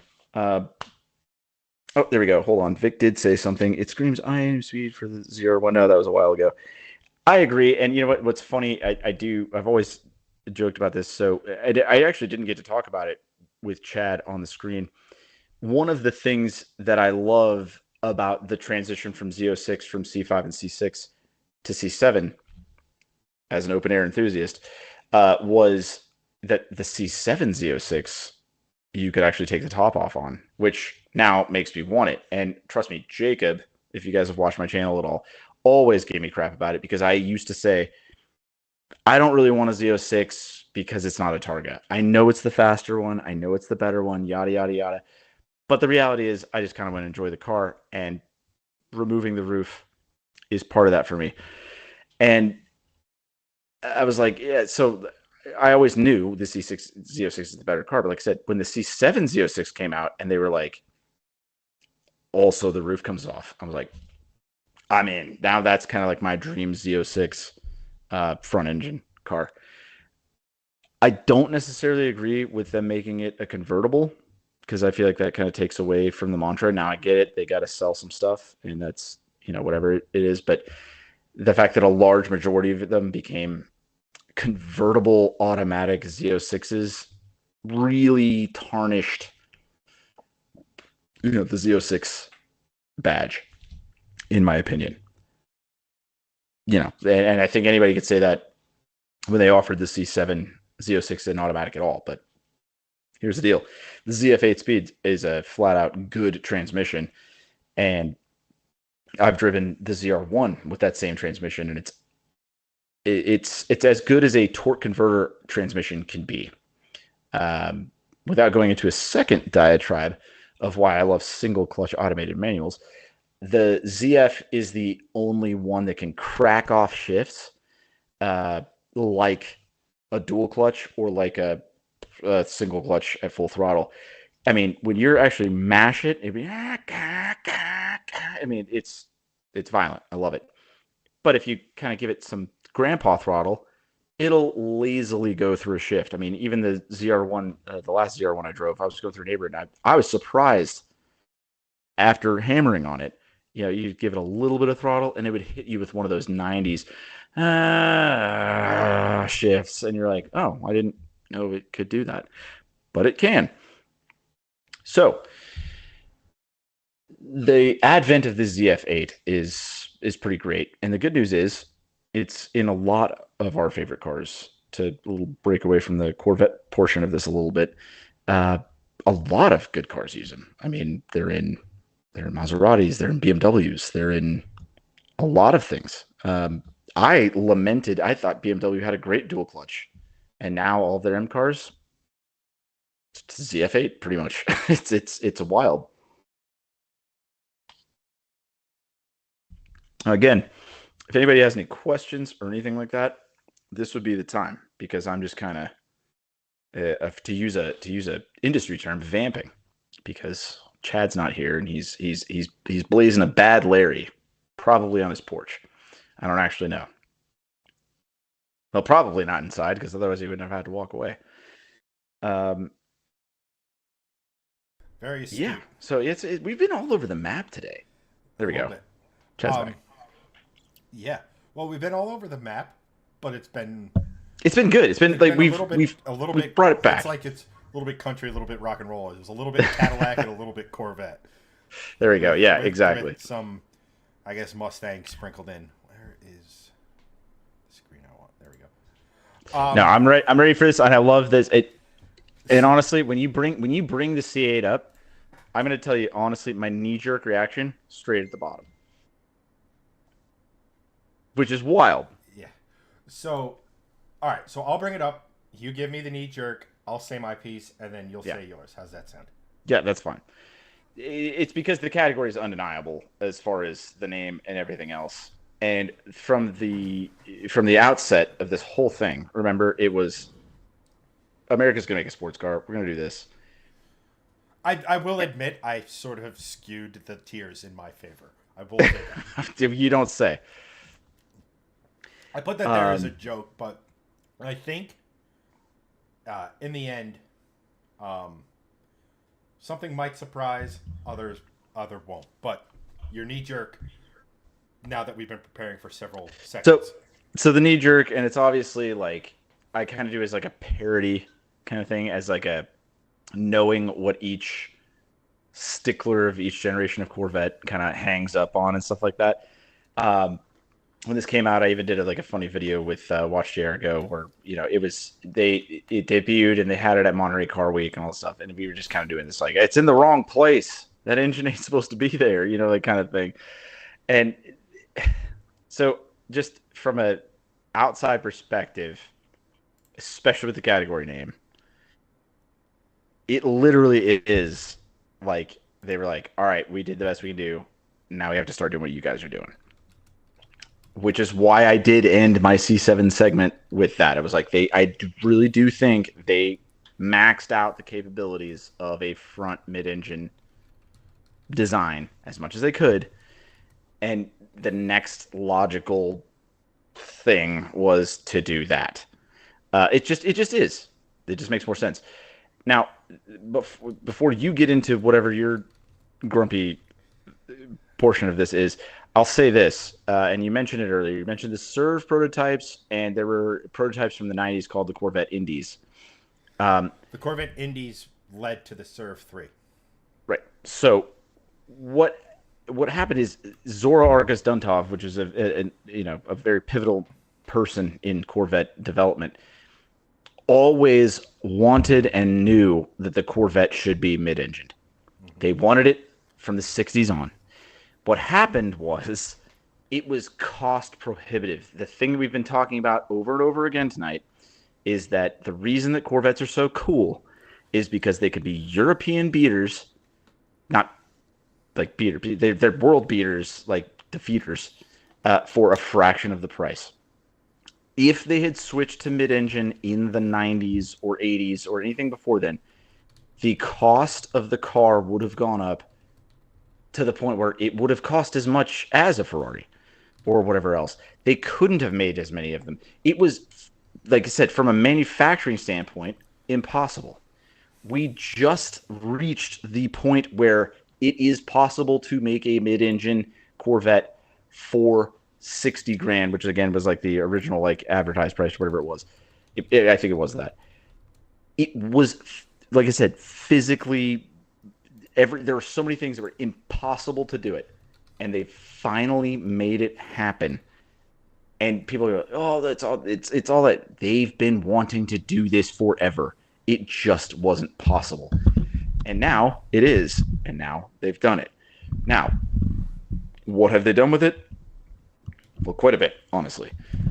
If you're a Corvette traditionalist, this goes way beyond pop-up headlights and solid rear axles and everything else that they've done in the past. People would have loved it if it had pop-up headlights and a mid-engine solid rear axle. Mid-engine solid rear axle would have been pretty great. But if, like I said, if you're a true Corvette guy and you look into it, this was always the plan. So on one hand, yes, they joined the Europeans. Yes, the Europeans kind of had the right idea that the engine being right around there, it's more complicated, whatever. But that is kind of the ideal place for it, for the ultimate performance. Full stop. Look at the fastest cars in the world. I'm not even talking street cars. Yeah, just the fastest cars that go around a circuit with more than left-hand turns. Not that I'm shitting on IndyCar or NASCAR or what have you, but road racing, something that I don't know, mimics daily driving, right? In a sense, they're all mid-engine. That's what I'm saying. It was a natural thing. And as you say, I know this was always the plan. I mean, just think of it. If the Erope had become I said this in a reel I made probably close to a year ago. If you think people lost their shit at a mid-engine Corvette, how do you think they would have reacted to it? Not only a mid-engine Corvette, but a mid-engine Corvette with a 7-liter 4-rotor in it. Yeah, I mean, I'm sure Rob Dahm would have ruined all of his pants. But forget no push rods, no valves.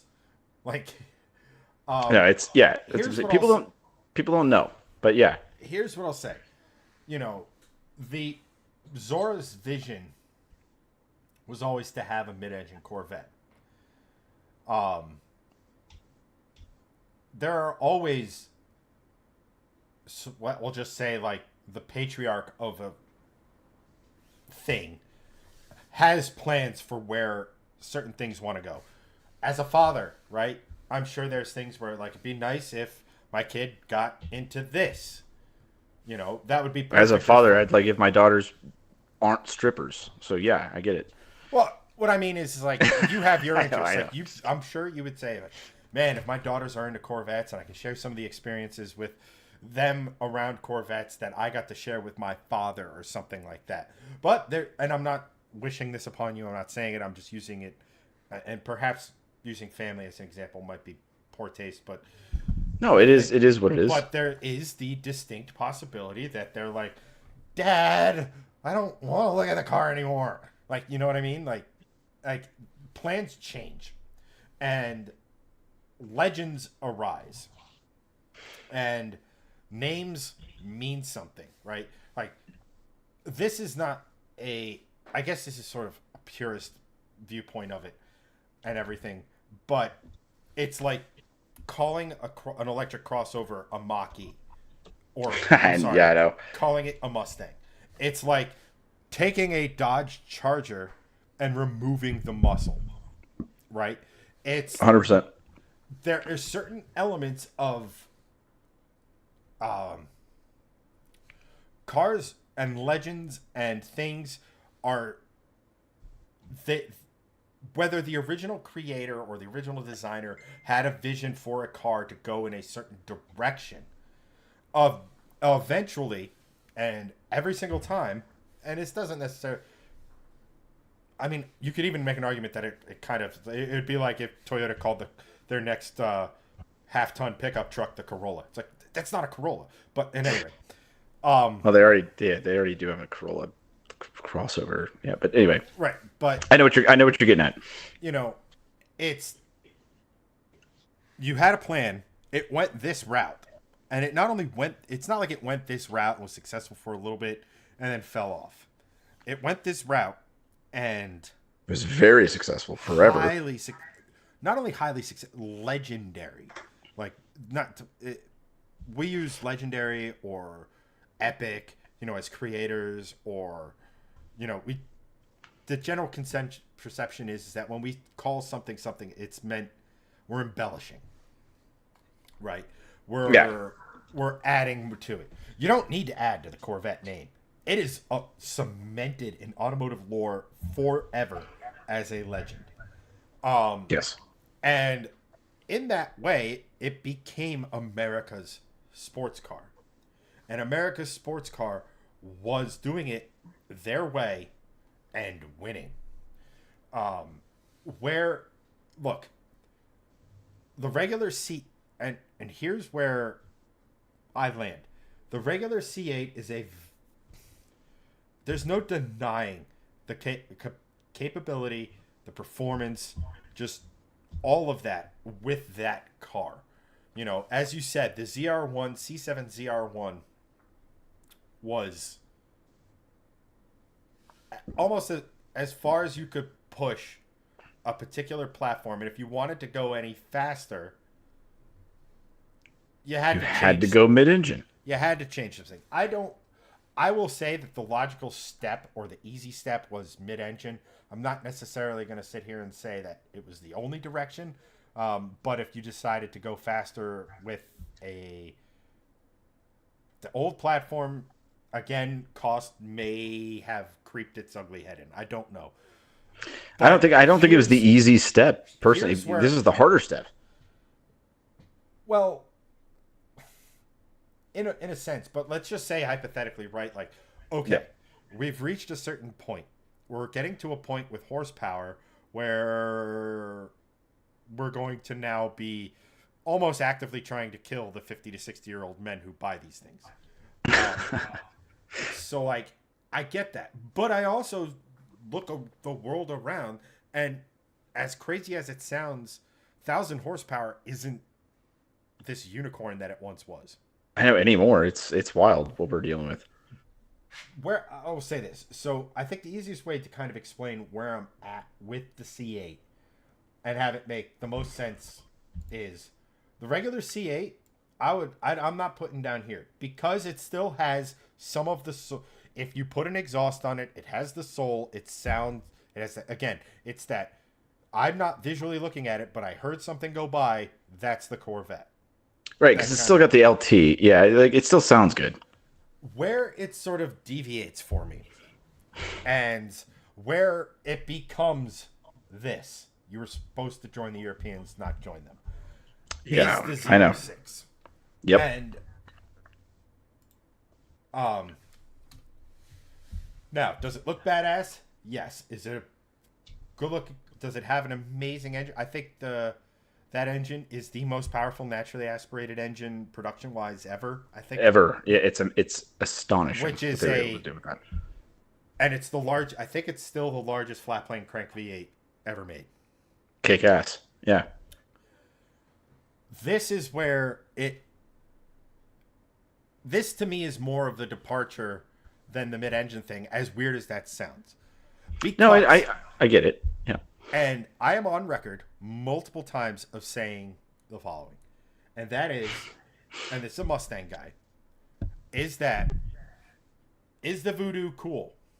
A flat plane crank V8 that still growls? Yes. Is it necessary? Very much no. In the sense that, guess what? The GT350s make what, like 530, 540-ish horsepower? Right. Screaming. Right.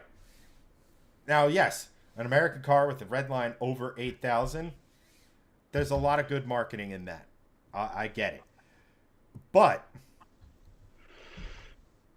homework assignment for the week, go buy a Voodoo crate engine. You can't. They don't make it. And I think the one they fed us some line when we were at the GT350 event of, well, you see, the engine's tied into the suspension, so it's a stress member. No, but because they always knew in the back of their head that they were making the Illuminator crate engine, which makes 580 horsepower with a cross-plane crank. And here's the thing. Right. As long as you're sticking NA, Coyotes can go to 8,000. Springs, retainers, boom. 8,000 plus RPM all day long. Like we talked about in the LS burst, they're hitting 10,000 RPM with these engines in a race spec. I get that's not for very long, but show me another drag racing engine that's doing that. And that brings me to the flat plane crank in the Z06. To me, it is unnecessary because now you've completely removed everything that is the soul of this car that people grew up understanding and everything. Does it sound great in its own way? Yes. Does it sound like a Corvette? No. And Ligenfelter took the LT1 is the LT2 that's in the base the LT1's the C7. I would say LT2 is the C8 version of it. That makes brilliantly good sense. I know. But they built an LT2 for, again, bringing back that iconic Corvette number of 427 cubic inches. And I think they were getting damn near 700 horsepower out of it without an ounce of boost. Yeah. And to me, that is just proof that you could have kept there. And it's not even like we went clean sheet with the flat plane crank engine in this, or Chevy went clean sheet with it. They were very much unapologetic about 458. Now, don't get me wrong. When it comes to naturally aspirated engines, they picked one of the best European. Kind of a good one, yeah. So you got to give them credit for that. But it wasn't a clean sheet. It wasn't okay, here's our LT2. We're going to put different heads on it and do. Again, it might have been just cheaper to develop something from nothing. I get that. But it wasn't definitively theirs. And when you combine that with the fact that you could have gotten similar power, if not more, by modifying, or not even modifying, but designing around the existing platform, like you did with the C6, like you did back in the day with your big small block versus big block cars. All this, and you could have evolved the platform, as you said, moved to the next stage, and kept some of the soul. Because to me, as good as this car is, as if it had any other badge, as good as it is, it just lacks that. It has the soul of a Ferrari, not a Chevrolet. The last thing I will say is, and it circles back to your original point about Zora, I do not think they would have done any worse if they took maybe an Evolution. I don't know how hard I know with the Alpha platform, they could stretch it, they could widen it, they could make it shorter, they could make it smaller. If they went to took, say, a C7 and said, can we make it smaller, put a 427 in it with 600 whatever horsepower or what have you, not much more than 600. Because I look at it as well as right around when the C8 came around, they were starting to have the conversations of what to do with the Camaro. And we all know the Camaro is going away. So why not? In my head, it just makes so much more sense to have your Corvette, to have your sports car, to have that driving experience, that bring back some of the purity that we talked about with the C6 Z06, and have that, and maybe not make it I don't know the best way to do it, but do it in such a way that it keeps in that affordability standpoint where it's not as cheap as a Camaro, but it's not as expensive as, say, the Z06 or ZR1 was in C7 trim. Have that, and then pay homage to Zora and his vision and everything like that, and have a Zora supercar that was different enough. I think people would have. I think most people embrace this car, and I'm not one of the ones to say that it's not really a real Corvette, because it is in the sense that it's an American car taking on Europe with a Corvette badge on it. But I think it would have been more well received as sort of that Zora, that thing. And I come back to Porsche. You know, people still buy the hypercar Porsches. People still also love the 911, even like a GT3, which they know full and damn well isn't the fastest option. To me, that made more sense and would have done it in a slightly better way than, okay, here's the new Corvette. Oh, and by the way, the hot version of it is going to have this amazing engine, but it's going to keep it almost sounds like an engine swap. And that's, again, that's where I deviate from these things, is the soul of the car has been removed to where it's totally fair. The Corvette's soul isn't there anymore. It's totally fair. I have a lot of points to touch on here on this. I want to address the first and last one that you said. And personally, this is why I don't think with the making it push rod with whatever else, what they're stuck with, and it doesn't matter if you're looking at Porsche, Ferrari, anything else. From a marketing standpoint, no matter what the purpose of the car is, as purists that we want, what they're stuck with from a marketing standpoint is the next generation one has to make more power. It doesn't matter what the purpose is. It always has to make a little tiny bit more. You can't introduce, the new Z06? Yeah, I know the last one was 650. This one's 580, which would still be fucking, fantastic. They couldn't. Because all the people, we're looking at it, like I said, through a lens of car enthusiasm, where you're like, well, it's meant for this, it's meant for this, it's meant for this. But the people who are actually buying them like that. Well, the people who are buying them are the people who use a car as a measuring contest, whether it be that's what I'm saying. Corporate parking lot, whether it be the country club parking lot. That's what's moving the needle for the company. It doesn't matter if they ever take it to the track ever. Like I said, I'm sure there's a study. You could take the percentage of people who own Z06s and who've actually tracked them. Very little. The thing is, I think that goes for even like a no, GT3 it does. No, it's RS. everything. That's what I'm saying. Like that's why the next GT3 RS still made a little tiny bit more power than the last one. They couldn't go, also announcement, it has 100 less horsepower in this version. Like it just, I don't necessarily agree with it, but like I get why they're like, it has to. Right. From like I said, you gotta sell the vehicle. Now that being said, I do like that they were able to almost actually back in the early 2000s. Remember, I think we mentioned this either the last cast or a couple of times ago.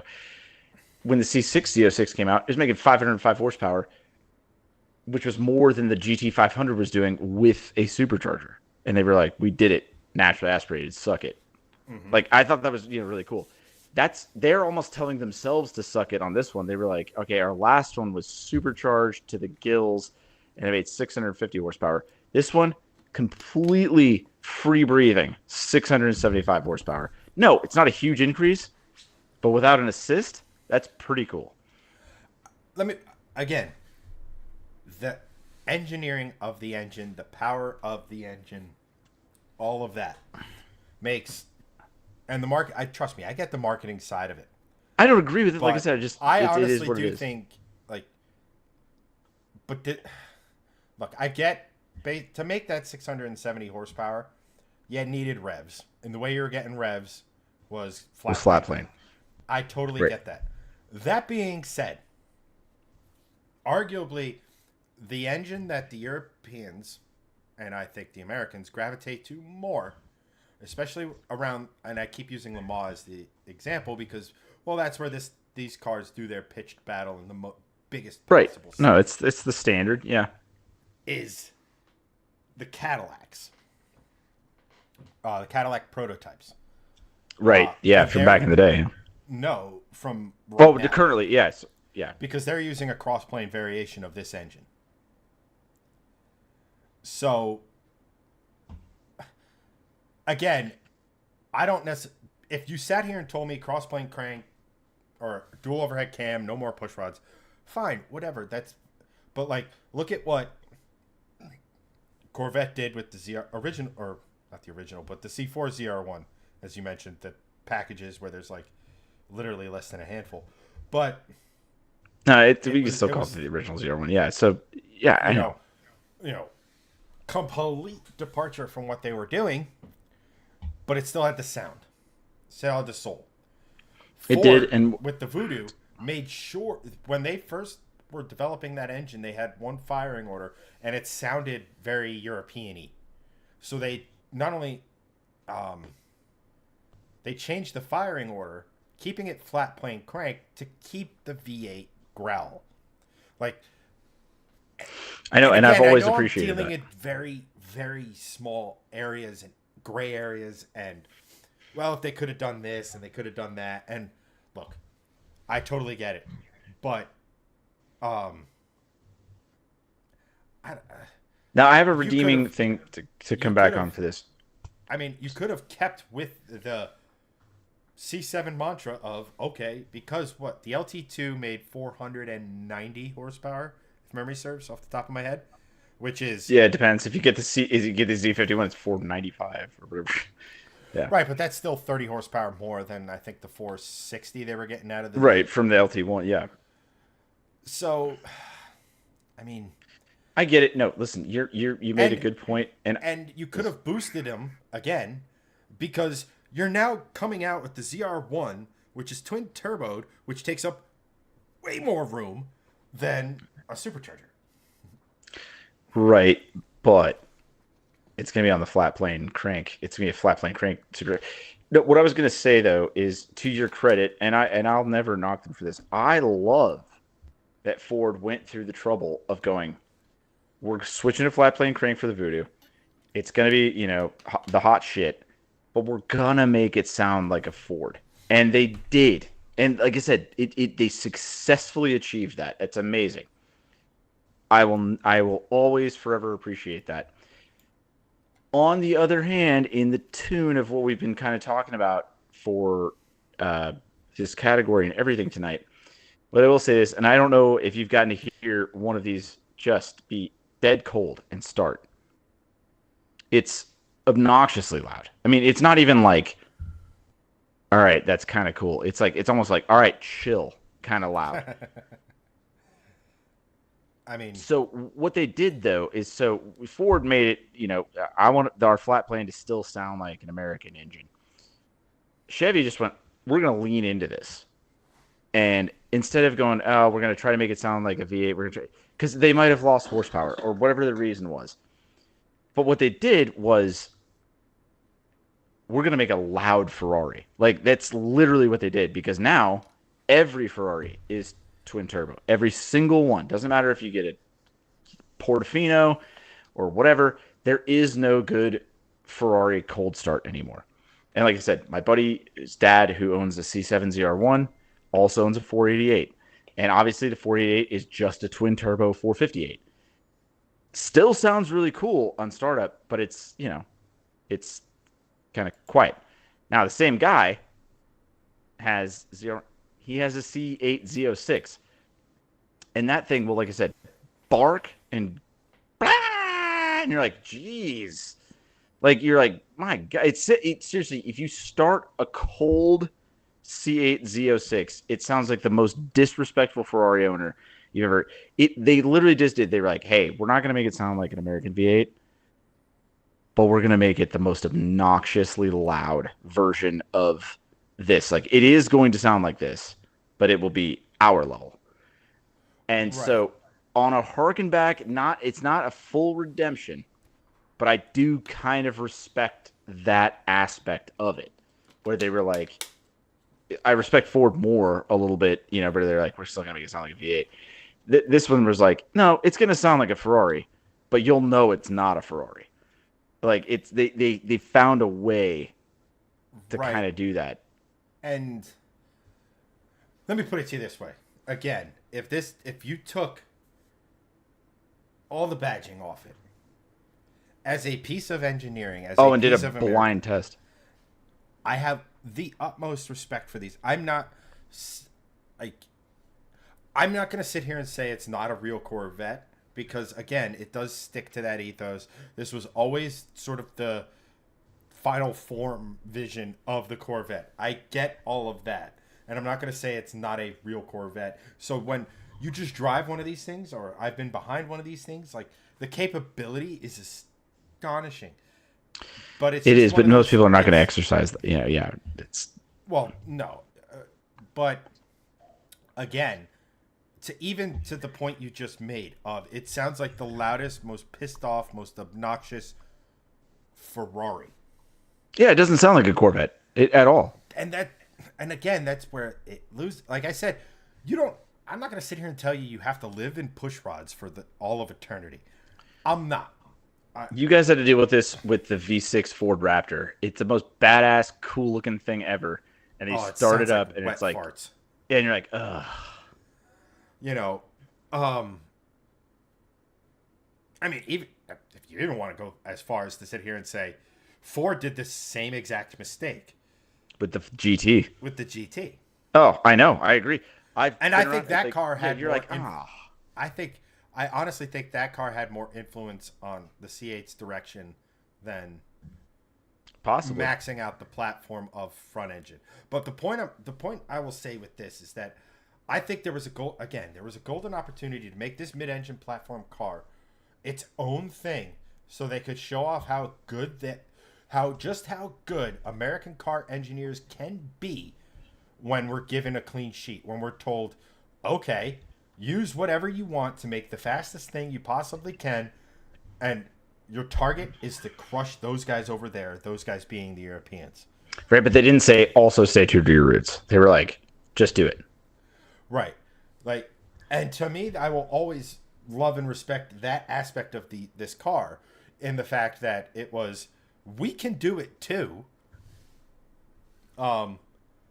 It's almost like I don't mean to say like, it's like, but we prefer to beat you while also having while handicapping ourselves, right? Like, but like, I think the market and car enthusiasts as a whole would have been better. And I understand that if we just said that this is the new Corvette, it's not as hot as the old Corvette, might not sell, but we're getting back to our roots. And I've seen a lot of,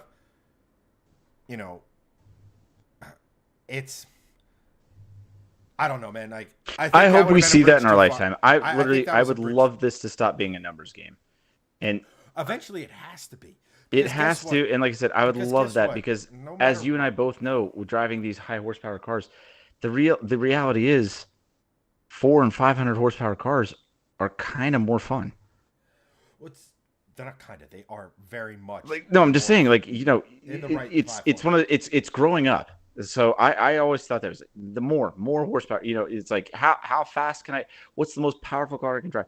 The most fun I have is at 400 or 500 horsepower, which again is back in that C6 Z06 territory, which is why those are just the fucking sweet spot of everything. Right, but I also think that the horsepower wars have to end. Well, they're all kind of over now that everything is so efficient, and now that everything is boosted, and now that everybody can tune to the nth degree. It's not even where we are with internal combustion. It's that look at my new Z06, look at my new ZR1, look how fast and how much horsepower it makes. That's fantastic. And then someone in a fucking Tesla SUV dusts you in the quarter mile. Or my elderly dad in his Cadillac Lyriq. And at that point, it just becomes the old adage of, well, you have this as a quote, as a way of one-upping. But again, like it's just like, so here's the thing. I've been pining for a manufacturer to go back to the drawing board and build us a car. Excuse me. That's about as close to 3,000 to 3,500 pounds as we can get. 500 horsepower from an exciting engine. I don't want to hear about some turbocharged nonsense V6 or what have you. You know, it can be a small displacement V8 or whatever.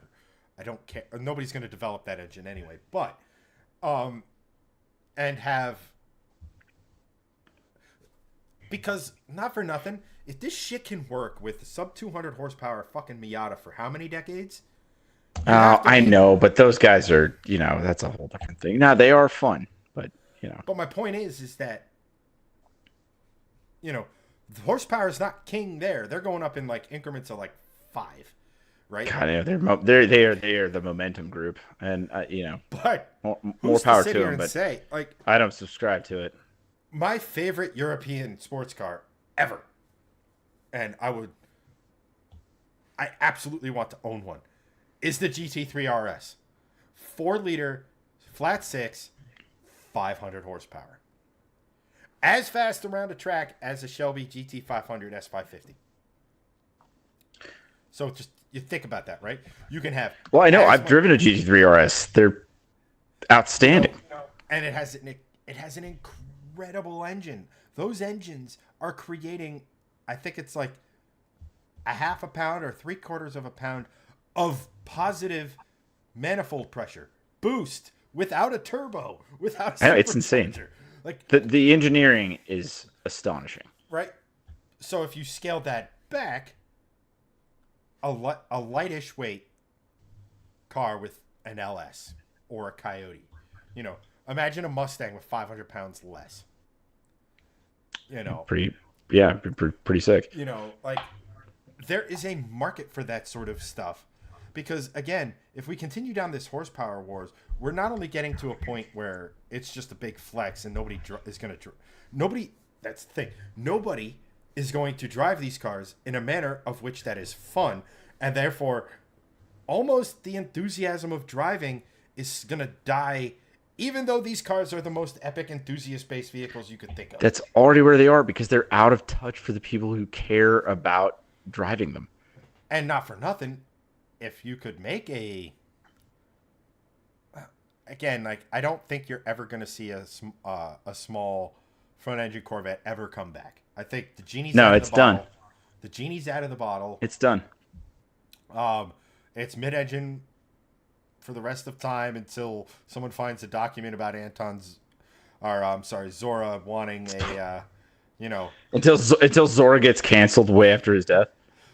No, not even that. It's just like someone's going to be like, well, Zora always wanted a rotary, and then someone's going to start trying to. Like, I'm not saying it's getting. Oh God, yeah. Let's get on that train again. Let's just have. It's like, okay, it doesn't howl, but it braps. Yes, no. Why are you throwing fire?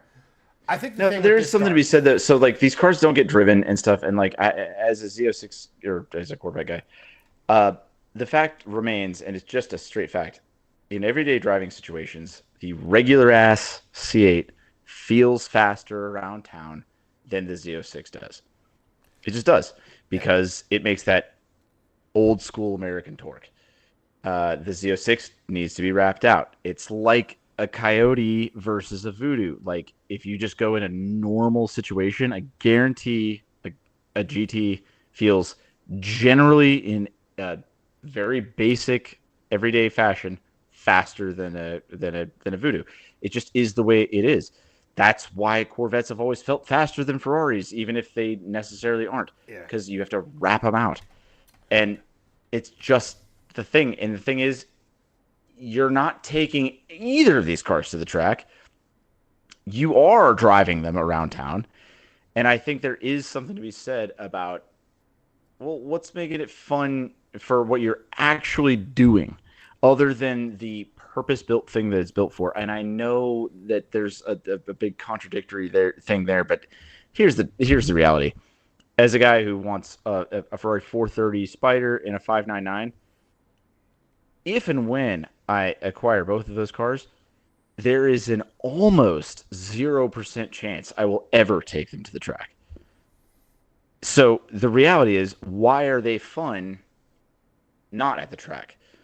And the thing is with the Z06 that we were just talking about is, it's one of these things where it's like, well, no, it's perfectly peaked and precision driven for this optimal performance at this very specific thing. Now, given, like I said, luckily it's a modern car, it's actually pretty good at the other stuff too.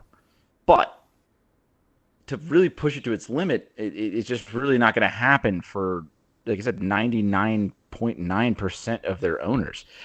And so, at your point, is now you've lost the soul of the car, and it's not getting used for its purpose. So I 100% agree with you that this is a controversial car. As big of a Corvette guy that I am, and as much as I support this and am happy that this car exists, I know the reality of it. The thing is, a Corvette is still, kind of supposed to be a Corvette. You weren't ever supposed to, wait until it hits 6,000 RPMs. They didn't used to hit 6,000 RPMs. That wasn't a thing. So, it's odd that the hot one now you have to wrap up. And like I said, you have these guys who own both, and I've read everything, and I've driven both. Just like I said, the fact is, around town, the regular ass LT2 feels better on a car to drive basis. It sounds better. It feels better, which is kind of, and I know it's not on the list, which is kind of why I like the E-Ray. The E-Ray still has the LT2, and it's even faster than the Z06. And I know it's not for, it's for electric motor reasons, but it's like, that's kind of where it's at for me. Batteries are the devil. I know, I don't like a lot of chemistry going on in my cars. Well, I mean, even though I drive a car that's just me being bitter because that's what killed my old car. Yeah, I know. Imagine a big one, a bigger fire, and thermal runaway. No, I will sit here. I think I'm gonna. This is a good kind of closing spot. I think we both think that everything you talk about this car is it's like a Ferrari turned to 11. It's like a 458. It for sure is. Look, I'm not a big mid-engine guy to begin with.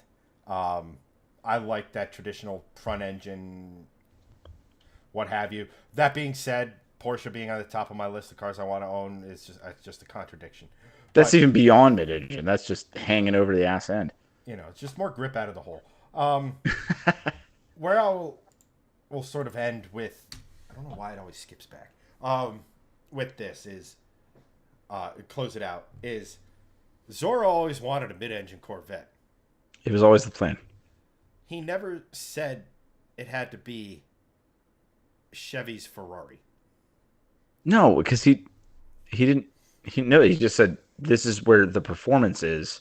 He wanted a, American thumping V8 in the middle of that thing. Which is why and I really did want to bring this up sooner, but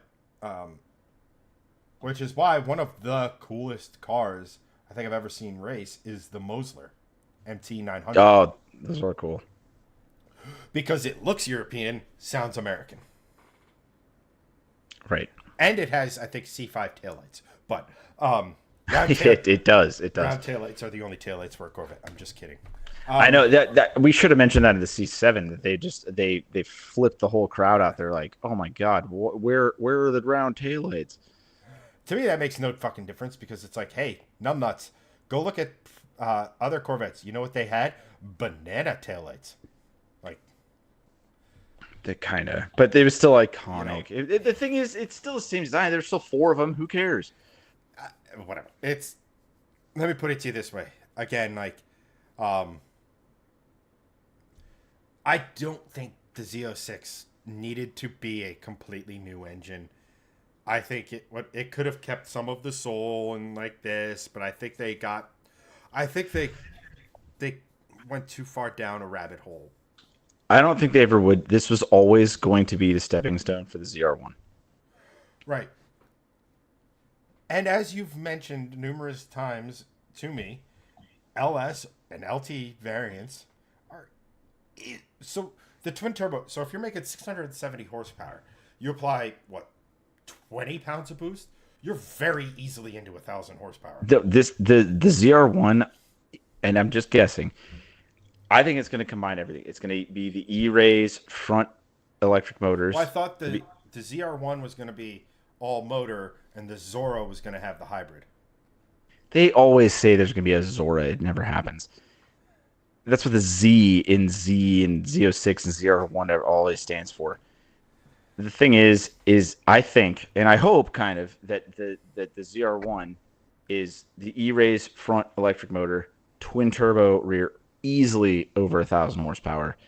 This thing will be a world beater. It will not be cheap, but we're talking about a car that can beat, the SF90 for a fraction of the price. Right, and I think. But the thing is, the thing that is the bigger question. I don't even want to go on it. Is the thing is, okay, so now we've achieved mid-engine. Now we've achieved this. If we go peak that, what is the next step? You're like, all right, well, now we've done this. So now the next base car has to have 650 naturally aspirated horsepower. Well, now we're going to get to the point where it stops being affordable. Yeah, it's like Jesus. Like, yeah, I get it. Well, actually, it's funny you mentioned that. I think the next like the C9 might have the cross-plane V8 that the Cadillac prototypes have as like a base. As a base. And then everyone will be like, wow, this is way better than the fucking flat plane thing. It's just, again, this is without question, and I've enjoyed every minute of it. I know it's late. We're long in the tooth here. The longest stream, but I think it goes back to what we defined Corvette as, and that's how you see these cars, right? Like, for me, a Corvette is American. It's distinctly American. It's obviously American. Again, last time I'll use it.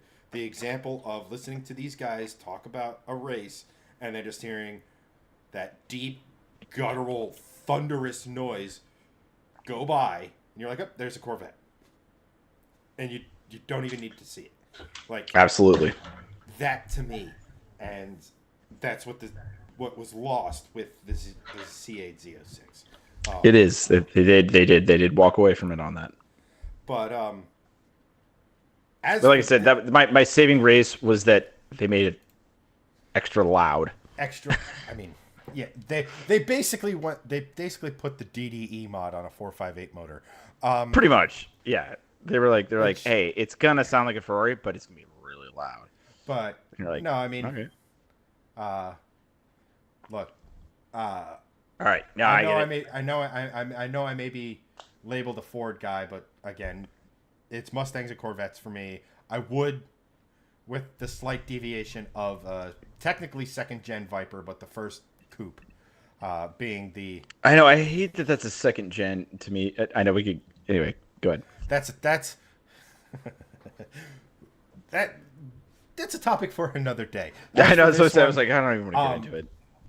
I don't think we were as far off as I thought. I thought I was going to be like, well, this car belongs here, and you're going like, well, no, it belongs here, and it's like, no, I think we're pretty spot on everything. But yeah, but for this one, and for those of you who are still watching, thank you. It's 1:00 Eastern Standard Time, so thank you so much for watching. Yeah, super late for you.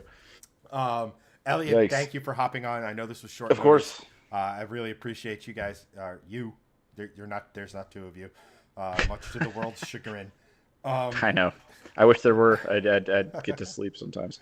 But again, thank you so much for popping on, guys. Link in the description to all Elliott's socials. If you haven't already, go give him a follow. But for this one, the marathon of streams, and I do not understand how people can video game for 8 hours out live. Like, that is mind-blowing to me. I know. And then just be entertaining too. Jeez. Yeah. I mean, sheesh. But for this one, thanks again for everyone. That's a wrap. And we will catch you in the next one. Hopefully with Yes. slightly more Gregson, but it doesn't